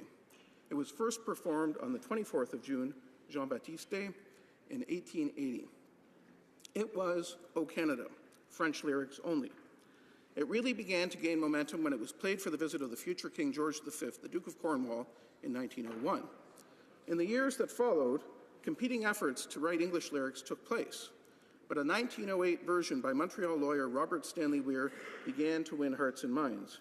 His version is close to that you would recognize today, but even it would change in his own hands between 1908 and the 1927 version, which is what I sang as a child.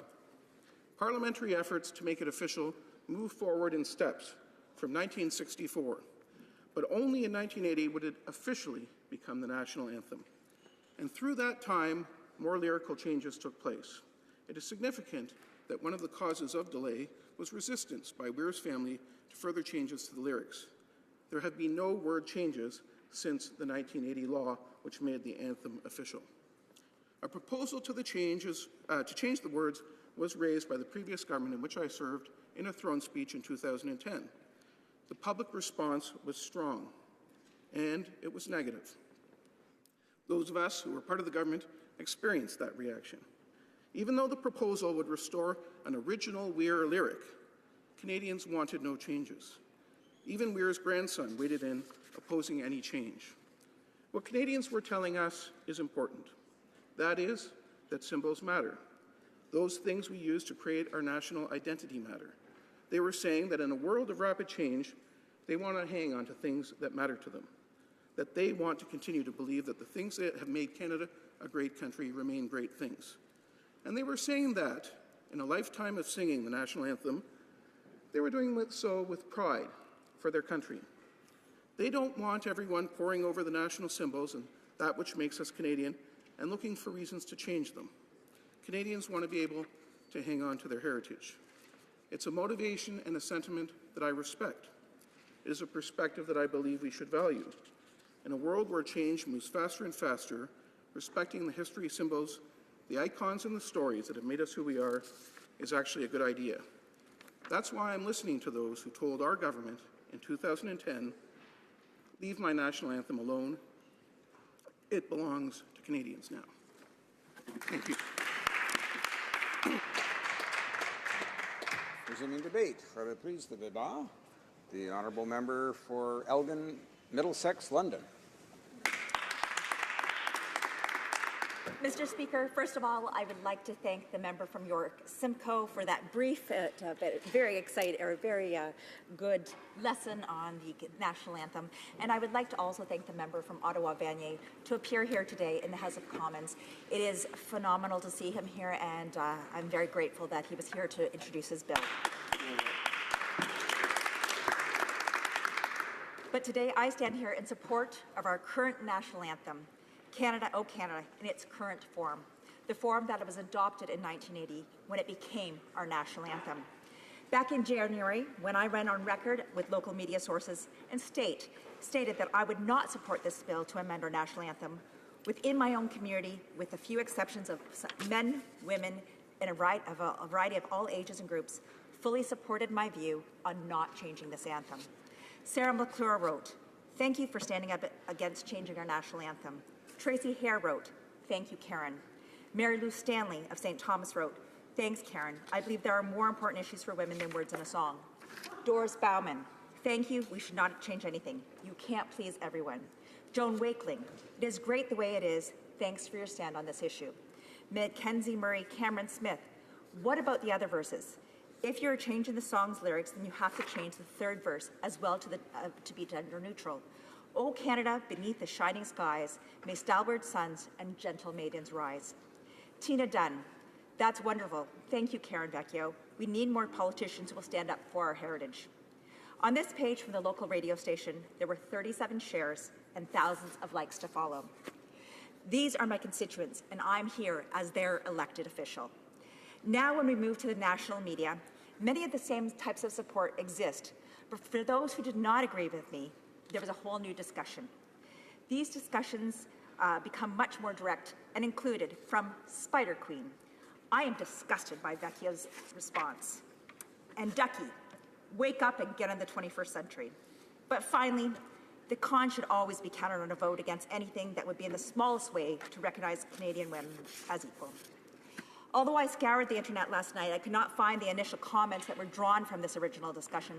But let's just say, if people are so worried about the way they're treating women and want to change the national anthem, the words and slanders that they threw at me and my way would be totally unacceptable. It is quite funny that women's rights means one thing until you disagree and stand up for a different opinion. I am a strong woman and a leader within my community.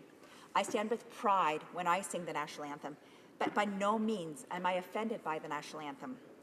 People in support of the national anthem, the way it is, will comment that the word son can have different uses, including a possessive to God and so forth. I'm not going to attempt to say that the word son does not mean male, but my true concern is the following, and something that is summed up well. In Maclean's magazine on October 9th of 2013, regarding a campaign to make our national anthem gender neutral, the following was written by Emma Teitel and states, and I quote, "Key to the campaign is the argument that the lyrics of O Canada now exclude more than 50% of our population while acting as an underlying foundation of our nation. But the underlying foundation of our nation is not a song kids mumble about the morning bell and before hockey games. The foundation is our nation. The thing that makes us us is our Constitution, it is our Charter of Rights and Freedoms, both of which protect the rights of women and minorities," unquote. We see in our own history as there have been many attempts to change O Canada, including June of 1990, when the Toronto City Council voted in favour of recommending to the federal government that the wording "our home and native land" be changed to "our home and cherished land" to be more inclusive of the non-native born Canadians, and that the phrase "in all thy sons command" be changed to "in all of us command" to bring it closer to their origin, "thou dost in our command," and be more gender inclusive. The same occurred in 2002 when a senator introduced a bill that "in all thy sons command" be changed into "all of us command" once again. Several groups have criticized the reference to God in the English version and to the Catholicism in the French version as being anti-secular. And in 2010, the speech from the throne indicated it would review the original gender-neutral wording of the national anthem. Public outcry against changing the national anthem, including the same in the riding of Elgin Middlesex London, saw the plans reversed. This government and all members of Parliament in this House support women. We are all committed to seeing a better life and better opportunities for mothers, wives, daughters, sisters, and granddaughters. But there is much more than what we can do.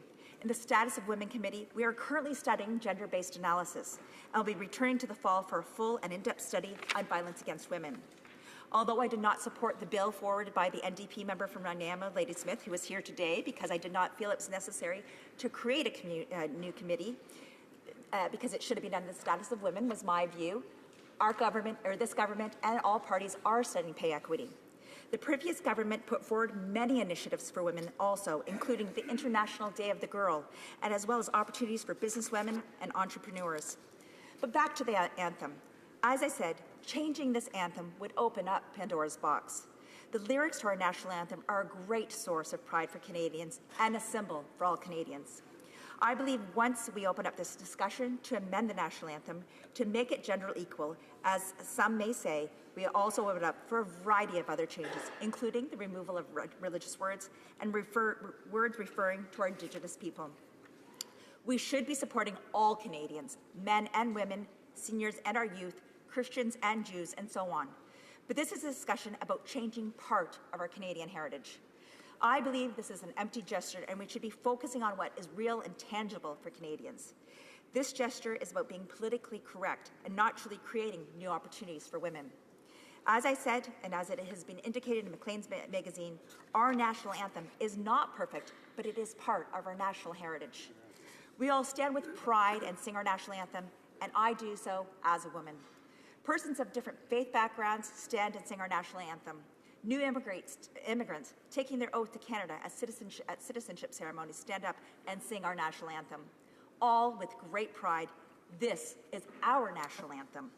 If we're really trying to achieve equality, social media masters would not be seeking to discredit me just because I stand on my beliefs and those of my constituents and slander my integrity.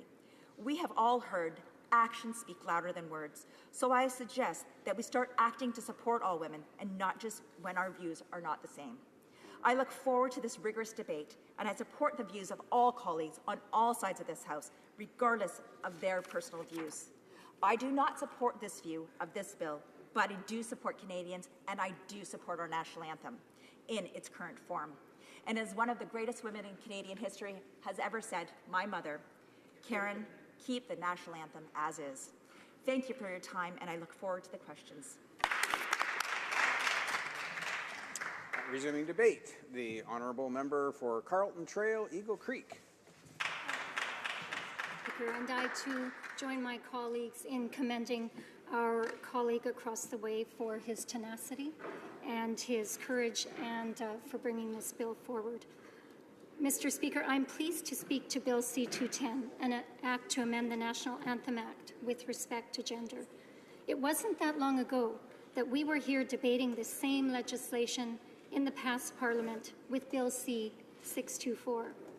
Neither the purpose of C-210 nor the means of doing so have changed since last year, which is to make our national anthem, in the eyes of the legislation's proponents, more gender neutral. The bill would achieve this by amending the phrase, true patriot love in all thy sons command to in all of us command, as has already been noted. Because our anthem is not a direct translation between French and English, in fact, it's not even a close translation, this bill would not affect the French version of the anthem. As all of us are now aware, the verses of O Canada have remained unchanged since the song was adopted as Canada's official anthem in 1980. As with anything, there was not universal satisfaction at the adoption of the anthem, and there have been those who have wanted to see it changed for various reasons over the past 36 years. As I mentioned, Parliament has been down this road before.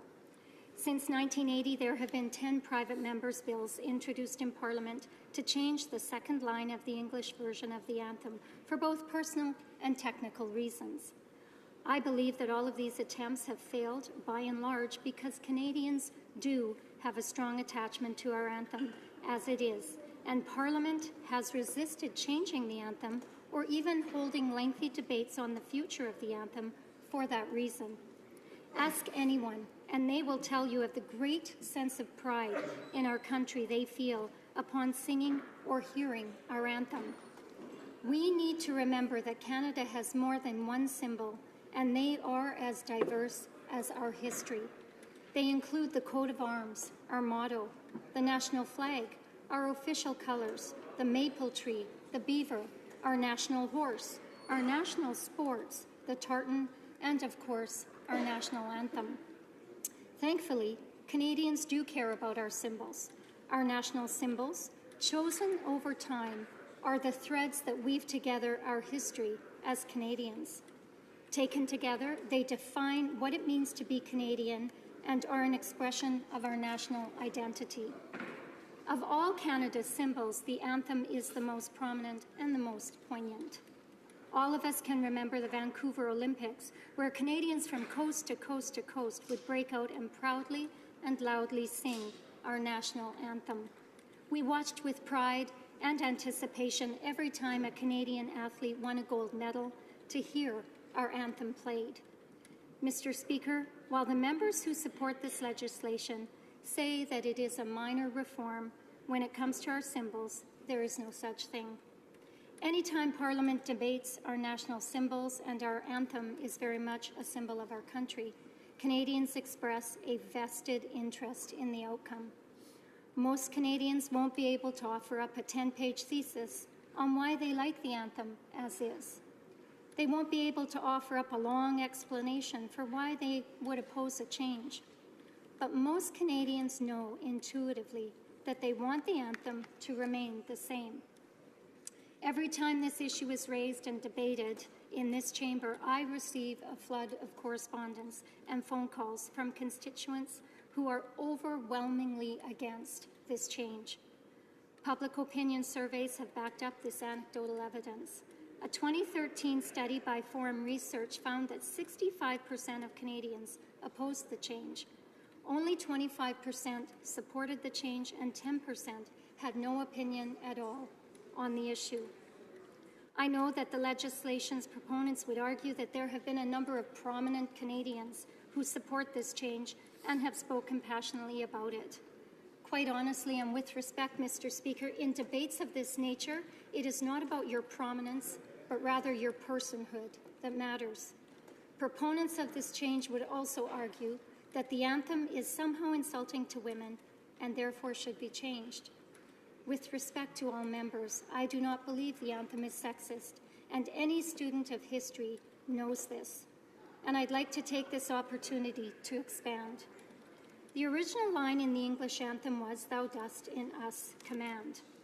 This line was changed by Robert Stanley Weir in 1914 to "In all thy sons command," as a homage to Canada's young men who were going to war. This change reflected the reality of the appalling toll in young male lives reflected as the price paid for their true patriot love. The reference to "thy sons" is a military reference to the Great War. It is a proud reference to Canada's history and the first time that Canada fought as an independent nation and won at Vimy Ridge. When Weir made this now famous change to the anthem, he wasn't thinking about gender equality. He was thinking about the Great War and the heavy cost that young Canadian men would bear.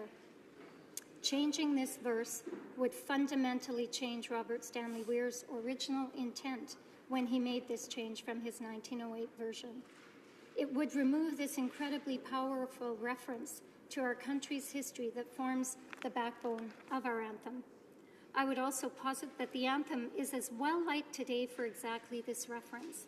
Canada took its rightful place on the world stage during the First World War, and it is entirely appropriate for our anthem to note this achievement. In conclusion, Mr. Speaker, I will not be supporting this proposed legislation for two reasons. First, I have yet to see any evidence that the majority of Canadians want to see this change.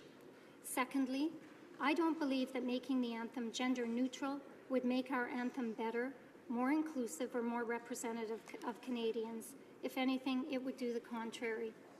All Canadians, regardless of gender, are equally proud of our soldiers' accomplishments in the First World War and understand that "thy sons" is a reference to the bravery our soldiers displayed during a specific time in our history.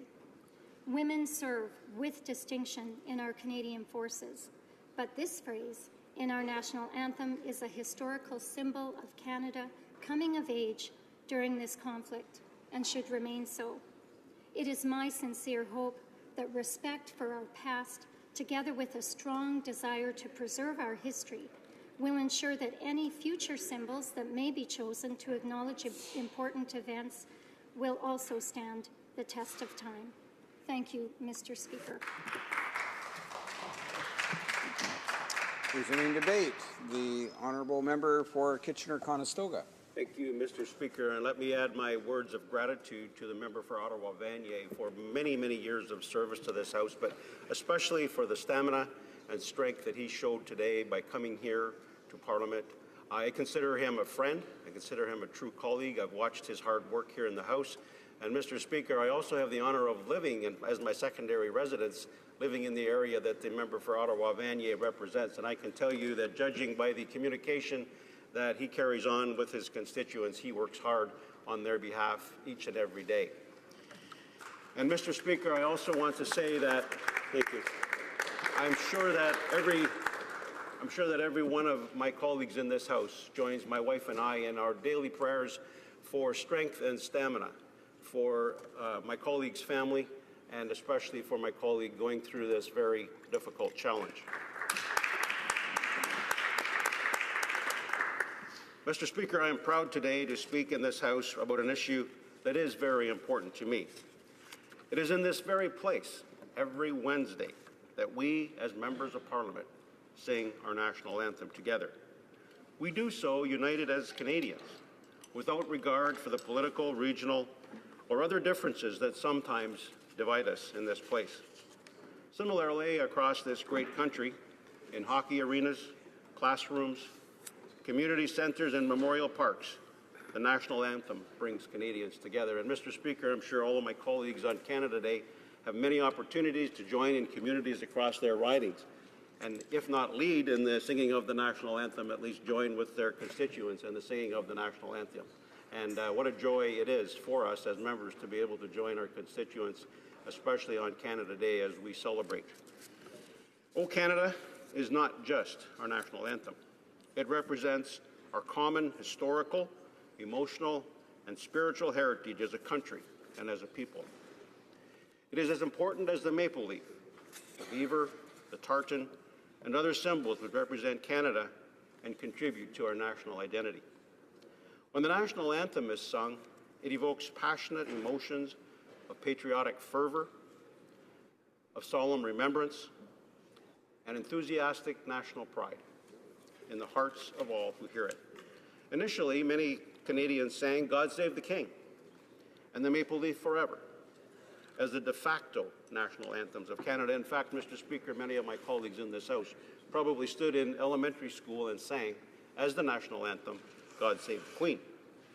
But our desire for an anthem which was more applicable for French Canadians, Sir Adolphe Basile Routier and Calixa Lavallee were commissioned to write "O Canada" in 1880. This anthem gradually grew in popularity across Canada and over the course of the early 20th century.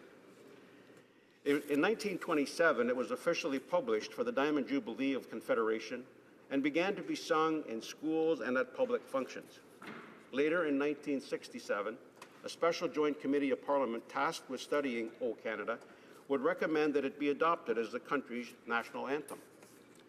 Following further deliberation and study by Parliament, "O Canada" was proclaimed as the country's official national anthem in 1980. The development of "O Canada" is a reflection of the creativity and character of Canadians, who crafted and adopted an anthem suitable for a country as extraordinary and diverse as Canada. However, it would be both inaccurate and disrespectful to consider the national anthem to be merely a banal song or hymn or needless formality or a meaningless tradition.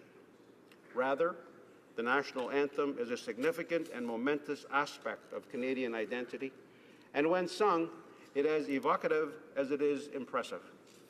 There are numerous examples of the importance of the anthem in so many facets of Canadian life. For instance, the national anthem is sung with enthusiasm by new Canadians upon receiving their citizenship. And again, Mr. Speaker, I need to just divert for a moment to consider the fact that many of us in this room have the privilege and honour of joining with our new Canadian citizens as they stand and take the oath of Canadian citizenship, and then at the end of that ceremony we sing together "O Canada." And for many of them, it's the very first time they will sing it. For all of them, they sing it as a Canadian citizen, and it's an incredibly emotional time, Mr. Speaker. It's sung by our athletes when representing this country on the world stage, and by our military when serving their country, both at home and abroad. Indeed, the national anthem is even sung by those who are not Canadians, as we saw following the terrorist attack here in Ottawa 2 years ago. At that difficult time, our neighbors in the United States came together and sang "O Canada" before a hockey game between two American teams to show their support for our country amidst tragedy. And of course, the national anthem is sung when we gather to remember the sacrifices of the men and women who have given their lives in order to secure the freedom and prosperity of their fellow Canadians. Again, Mr. Speaker, reflecting on the many opportunities I've had to join with Legion members at ceremonial events across my riding. It's just an honor to be able to join them in singing "O Canada" and recognize the sacrifice they made to allow us to be able to sing this great song together. However, since the adoption of "O Canada" as the official national anthem in 1980, it has remained unchanged. Given the great symbolic significance of the national anthem, modifying it or changing it in any way is a matter that concerns not only this House, but the entire country as a whole. It is important to note there remains substantial opposition to any changes to the national anthem amongst Canadians. A definitive study conducted by Forum Research in 2013 indicated that over 65% of Canadians, both men and women alike, believe the national anthem should not be changed.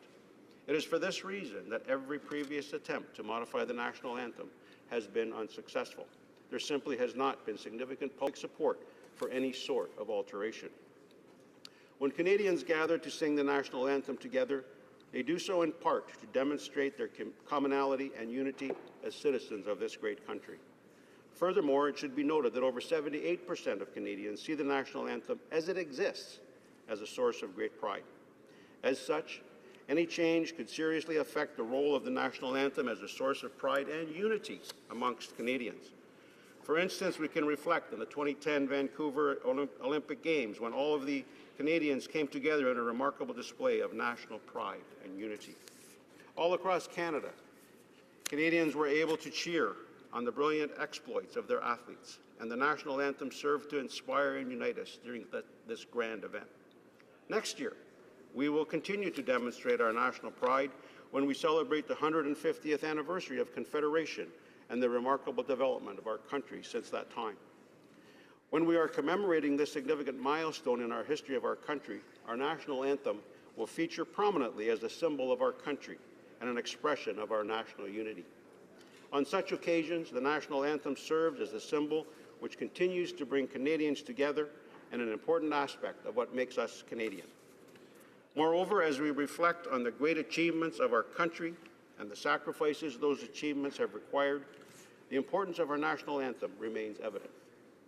In closing, I must remind members of this House to consider the importance of the national anthem of Canada as a symbol of national identity, a source of national unity, and a reason for national pride.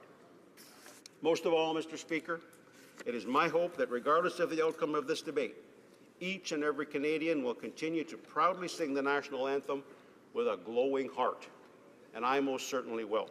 Mr. Speaker, while I am not supporting this motion, or this bill rather, I have a great deal of respect for my colleague from Ottawa-Vanier, and that respect and admiration will continue, will not change, regardless of the outcome of the vote on Bill C-210. Thank you, Mr. Speaker. See the Honourable Parliamentary Secretary to the Minister of Infrastructure Communities on a point of order. Thank you, Mr. Speaker. I'd like to thank the honourable members for their speeches. I would like to seek, Mr. Speaker, if it's the will of this House, unanimous consent to continue the discussion on this bill at this time, beyond the original hours of this House. Is there unanimous consent to continue the debate past the ordinary hour of? I'm not sensing that there's any consent for that. The time provided for the consideration of private members' business has now expired, and the order is dropped to the bottom of the order of precedence on the order paper. And it being 2:30 p.m., this House stands adjourned until next Monday at 11 a.m., pursuant to Standing Order 24-1.